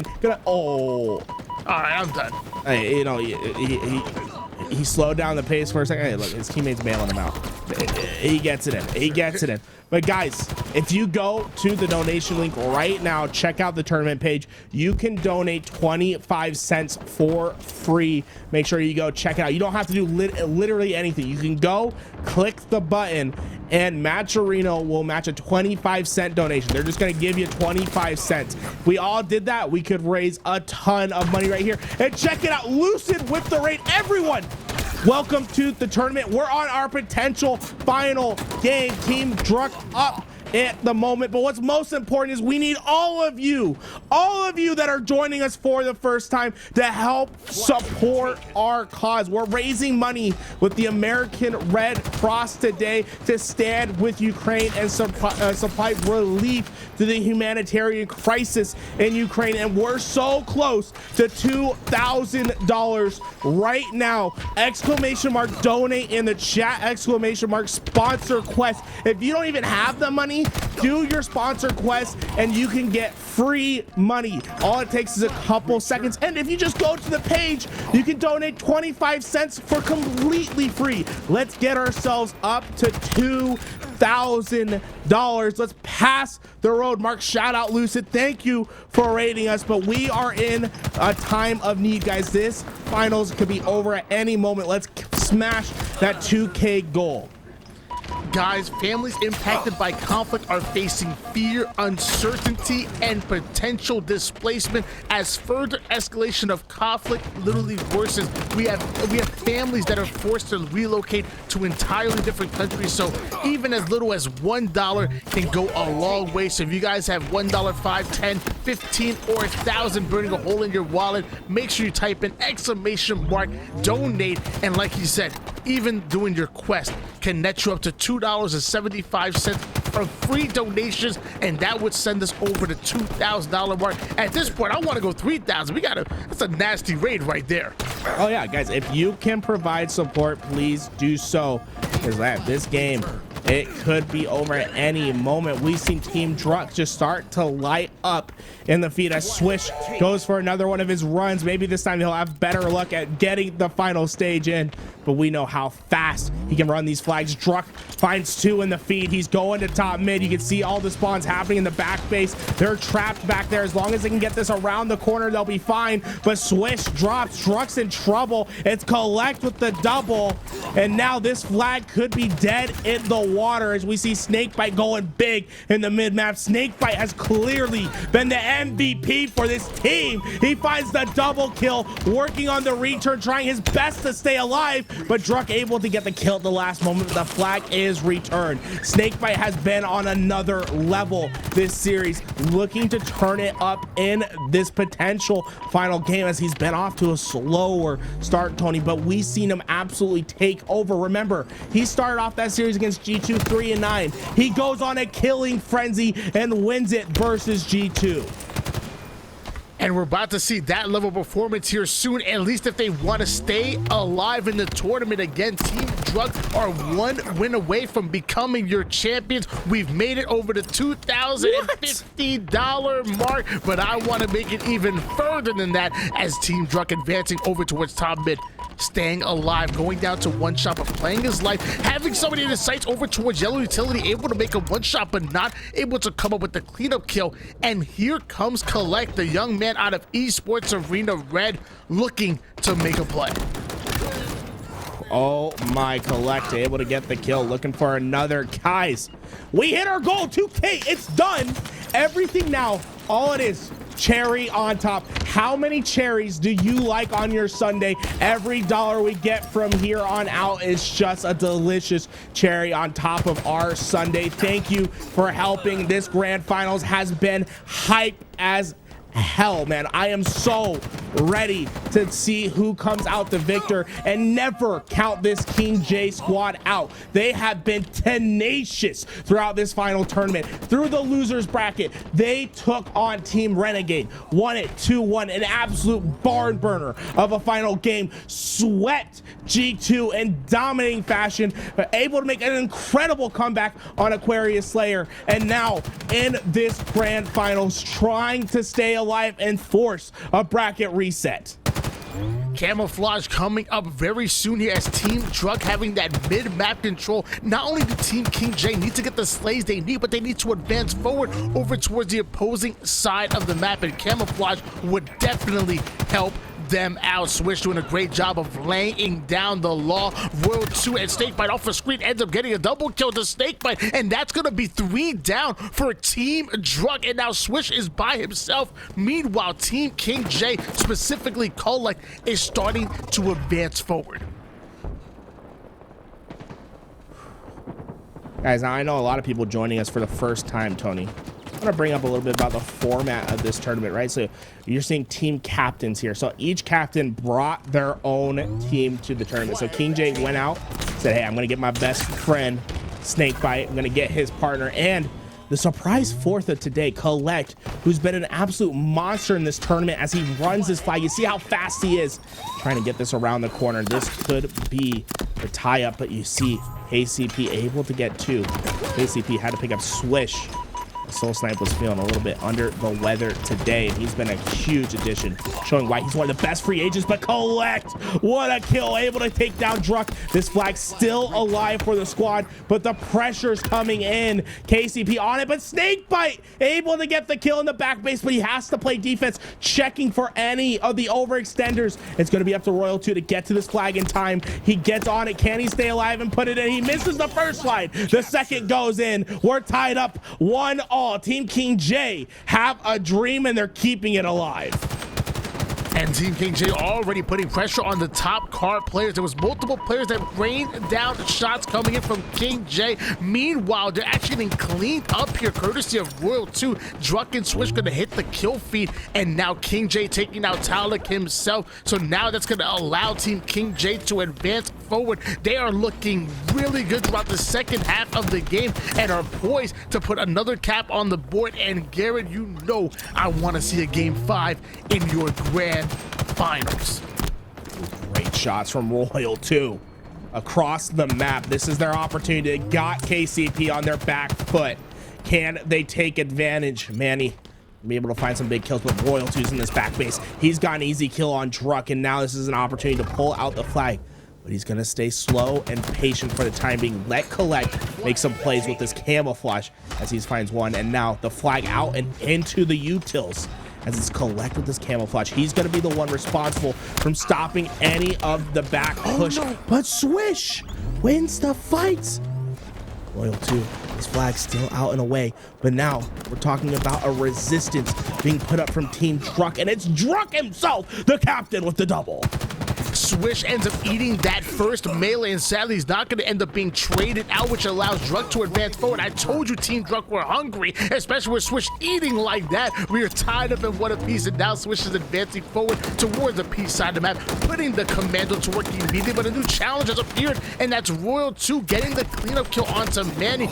Beautiful plays coming out of him. If he didn't get the slays, most likely that flag would have been pulled, but it looks like 4 down go Team King J, and Talik already advancing that flag towards utility side, ends up going right in for the drop slide, doesn't get touched as he make it towards utility with less than 3 minutes on the clock. This can be devastating if Team Druck are able to punch this flag in. Last time we saw a goal line stand, can we see it again? We see a player on the flag. Oh no, Talik, he opted to try to stay alive, went away from the flag. 2 players from Team King J get in, get the reset, and who else but Royal 2 and Snakebite working together to get this flag away. And all of a sudden, baby, it's Counter City. We could be seeing it. Royal 2, great shots from across the map. King J trying to get this last flag in. He has the opportunity. He clambers on up, and they are up in the game. 2-1 lead. Team King J in the driver's seat, but they need to hold on for another minute and 50 seconds. The value of the dynamo grenades are absolutely insane. You saw Royal 2 catch the spawners over toward the fridge side of the map. What does he do? Just rain down those dynamo grenades, which slowed down the entire enemy team. That was an easy cap coming in out of Team King J. And now King J with the camouflage enhanced. Excellent shots, goes in, but Swish gonna match it with those beautiful shots, ends up getting the slay. Snakebite running another flag in with a minute and 20 seconds on the clock. He might have just put this game out of reach. When it rains, it pours. Back to back caps. King J and crew are getting the job done. Absolute performance from these 2, but it's not over yet. Still opportunity. There's a minute in this game, and flag runs are quick. We see Talik pulling the flag, trying to get around the corner. Snakebite gonna be able to shut that down. Snakebite with the double kill. Snakebite needs to find the last. He's taking the fight. He isn't able to win it. Manny staying alive. Manny keeping this flag alive for the time being. 40 seconds ticking. Oh boy, are they able to do it? King J trying to shore up the defenses, gets behind Talik. This flag still out in the corridor, and this heat wave can be deadly in this situation. Team King J need to stop this flag from advancing forward right here, right now. Do not give Team Druck any chance of possibly capping this flag and maybe forcing the sudden death. The return will be crucial, but it looks like with only 13 seconds left, that might just be it. Team King J might have just sent this into a game number 5. They came out of the elimination bracket, so they would have to pull off a bracket reset and then win a second best of 5 to become your champions. But that just might happen here, because in game 5, that's where miracles happen, baby. And I want to see one right here, right now. Here we go. Recharge Slayer up next. And boy, talk about a map to do it on. There's so much to worry about. The shock rifle going to be playing an impact. Let's take a look at these stats. And King J, the captain, coming out big in the slaying column for his team. But really, if I had to give an MVP, it has to be Royal 2. Time and time again, this man went massive for the squad. He ends up even, but his kills were so impactful on the map. Wow, this has been one hell of a tournament. The Halo community really stepping up when it mattered most, and both of these teams that we have in our grand finals literally doing the same. Team Druck, one win away from becoming your champions. However, Team King J are one win away from resetting the bracket, and then we would have one more best of 5 series. Hey, it ain't over yet. Garrett, it ain't over yet. It ain't over yet, just like it's not over to help support a great cause. Guys, you know, I noticed we got past our 2,000 goal. That's awesome. How much further can we push this? Yeah, there's a lot of people watching for the first time today. Exclamation mark donate in the chat. You know what, Tony?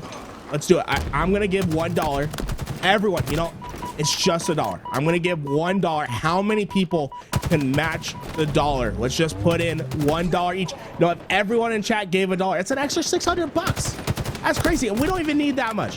So I'm going to give $1. How many people can match it? Let's see. Just $1 to the cause, guys. Well, you know what? I'm going to match you here right after I'm done with this run here, as Talik ends up going down courtesy of King J. Back-to-back kills going in favor of Team Druck. 3 down. And it looks like Team Druck have come to play. They actually fell a little bit in the early game, but it looks like they're quickly bouncing back, and we are tied up at lucky 7s. And now Team King J have taken the lead. I'm just finishing out my information. I have officially donated my $1 right now.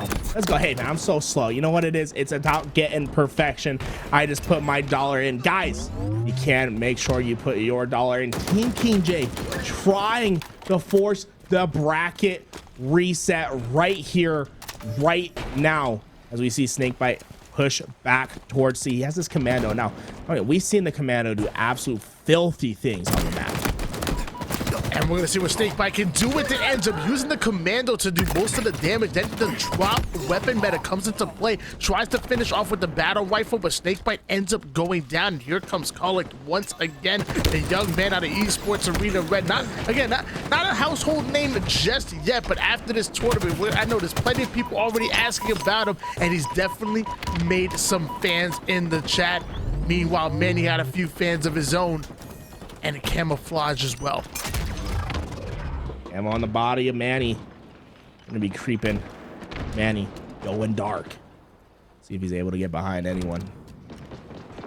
This is opportunity, right? We're talking about such a close game right here, Tony. And these kills that he can get with this camo can be the determining factor of who goes home the victor. Royal 2 gonna go down. Manny looking for a second. He has the info, just trying to get the cleanup. That player desperately trying to stay alive. Will they be able to do so? No. It was Snakebite. I mean, hey, a valiant effort, Snakebite. This wasn't going to come true. The camo for Manny going to be a net positive for his team. And now it feels like this is their opportunity to come back into the game, but it's Royal 2. Once again, this man has been on an absolute tear. Every time we feel like this KCP team plus Swish can pull away, he's the one that wrangles them back in. only a 1-kill game at the moment. We're on board now with Royal 2 coming out of Team King J. He's going to try to advance forward over toward the C side, but I'm not sure if he's aware there's a player on the top control as well. So if he doesn't be careful, he can get collapsed on. Meanwhile, King J off his screen is trying to defend the gold side of the map here. Now a 2-kill game. Shots are starting to rain down. That player's one shot. You see the pace coming in. Most likely someone's gonna be coming in to clean it up. It's King J who chased the player right out of gold, and Royal 2 finally gets the cleanup kill and a 3-kill game here. But a 3-kill game almost feels like double digits at this point with how slow and methodical both of these teams are playing. Yeah, it feels like one mistake will be taken so far because both these teams playing at their highest level. Royal 2 going to spot one. It's going to be the Disruptor pistol. You see Royal 2 going to take a second to get his shields back right here. He's ready to take this fight. He knows that he needs to get this position as Camouflage is coming up, and whoever controls Camo and makes a play could be the team that comes away the victor. Royal 2 gets behind him, but his teammates have all fallen. Can he burn the Camouflage player? He's searching. The stick comes in. Royal 2 clutch once again. I'm pretty sure Royal 2 is just doing a challenge where he just only gets sticky grenade kills, because that's all we're seeing on the kill feed here. The young man is really going off. He's currently 9 and 6 and even having 3 assists as well. And now you're seeing Team King J trying to cut the map in half. Snakebite and Kulik working a little 1-2 combo. Kulik getting really aggressive on this one. The Snakebite can actually follow suit, but there's multiple players watching the cross all the way from the control side of that, so both players deciding to slow down. An excellent denial grenade coming in out of Snakebite. That's going to scare that player over towards the Whirlpool. The cleanup comes in. Snakebite's able to take down Swish, and he's also able to get out of dodge. Guys, look at the bottom of your screen right there. We're less than $20 away to 2,100. I know. Shout out to everyone. Ooh, is Manny lagging out again, bro? Is Manny lagging out again? Okay, let's watch the feed. We see Druck find a sword kill, but that definitely looked like a potential lag out. We'll have to take a look. Looks like maybe he's stabilizing his position, but we're less than $20 away, Tony. This is the opportunity, guys. Let's get past the 2,100 mark. We're so close. Just $1. If everyone gives $1, we'll be perfect. And you know what? You don't even have to donate, Tony. Exclamation mark sponsor quest. You can give $2.50 for absolutely free, and I believe you can give 25 cents for just pressing a single button. Make sure you go in, sign up. Make sure you give the money that you don't even have to pay for. It's free money, baby, and it can get us past 2,100. But here we go. King J and the crew so close to closing this out and giving us a bracket reset. Royal 2 dipping down into pit. The camouflage is up right now, but he most likely sees that it's actually going to be bait for the other team, so he's not even going to fly for it yet. He wants to slays first. Swish ends up taking down Snakebite. King J goes right after Talik. Right as Royal 2 decides to commit for the camouflage, it looks like he's going to be hunted down here. Druck now trading out one electric-based weapon for another. And actually, electing to drop it toward the middle of the map. I believe Swish might have come in for the pickup though, so it's putting the game in the hands of Swish, who wants to make some plays with the shock rifle and the camouflage. We've seen Swish go huge for this team a couple times already in the tournament. Remember, he dropped a 40 bomb on Bazaar Flag one time. Now he has this game in his hands with the shock rifle. If he can hit the shots, he can win this game. Oh, the head's exposed. Not long enough on the head for the kill, though. This team coming in and fending assists. You see Druck just pinging, letting them know where they're coming from, but you can see Control is lost. Pollock trying his best to find the pick. He's able to do so. Swish now. This is an opportunity. There we go. It's a full wipe, and all of a sudden, this game looks very close, Tony. That it does, and man, almost as close as we were to not ending at $2,100. A $20 dono coming in. We had to make $2,100 before the end of this tournament here, and you know what? I mean, we might be seeing another bracket reset. It's 45 to 39 going in favor of King J. The script has been written, and we're just following it right now, but Swish looking to tear it up. He has a shock rifle in hands, only down by 6 kills. This is very doable for Swish and Team Druk, but Royal 2 off the screen ends up getting the double kill. Swish is now starting to get collapsed on Kulik, able to get the cleanup kill onto Druk. Swish is gonna fall as well. Only one more kill needed. Royal 2 makes Manny one shot. Nobody there for the cleanup just yet though, but King J getting away with the camo. Yo, that was crazy. Seeing Royal 2 take that challenge. There we go. The final one. Bracket reset is in. Guys, we have another best of 5 in our hands. And you know what? That means we have more opportunity to raise money for our great cause, guys. We're trying to raise money to help support the people who are being affected by the humanitarian crisis in Ukraine right now. We've raised $2,100. That has been fantastic. You guys have been killing it in this last hour, but how much further can we kick this thing? If you guys haven't, if you're new to the chat right now and you're wondering, oh well, I you know, my next paycheck's not coming, I don't have the money to directly support right now, well, do not worry. ! Sponsor Quest. You can support by just watching a YouTube, going to the YouTube, checking out a website, following a Twitter account. It's very simple task. Every time you do them, it's 50 cents to the donation. Make sure, you know, if everyone does that, then all of a sudden we're looking like we could potentially have another $100, maybe another $200. Just like how we have another match to watch, Tony, we're going into our reset. You already spend hours doing challenges for your battle pass on Halo Infinite. Why not spend literally seconds doing challenges that ultimately would help a family in need? There's literally a one click off right off the bat. Just by clicking, just one click, 25 cents automatically is donated. It's going to a Twitter account, going to a YouTube account. Again, automatically lets you 50 cents per. These are easy to do and you can literally complete them within about a minute and a half. If it takes you 2 minutes and 30 seconds, at that point, I think you're just doing it on your cell phone that has bad coverage or something, but no more than 5 minutes of your time can help a family in need. This is your grand finals.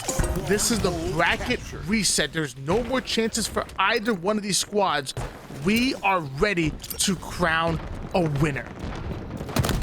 Last time we saw a Strongholds, it was Team King J who came out scorching hot out the gate. Remember, it was 180 points unanswered. But Tony, do you remember how that game ended?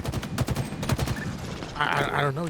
Please tell me. I think it ended with 250 unanswered points for Team Druk.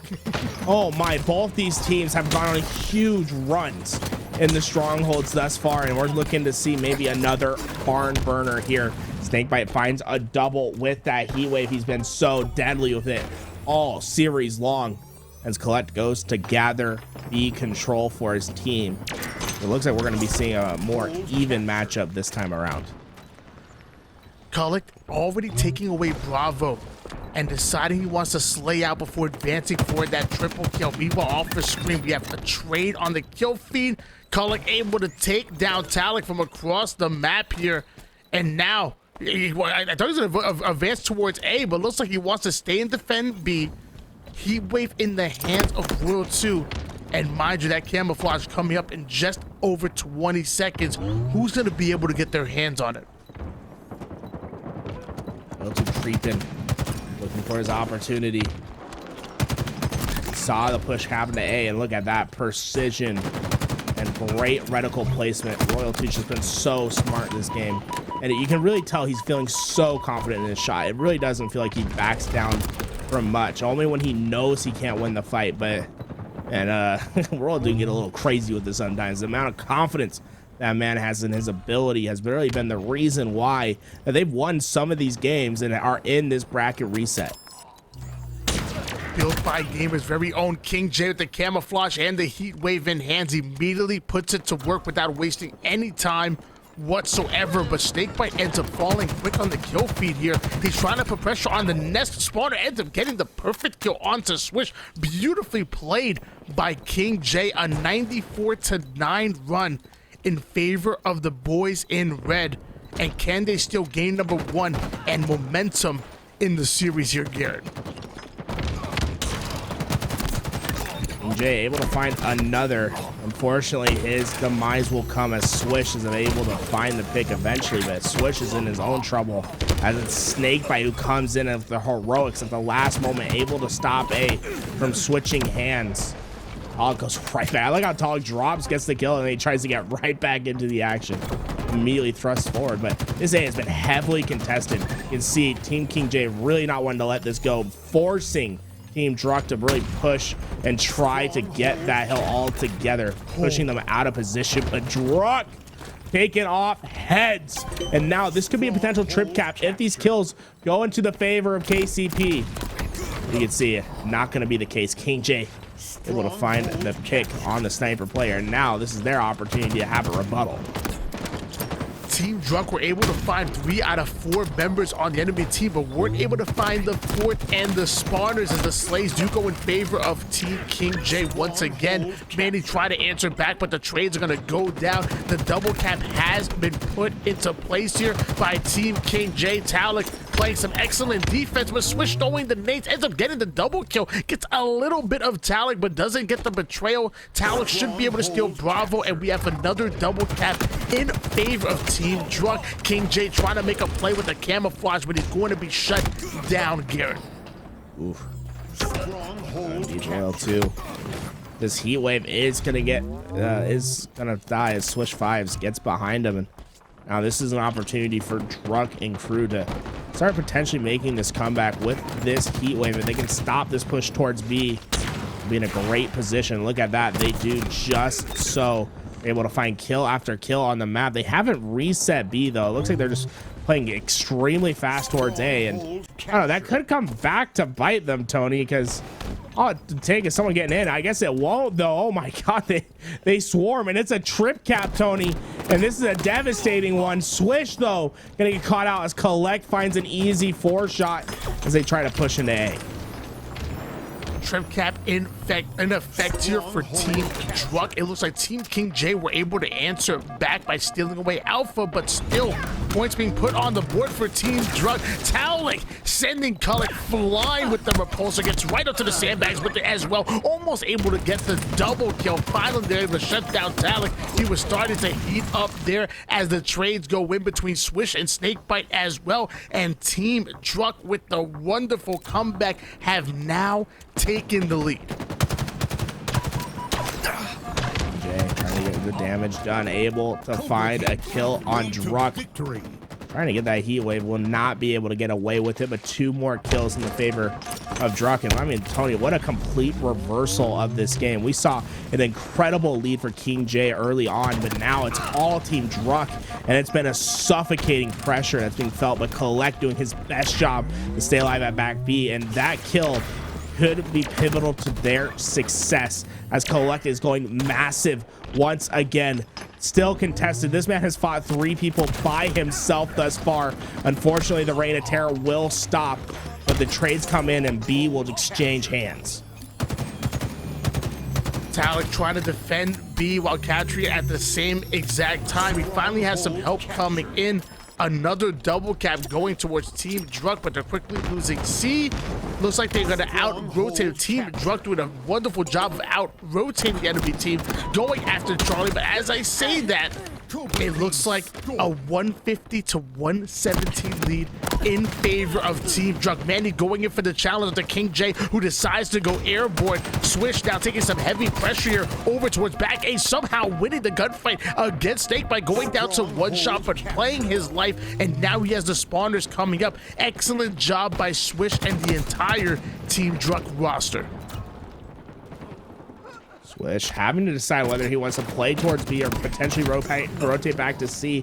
Instead, he just couldn't make up his mind. He's gonna get caught out of position, and now it's scoring for King J, able to get that cap. As long as they keep that player alive at back B, essentially one of the most important players on the map is that player that anchors B for the team, right? You can always have BA, BC hold, whatever you like, but if you can stay alive at B, be a menace, you can always just have control and dictate the pacing of this game. Swish will be able to win the fight at C though, and that'll give temporary AC control. And now you can see all of Team Druck starting to collapse towards B because they know they drew back some players towards that C hill. That leaves B open for the grab, and that push that Swish made gives AB control towards Druck, and that's exactly what they are looking for.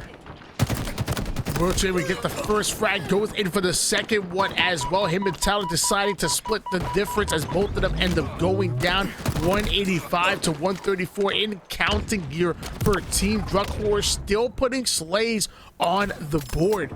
And now Druck having one of the most deadly combinations in the game, the camouflage and the heat wave. The first one gets yeeted to the black screen. That's going to be Royal 2. Immediately gets his presence known by the enemy team, so he has to back down, play his life, and he's able to do so.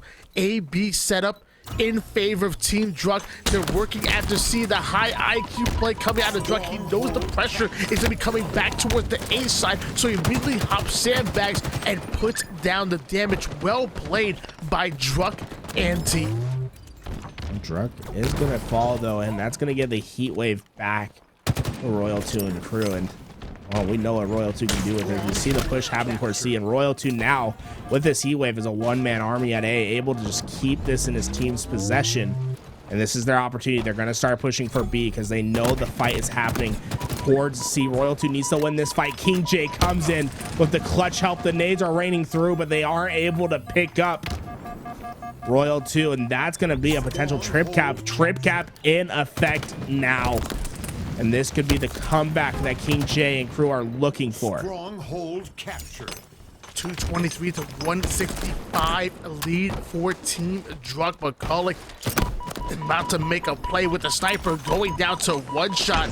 The denial nade ends up going towards top tower. There's a player over towards the dummies rep, almost able to get the no scope onto the body, but looks like he's going to quickly be cleaned up. And now Taluk is working not only on C, but also working on Snake Bites nerves. So he's going to drop a sticky right on him, ends up getting the kill, and Team Druck end up going 3 down. Team King J need to take advantage. It's been a slow climb, but they are getting themselves back into this game. Only down 40 ticks now. And this is more than possible for a comeback. See Camo again put on the body of Snakebite, but quickly taken down. That's 3 down. They get actually 4 down for King J. And this is devastating. You can see already pushing the trip cap right away. And if Manny can hit this snipe shot and open up a lane, it'll be pivotal to their success. Unfortunately, not able to do so, but they are scoring now. And that's going to put a clock for King J to push and get into a hill. They only have 10 seconds to do so, and they're losing the gunfights. Manny able to take down King J. That's going to be a big kill for them, as they're literally 3 seconds away from taking the game. As we say that, Team King J out rotating, going after Charlie. The Slays go in, so does the reset, and Team Druck taking game number 1. Woo. A great game that we watched. A lot of back and forth, big runs for both teams. We saw some great trip caps, and that is literally telling us what's in store for this next series. Be ready, buckle on in. We have a day, an incredible reset to watch. And see Royal 2 fragging out for the team. Swish Fives, really an unsung hero for this roster thus far, Tony.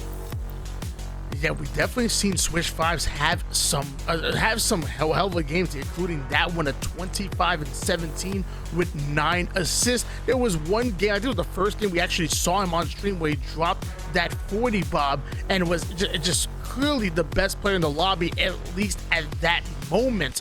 And once again, another 6K bomb coming out of Swish Fives. And going into game number 2, they're going to need that same energy from him and the entire Team Druck squad if they're going to go up against Team King J here on Street Slayer. Street Slayer is going to be a tough one. Last time we saw Streets, I believe it went into the favor of Druck, although that was Stronghold, so you never know. Slayer, a different game type, but there's plenty of goodies to work with on the map. But guys, if you take a look at the bottom of your screen, you know, some of you might be tuning in for the first time. You're like, wow, what an incredible game. We're on a bracket reset. I mean, grand finals, guys. We're playing for something bigger than us.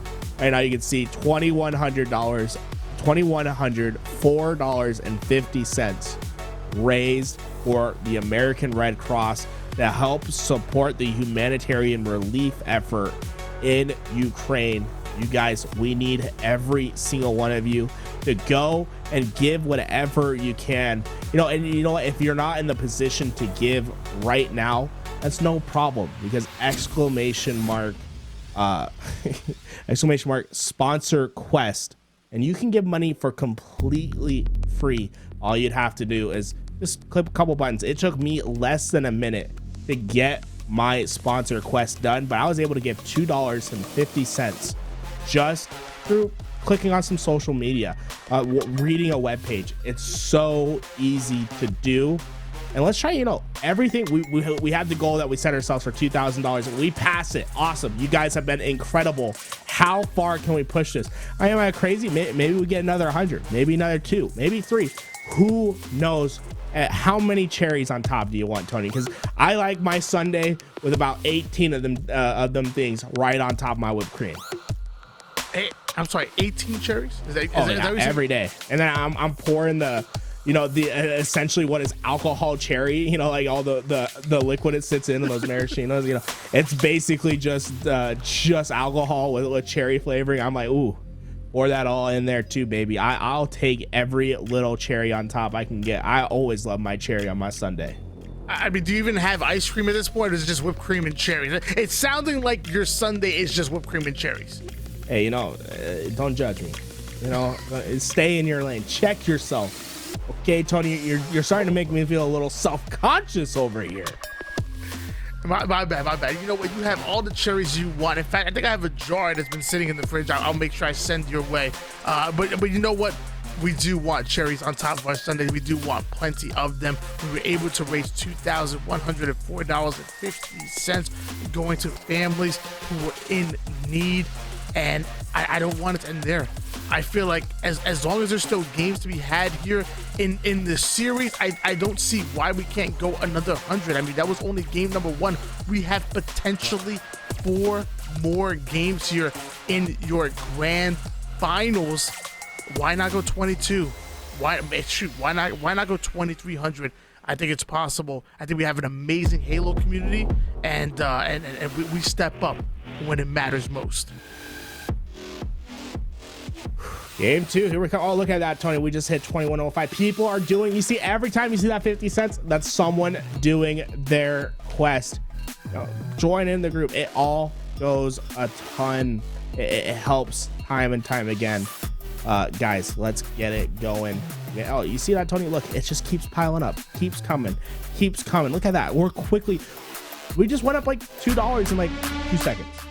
If everyone does it, we can see that number climb and climb again.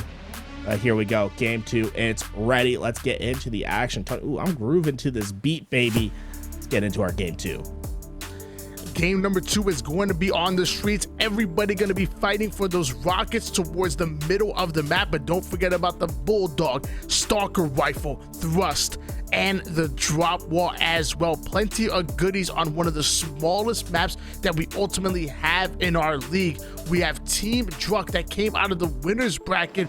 I mean, ultimately being reset by Team King J. I believe they're up 1-0 in the series and are 2 games away from ultimately coming out on top and becoming your champions. But Team King J and friends have something to say about that. By trying to get the angle on Manny, will be able to get the kill, but a quick answer from Druck and the crew, and that will leave rockets into the hands of Swish. You know what? Ooh, man, Swish has been a deadly. What a good guy from Swish, huh? What a great guy Swish is, just giving the rockets over the dollar. I mean, he knows it's a charity event, so what does he do? He's just giving. He's giving talent the Rockets the same way you guys should be giving, you know, a couple bucks of your own to be helping a family in need. A 4-2 lead here for the boys in blue. Talent having the Rockets and the Bulldog able to take down one, but not able to take down the second. 2 down for each of the teams. Druck ends up getting the double kill, putting Team King J 3 down and taking control of the map. rotating back and forth, looking for an opportunity. Is going to take the fight.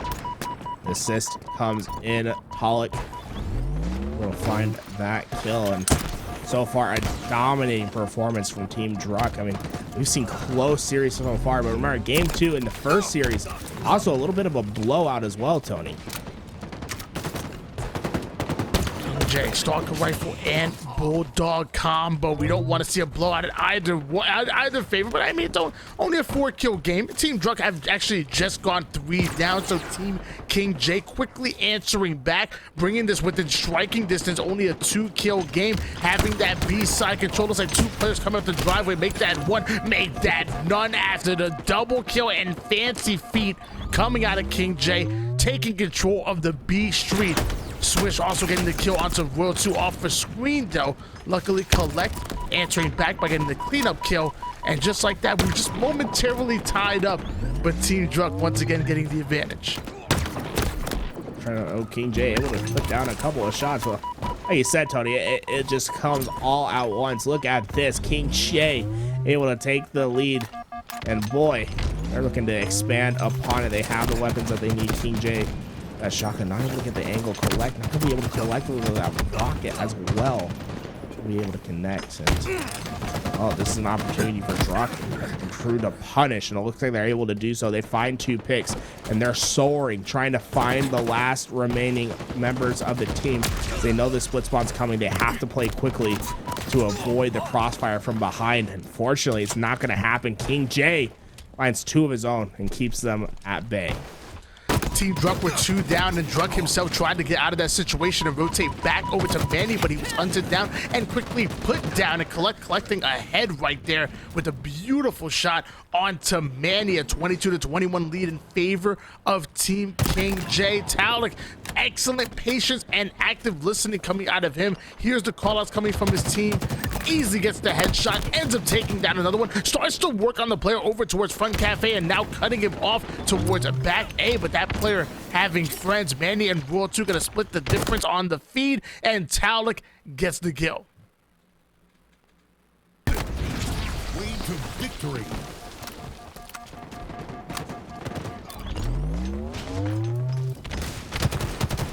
Oh, Hog's back, and he's able to get some action in.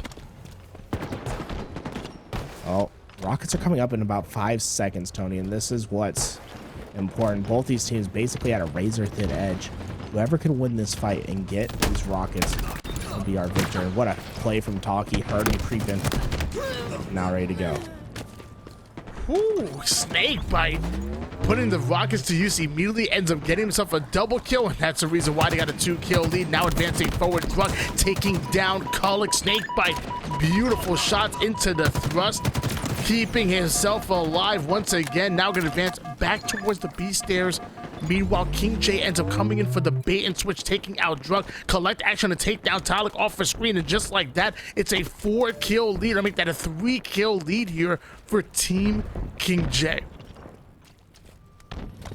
Think by it, waiting for an opportunity. Seeing his teammates in trouble, King J goes down. This is an opportunity to at least trade out the kills. You can see the push from these guys at KCP proves to be too much. Has to back Snakebite all the way down, but Snakebite at least able to keep his life. You know, sometimes it's not about winning the engagement, but surviving the engagement. It allows him to stay forward, and now you know these this Pioneer team has to keep him in check. They have to come back and try to kill him, and Snakebite is just putting down their hurt and just staying alive, forcing Team Druck to deal with him. Talik will eventually be the one who does it. He's going to be able to find 2. So an unsuccessful push from Snakebite, but you can see just how hard he makes himself to be killed on the map. Talik and team currently down by 1 kill thanks to the kill coming out of Talik himself. Talik now tries to advance forward over toward the C driveway, able to take down Royal 2, expecting the player to drop down, and he does, and that was Snakebite. A bit of a delay right there, but eventually he comes down and trades out the kills. 39-38 lead back in favor of Team Druck, but anything can happen here as we're approaching the 4th quarter. Swish 5s end up taking down Color, but the cleanup kill gonna come in out of nowhere. Rockets are up, but nobody wanted to full commit until they get the slays first. Manny, he get heavy damages, but because of this, Rocket's so important. And Collect was the one able to get it. He's gonna find the first pick on Druck. Oh, the second player gets right up to him, and that's a great play by Tog, at least to get the trade and to keep the lead at 2. Don't let the Rocket player get unanswered kills. That means Team Druck still in a position to go up 2-0 in this series, but it's Snakebite and crew that are answering back. Snakebite in trouble though. He's trying his best to stay alive. Pollock able to find another Collect. Takes down Druck. Boy, it's tied up 46-all.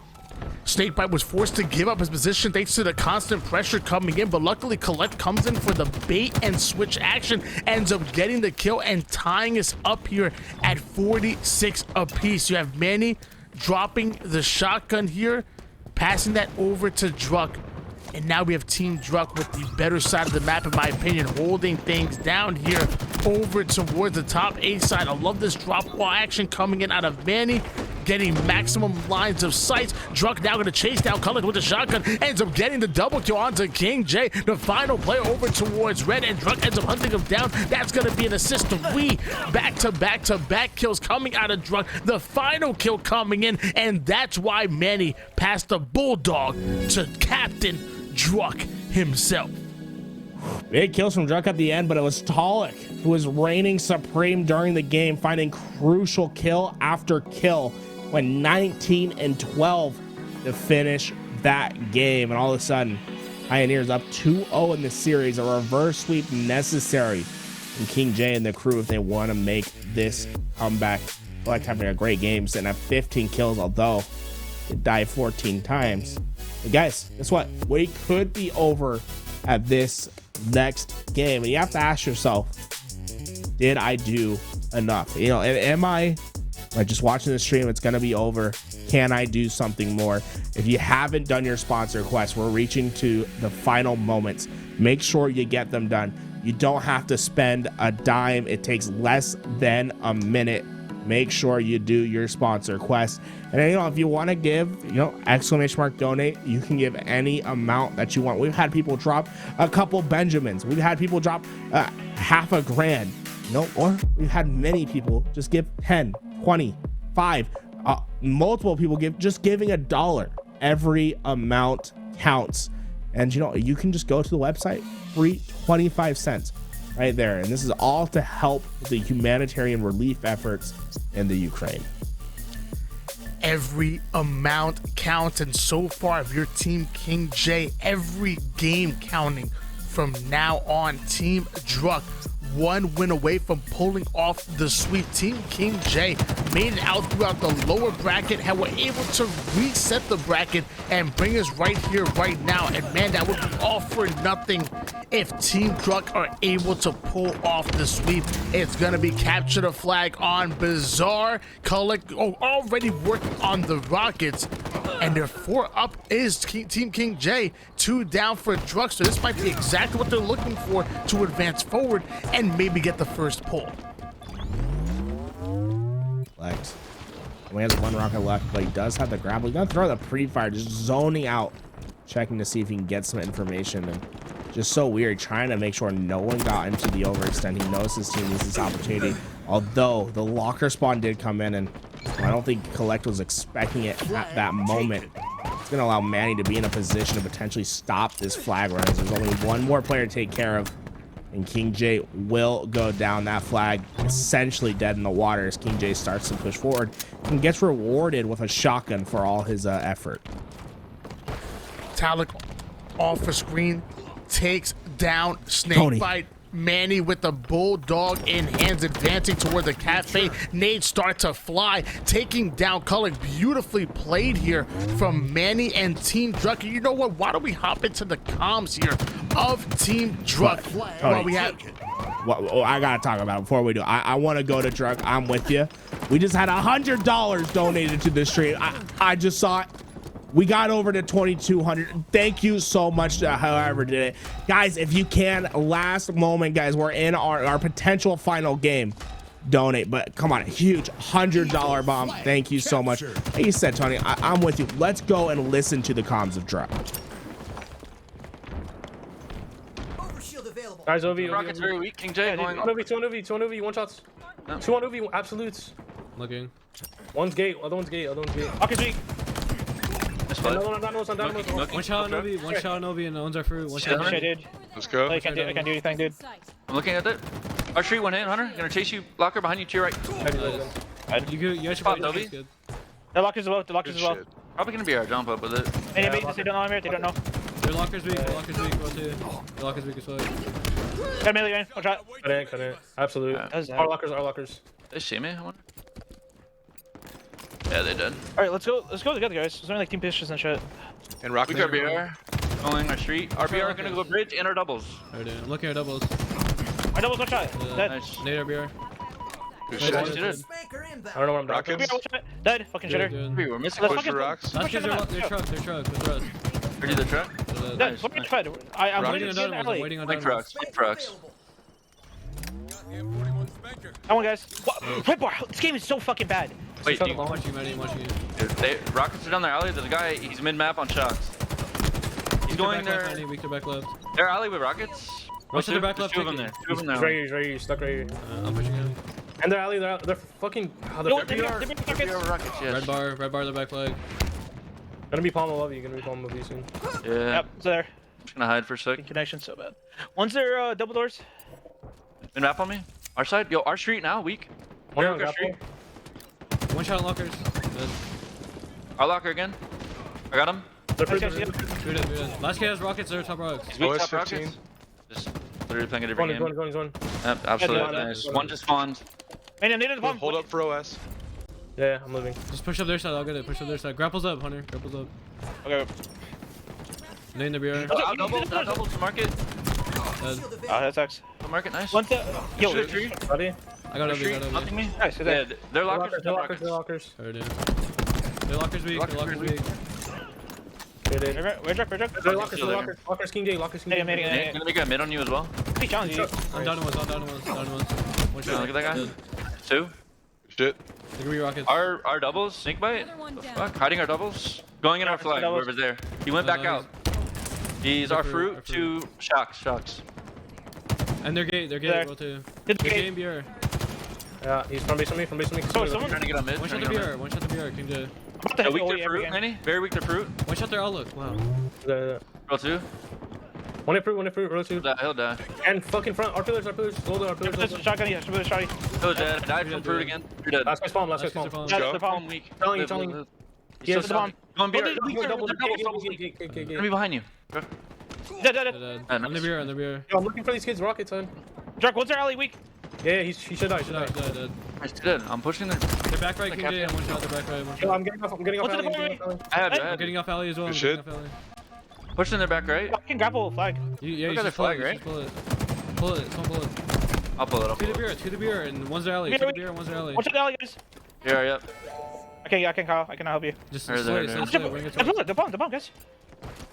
Dude, hands up rocks on me. See the flag on me, dude. They're palm, flag. one shot. One shot their palm, stay quit. Dude. They're palm, one shot. One shot their palm, stay quit. Down drop. They're doubles in their back. We're good. They're doubles now in the street. They're BR with us, pushing out. They're taking. One's their palm still, guys? Both power ups. Take the map. One shot the beer, roll two. Lockers, watch out. Lockers, Going in. They're street weak as well. Two guys on fruit.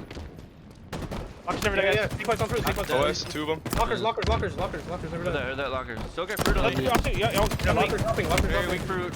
Also on OS. On shocks. One shot down. Nice, two. Yes. They're towers. Three Three dead. Let's get snake bites. Go. Let's get snake bite, just your fucking suicide. Dynamos are up. I have he's gay. Two starting. Oh yeah. So stupid. I'm going to BR. We have grapple. I'm flying the BR. They're palm on the right, I think. On the right, yeah. Call it up. Two dead. Snake bite just spawned. Snake bite spawning now. Gate. Go. Doubles weak. I'm watching now. Double dead. Snake bite one shot the pillar. I'll run it. First spawner's right here. Alright, there. Watch Actually, I think you. One's in their flag. I'm not staying They're alive. alley. Should die. Nice, Guys in the flag. Guys in the flag. yeah, I'm pretty sure one elite. Yes. Go together, That guys. was Go snake together. bite. I'm going up here. Our flag. I'm getting shot in the back. Running in our BR. Yeah. Flag should be alone then. I won. Just killed you. Our alley weak. He'll die. He will die. Nice. I'm gonna watch your palm. Are we on your rear or palm. what? Yeah, we'll be. Two are palm, one's going RBR, snake bite. Look at Drake, look at There's two Drake. going RBR, two going RBR. Yeah, they're trying to stop me. I can't get up. Nice, yeah, Kill one, kill one. What's up, guys? Alright, they're suiciding. I got touch. Yeah, Drake, can you chow with me? I'm gonna go out front. I'm alley, I'm No, alley. I am Hunter. Stop rocks or some shit. Yeah, our pillars, but right next He to got me, us. he got me, he got me. One shot pillars, one shot pillars. Look at pillars. Sitting there, sitting there. Shotty's on mic, swish. Heard you. Watch out the fucking alley. What the fuck? He's gonna be there, spikes. On their BR. Some shit. Yeah, they're gay. Gay and pump, guys. Fucking gay. These lockers, dude. Lockers, king fucking Good gay. shit. He's truck. One shot lockers. Absolute lockers. What's gonna be the beer? Should The beer kind of weak. One at the BR. Hit the beer. the The one to be a pump probably. He's got shotty thruster BR. One shot their alley, jumped out. Yeah, he Go has back to grapple. He ran to the flag. Yeah, OS coming. Nice play. Under the palm. What's the palm, Drake? I'm One shot here. the palm, King J. One shot the palm, King J. Ovi, I'm getting over you. I'm getting over you. I'm watching you, man. You're What's good. the fucking under Touch, beer? man. Have you many? They're tree, two of them shooting me. Both weak. Yeah, one might be Yeah, a one weak, shot the one might be palm, a one weak. shot the palm. They're tree very weak. shot the Two of palm. them. King J. Collect. One there. One shot the palm again, and they're fucking jump up. Their flag jump up. Dude, he's fucking coming me. There's three dead. Let's get like the flag on jump the up. flag weak. Live. What's in the fucking flag, dude? He's gonna be in there, double doors. Yeah, I'm trying to look for him. He just gonna They fucking suicide. 100% know they're. Their alley, one shot their alley, King J. He's gonna go bottom mid. I killed Ali. Let's see, we never kill snake bite. The BR row too. Where did BR? Guys, one The at the BR bomb. taking row too. He's literally absolute two one shot the BR. Pushing the BR. Wait, in their flag, guys? The hell? Oh no, only one in the BR. What's on the flag? Snake bite. And one shot their gate. One shot their gate. Shot double door snake Kill bite. BR, dude. He should die. 100, one shot gate. 100. I can't kill him. He's like on the fucking barrel. No, there's there. Watch out. Two. Both weak. Realize. Like, fucking grappling me and shit. One shot lockers. I think our palm. BR still is? What the fuck? I'm trying to. Watching Yeah, I spawned you, I spawned He's out. grapple touch. Wait, come to it. Very Guard weak. the rocks. Truck is low. The Going rocks. our locks. Kill flag. Yeah, guys. I'm on it. One's our lockers row Rockets too. maybe? One shot lockers with us. Looking Look at. Yeah, rockets, stop rockets. Lockers. Got lockers. Two of them. And he has rocket stop blocks.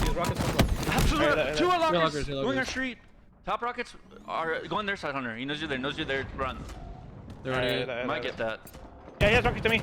He wasted it. They're dynamos. They're dynamos in our lockers. Two on back shotty. Dead. Another one. Good shit.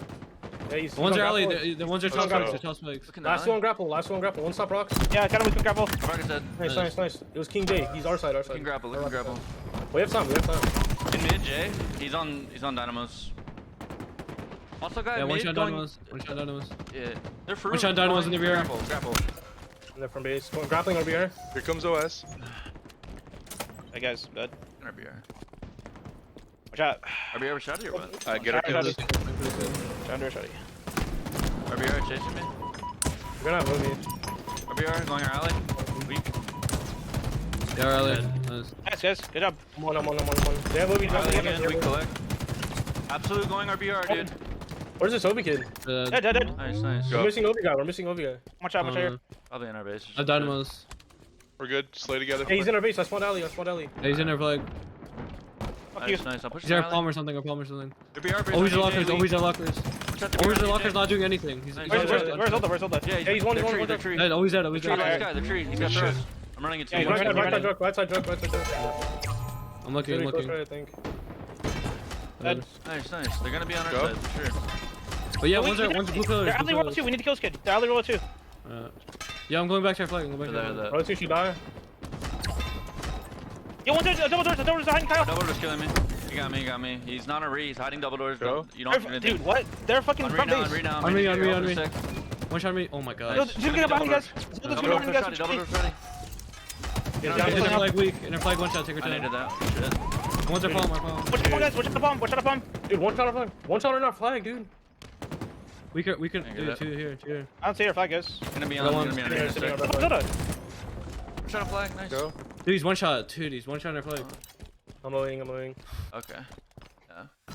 No, on. The ones are top rocks. They're top rocks. Top rocks right now. Going the street with it, I think. Maybe they're gay. The tree weak with it. Very weak the tree with it. Our palm, one shot. Our palm, one shot, snake bite. We can counter. Nice. I'm gonna dock the back flag. One shot there. One back right. Looking back. He's back left now, probably. He's probably going for flag. Snake bites, one shot, our tiles. Roll 2, be careful. I traded. Nice, you can get re. They're palm looking at you. Mike, try to go for Doug. Oh my god, even pull in, Shug. No. Alright, let's go. Let's get it. You can do that with the oddball. I know you can't do it with the flag. Dude, I really got. Welcome back. What a match, Tony. It was a pleasure to listen to the comms, but I was literally had no idea how that was going to go. It was a pure coin flip. We saw almost a flag capped at the end, but a huge valiant stand by King J and the crew to get the reset and to push us to a game number 4.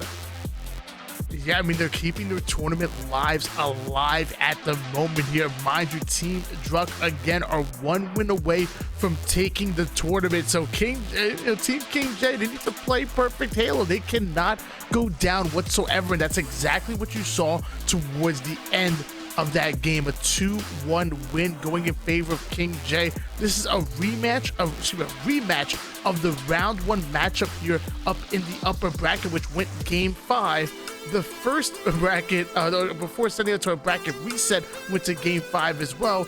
And something tells me that this matchup right here might go to a game 5 Slayer. But at first, we got to make it to a game 4 recharge. And either Team Druck is going to put the nail in the coffin here, or Team King J are going to step up when it matters most. Yeah, it's really to be determined. You know what's not to be determined. Actually, you know what, Tony, it is to be determined. How high can we go? You know, right before we went to that listen, we had a $100 bomb. Someone donated 20. We have people keep doing their sponsor quests. Just, you know, a free $2.50 per person who does it. You don't even have to pay money for that. Make sure you're doing your sponsor quests, as they can absolutely just add up, guys. They add up. But we still have another couple games to go.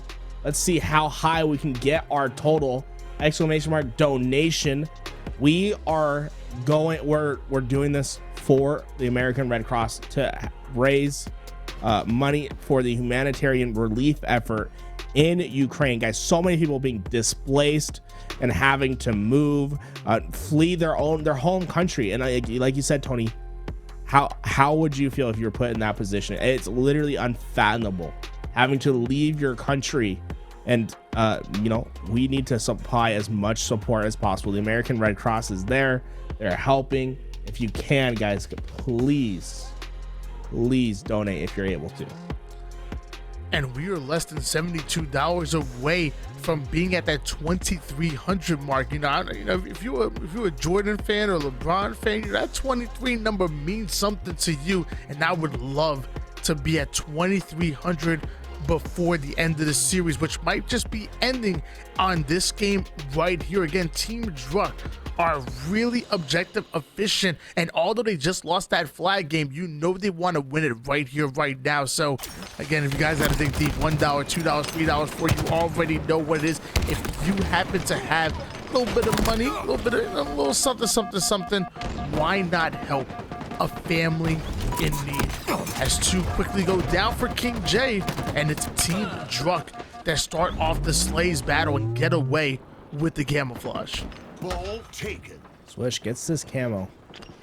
This is his opportunity. Hunting or anyone to take down, but he's able to find this player. There is a player in the direction that he's looking. There you go. See. Now, look for his opportunity. Gonna get the free kill. Dude, Royal 2 scary, dude. There's a reason why Swish stood there and did not shoot for a while. That is scary. You ever see a man just 180 and just absolutely just chuck a blueberry at your face?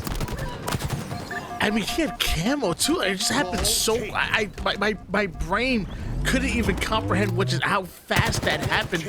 The professional reaction time coming out of Royal 2 to not only react to that, but to pinpoint that sticky grenade on the camouflage player was absolutely insane. 18-0 run erupting here out of Team King J. That's gonna fall. That's up to Swish 5. He gets behind, double kill for him. And that's gonna mean more ball time in the hands of Druck and crew. See, they have this pipes hold, but this is not a stable hold, right? They need to find a clear rotation route and expand upon the map, because you see Swish already thinking about going into that long haul, but his teammates are falling across the map drunk as a defense. But here you see Swish gonna play as he knows the pressure's coming from behind. Not gonna be able to find that kill on King J. That ball is now in essentially a reset position, as both teams are gonna fight for control. King J crossing the street without looking both ways, gonna pay the price here, courtesy of Swish actually getting the first kill, almost able to get the double kill, but of course Royal 2 hunting him down and putting his 6th on the board. 2 down for Team Druck, and it looks like Team King J might be able to take advantage of the newfound numbers, but of course the captain baiting out that ball and waiting for anybody to overextend, and it's actually going to be Team Druck that are going to get that first strike on the ball, advancing towards the B sides, return to sender with that nade, but it wasn't enough to keep Druck alive. Stigma tries to do the same. He's able to take down Manny, but not before his teammate gets taken down. You can see all these spawns happening across the map for Team Druck. They're going to have to fight through the setup, but it looks like it could be an easy break as they're pushing through holes in the defense like Swiss cheese. And you can see the effort coming through, but oh my, it's Royal 2 once again, finding pick after pick. He's trying to get the triple. Oh, Snakebite not able to push him into the wall and get the kill. The ball will get away. Druck most forward, but just some stellar ball time for the side of King J, really just milking every last second of opportunity. Shout out to Matt for throwing another $5 into the pot. We said it before, every dollar counts, and it's growing here as we're fastly approaching that 2,300 mark, and Druck are fastly approaching the death screen here, going 3 down, and Royal 2 actually taking the final line of defense. Talik out, earning himself a killing spree, and with the sword in hands, he's single-handedly controlling the control room here, but somebody sliding into the bottom side is going to be Druck, able to take down Royal 2 and stealing away the sword, but another stick coming in. This time it's going to be called. And Gleck shooting that BR, just trying to get some info to see if there's someone playing into that tower. Almost there. That sword's still down. Looks like Snakebite not going to be the one to collect it. They're going to tell his teammates to see if they can get it off their spawn. Snakebite able to find another kill. Now to see, yeah, maybe he just didn't know the sword was there, able to collect it now. And in fact, he could get some more ammo. Dude, what in the world did we just... Is he 10 head? Look, it's 2 o'clock in the morning. Is he trying to get a better spawn? Like, what did we just witness? It's getting late, you know, it's 2 o'clock in the morning. You know, he's been playing for quite some time. We don't give him a break on that. Just don't, like, maybe he just wanted to spawn across the map, but like at the same time, that's too. At least he got the swords off the map. I'm glad we caught it on stream. Snakebite goes down. The split spot didn't matter, man. He's gonna be able to pick up this ball, but it won't be for long. King J and crew. Hey, can we get you know, if you guys have ever gone, if you've had a sword, thrown the sword off the map, then went and got another sword, and then threw yourself off the map, why don't you guys donate $5 to the American Red Cross if that's ever happened to you? You know, if you've been through that same experience, easy $5, right? You let us know. So go donate $5. Tell us about your sword throwing experiences. That's unreal. Well, you know, when he comes off a spawn and he immediately starts to play the ball, 74 points and counting here for Team King J. However, they do momentarily go 3 down. Talik answering back with a big double kill, and now it is Team Druck's turn to hold on to their setup and hopefully get multiple rounds of slages. That's what they're going to need if they're going to come back in this round number 1. Ball taken. Camo in the hands of Manny. We're seeing this time slowly dwindle. Only 51 seconds of game time, so this ball essentially has to be held for majority of this game if you are Team Druck. Not that many opportunities to just drop and slay. Manny gonna fall as the BRs do connect. You see the ball played now. It picked up by Team King J. Swish trying to be on the anchor. Not gonna be able to stay alive as Snakebite gets the trade out. You see, Team King J gonna be okay with dropping the ball periodically. The lower that in-game timer gets to 0, the closer they are to winning this game, but they have to win the slays, and it looks like they are. Collect finds a double kill. Now only 30 seconds of game time remaining, or 20 seconds of ball time to win. Big double kill coming out of Collect, and that's not what Team Druck wanted to see. 10 seconds in counting for them to come out with the win, and nobody in position to get the ball out of their hands. Team King J are taking round number 1 and are one step closer to forcing us to a game number 5. Well, Royal 2 went 21-10 in that game. I mean, just that round, I mean. So this man could be dropping some bombs today as we see Swish come out hot. He's going to find maybe 2. No, Snakebite going to shut him down for the second. As Camo Fight still alive. Snakebite trying his best. Yeah, that one aggressive play from Snakebite. Great communication coming through for him to know that challenge was safe and for him to get away with his camouflage. A successful push coming out of Team King J as they get a full squad wipe onto Team Druck. Snakebite camouflage in hands, but nades are starting to rain down. One ends up falling here for Team King J. Snakebite ends up being spotted by Swish. The double melee comes in. That means Snakebite goes down, and that's 3 out of 4 members hitting the black screen for Team King J, and Team Druck having the ball in hands. Was trying to get away. This ball still in their hands. Swish playing a patient game, and now able to get the shock rifle. We've seen him go off with it before. We know what he's capable of, but he needs to find the angle. He's looking at the cross. He spotted a player at top control. Not going to be able to get that kill, but we'll get the call out for the team, letting them know that the push is starting to materialize. Swish in trouble. Swish needs to win the fight. Swish not able to do so. It's Collect, the rookie, who comes in, obliterates him at top red, and now the hold for Team Druck is lost. King J and the crew breaking through. 30-7 lead for Team Druck.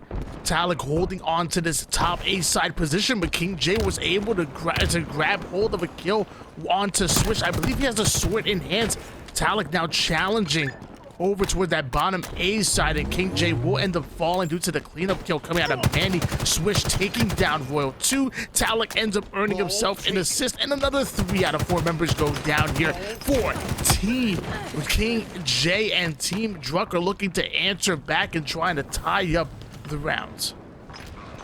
They sliding through, trying to get behind this ball carrier. Royal 2 there for the help. Now it'll be a quick cut down from them, trying to make this reverse sweep a possibility. They are up 1 round in the oddball right now. Team Druck, they can win this game.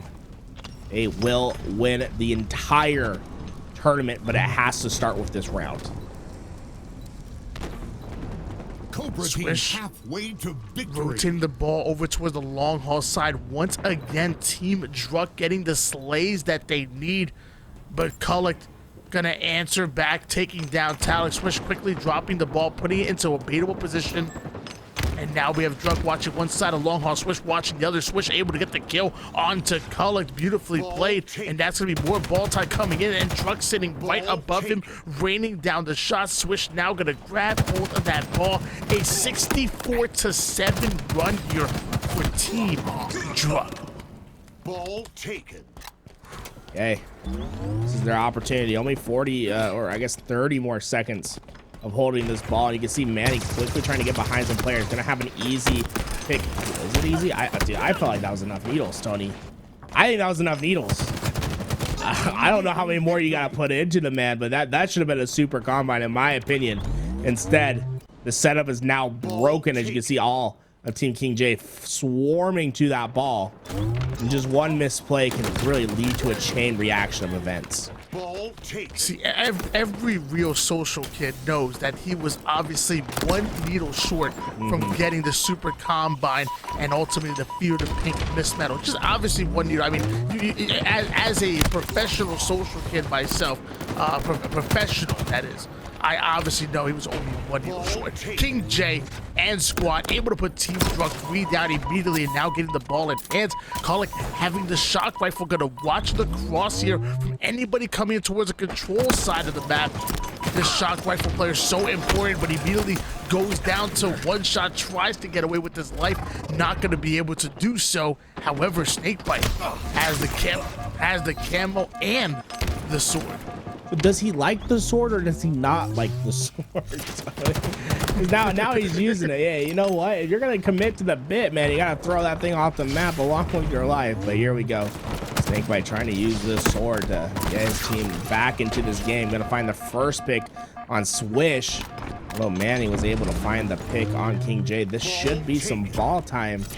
Anyway, you see Snakebite rocking out the optic BR, you know, giving a shout out to his competition, or maybe giving a shout out to his roots. The BR added to the store. Tony, you know, I like it. It's a nice looking skin. But you know, the green sometimes reminds me of some certain colors. Nonetheless, guys, they're rotating away. King J and crew getting back into this game, and it's largely behind the plays of Snakebite this round with this sword. Yeah, and with the plays that he's making with the sword, I'm surprised he's going to be the player to actually hold the ball. Manny and Talik getting back-to-back kills, and he's going to be forced to drop that ball immediately. The nade goes in, but he ends up being repulsed back. Love the use of the grapple, able to find Manny, and that's going to be a killing spree coming out of Snakebite as that ball quickly going to be rotating towards the gold side of the map. Swish takes down Royal 2. And ends up getting away with his life. Even ends up getting a couple of nades over towards the IGL. 3 down go Team King J. And with only 10 seconds left here and no more lives to be had, they might be able to steal this round number 2. And now they're 1 round away from taking the game in the series. A great job by them. We go into round 3. King J and crew trying to keep the reverse sweep alive. And guys, this could be our last round today, and we're pretty close to getting to $2,300. Let's see if we can get to that mark before the end of our stream today. If you haven't, if you've been thinking about it and you're just waiting for the right opportunity, this is the time. ! Donation in the chat. Let's see if we can pump ourselves up. No, just $1 can go a long ways, but let's see if we can hit that $2,300 mark before the end of our stream as we watch this incredible game. Swish starting off strong, getting this camouflage for his team. Oh, he's gonna get picked off. An unfortunate sprint will take him out, and Collect with a huge double kill. You can see Druck be the last player to get that ball, but now he has no supporting cast around him. Gonna have to just get that in a play position. I mean, Collect just found 3 kills on his own and prevented that ball from really staying in the hands of Team Drop. Yeah, Collect having no part of that. Talik finding the one-shot Snakebite and goes in for the challenge. Drunk able to steal away the kill. Talik quickly gonna change targets. Another 3 down and a successful push coming out of the boys in blue. But once again, Collect getting a clutch kill when it matters most, and even making it as hard as possible from the go down, grappling around town. And ultimately the slays come in, and the ball doesn't end up in the hands of Team Drunk when that should have been about 15 to 30 seconds worth of pure ball time. Collect really making some plays. They have to drop that ball for the time being. They've got themselves a little bit of a lead right here, but you can see the collapse coming in from King J and the crew. They're looking to get this ball into their hands. That escape from Druck not going to be successful, as Royal 2 going to find another one before he falls. You can see a clear rotation route for Snakebite now, as King J will be able to clear this route. The nades won't be able to connect. Snakebite able to stay alive. Actually, Swish! Oh, what a huge double. He gets there in time. They're going to be able to hold the ball now. Swish with a well-placed grenade comes in, finds the double kill, and he's looking for another. He gets it. Swish, a one-man army. That he is, and Swish really making plays for this Team Drunk squad. He's been doing it all tournament long, and it seems like he always wants to do it when he's on screen. He obviously lives for the limelight here. Mind you, there is a King J player actually going in for the flank, and it was gonna be Snakebite who's not only able to get the trade, but also able to force Team Drunk to play the ball. However, once again, 3 down go Team King J. They're having a hard time simply staying alive and breaking the setups coming in out of Team Druk. Team Druk 52 points in counting here in what might just be the final round of the tournament. Guys, I see you guys doing your sponsor quests. Everyone for 50 cents, and everyone here did their sponsor quest. We could probably get to 2,300, but it all goes a long way.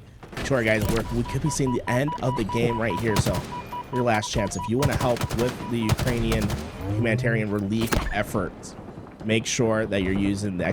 sponsor quest and ! donate and get yourself your final donations. You see the end of the game right here, because boy, oh boy, does Team Druk look incredible thus far. Switch has been slaying out alongside of Druk, both of them sitting at 9 kills apiece. You see this ball go drop into the pit. It's up to King J and the crew. I mean, you're really playing on borrowed time right here. You can't really afford to give up a strong hold towards Team Druk, because that could be the end of the series.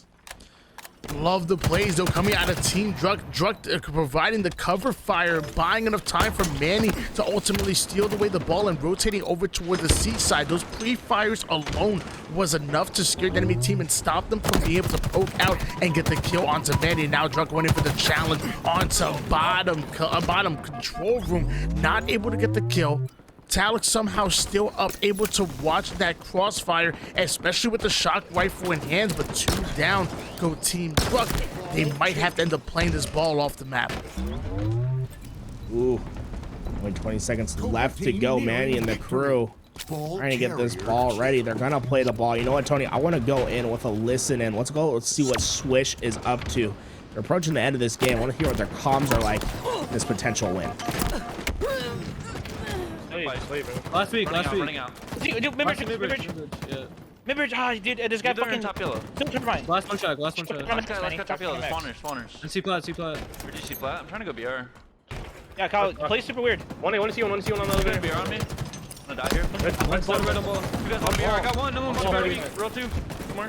One shot bottom BR, guys. Batteries and bottom BR. Battery's weak as fuck. I can look. Battery still? You went bottom upstairs, weak. In the corner. Alright, Hunter, watch yourself. Nice. And one C2 shooting me. I'm I see one bottom you, Hunter.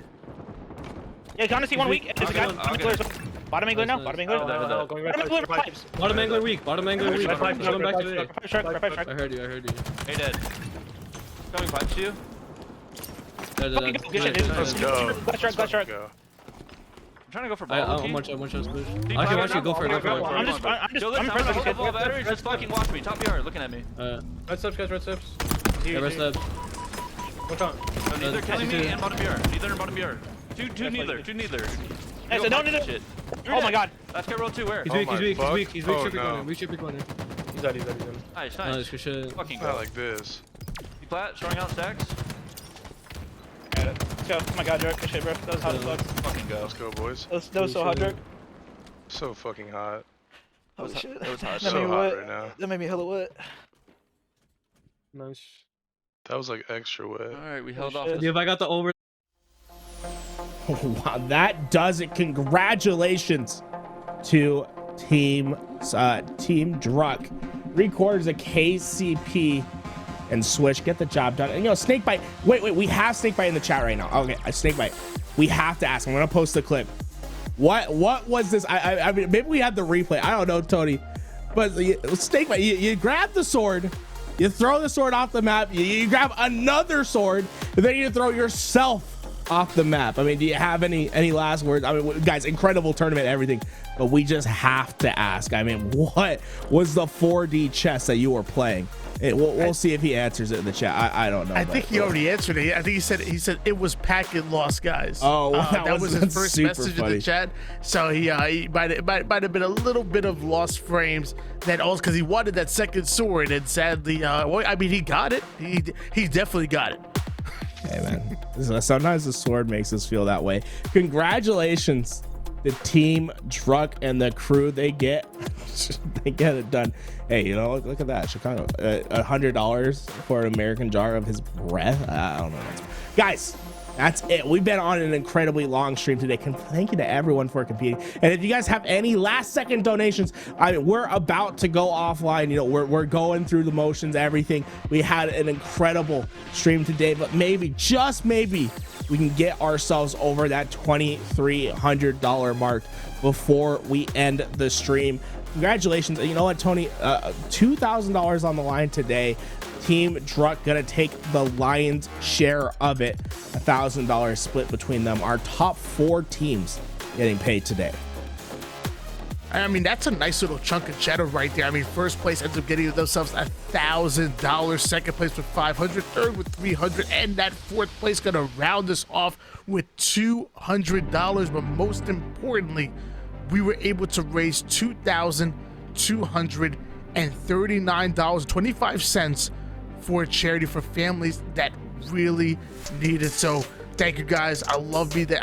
Again, I'm so happy to be part of this Halo community. We stepped up when it mattered most, and you guys really did a great thing here today. And shout out to everyone that made this possible. Now, Mr. Snow, he was out in the back, you know, talking to the players, getting them all set up. Louis V Titan, yeah, you guys know who he is. I mean, do I even have to say it? The man makes all the magic happen. And you guys didn't see 99 today, but this man put in so much effort to make sure all these teams got organized, that they're ready to play today. And of course, we have to thank our partner Matcherino for helping us on the adminning side. Thank you once again to G Fuel Energy. We couldn't have done this without them. They sent G Fuel out to all the people, all the team captains. They're going to be chilling out, drinking their G Fuel, having a great time. And of course, Red Cross Gaming for helping us with this initiative to raise money for the American Red Cross. And the music today, you know, if you guys were enjoying the music, man, 100 Thieves hype track, make sure you go check it out. They're pretty good. Unlicensed music that you can use without a license. You can just pop it in on your stream. No worry about a copyright claim. Everything you heard today was from the 100 Thieves hype tracks. Man, Tony, it was an incredible stream today. And look, we're 25 cents away, Tony, from getting to $2,240. Someone just go get the free claim. Get that last 25 cents in. But what an incredible stream that we had today. Yeah, would have been incredible stream indeed. I mean, again, like you said, thank you everybody that was involved with making this tournament run. Thank you, Tools, for being the most amazing codecaster. Thank our competitors as well for putting on one hell of a show. And thank you guys in the chat, and also for the supporters out there that dropped so much love, so much hype, and made this tournament possible. $2,239.75 are going to families in need. Guys, we couldn't have done it without you, and we appreciate you all for hanging out with us. It's been a ride, and we appreciate every single one of you, and we appreciate the love. Follow the channel if you haven't. We do community broadcasts all the time, and we're hoping that, you know, maybe we can partner up with Matcherino later down the road and do another one of these and try to raise some more money, because it's been incredible. And you know, shout out to all the teams that participated today. It's really been just an honor. That being said, guys, that does it for the G Fuel Mount Up. $2,000 in the works. We were able to give it away to some of these incredible teams that you see on your screen, but most importantly, we're able to raise $2,200. We're going to say $2,240 for the American Red Cross to help with the humanitarian crisis that's currently happening in Ukraine. That's all thanks to you guys at home. Thank you for supporting the stream. And that does it for us here at LVT Productions and G Fuel Mount Up.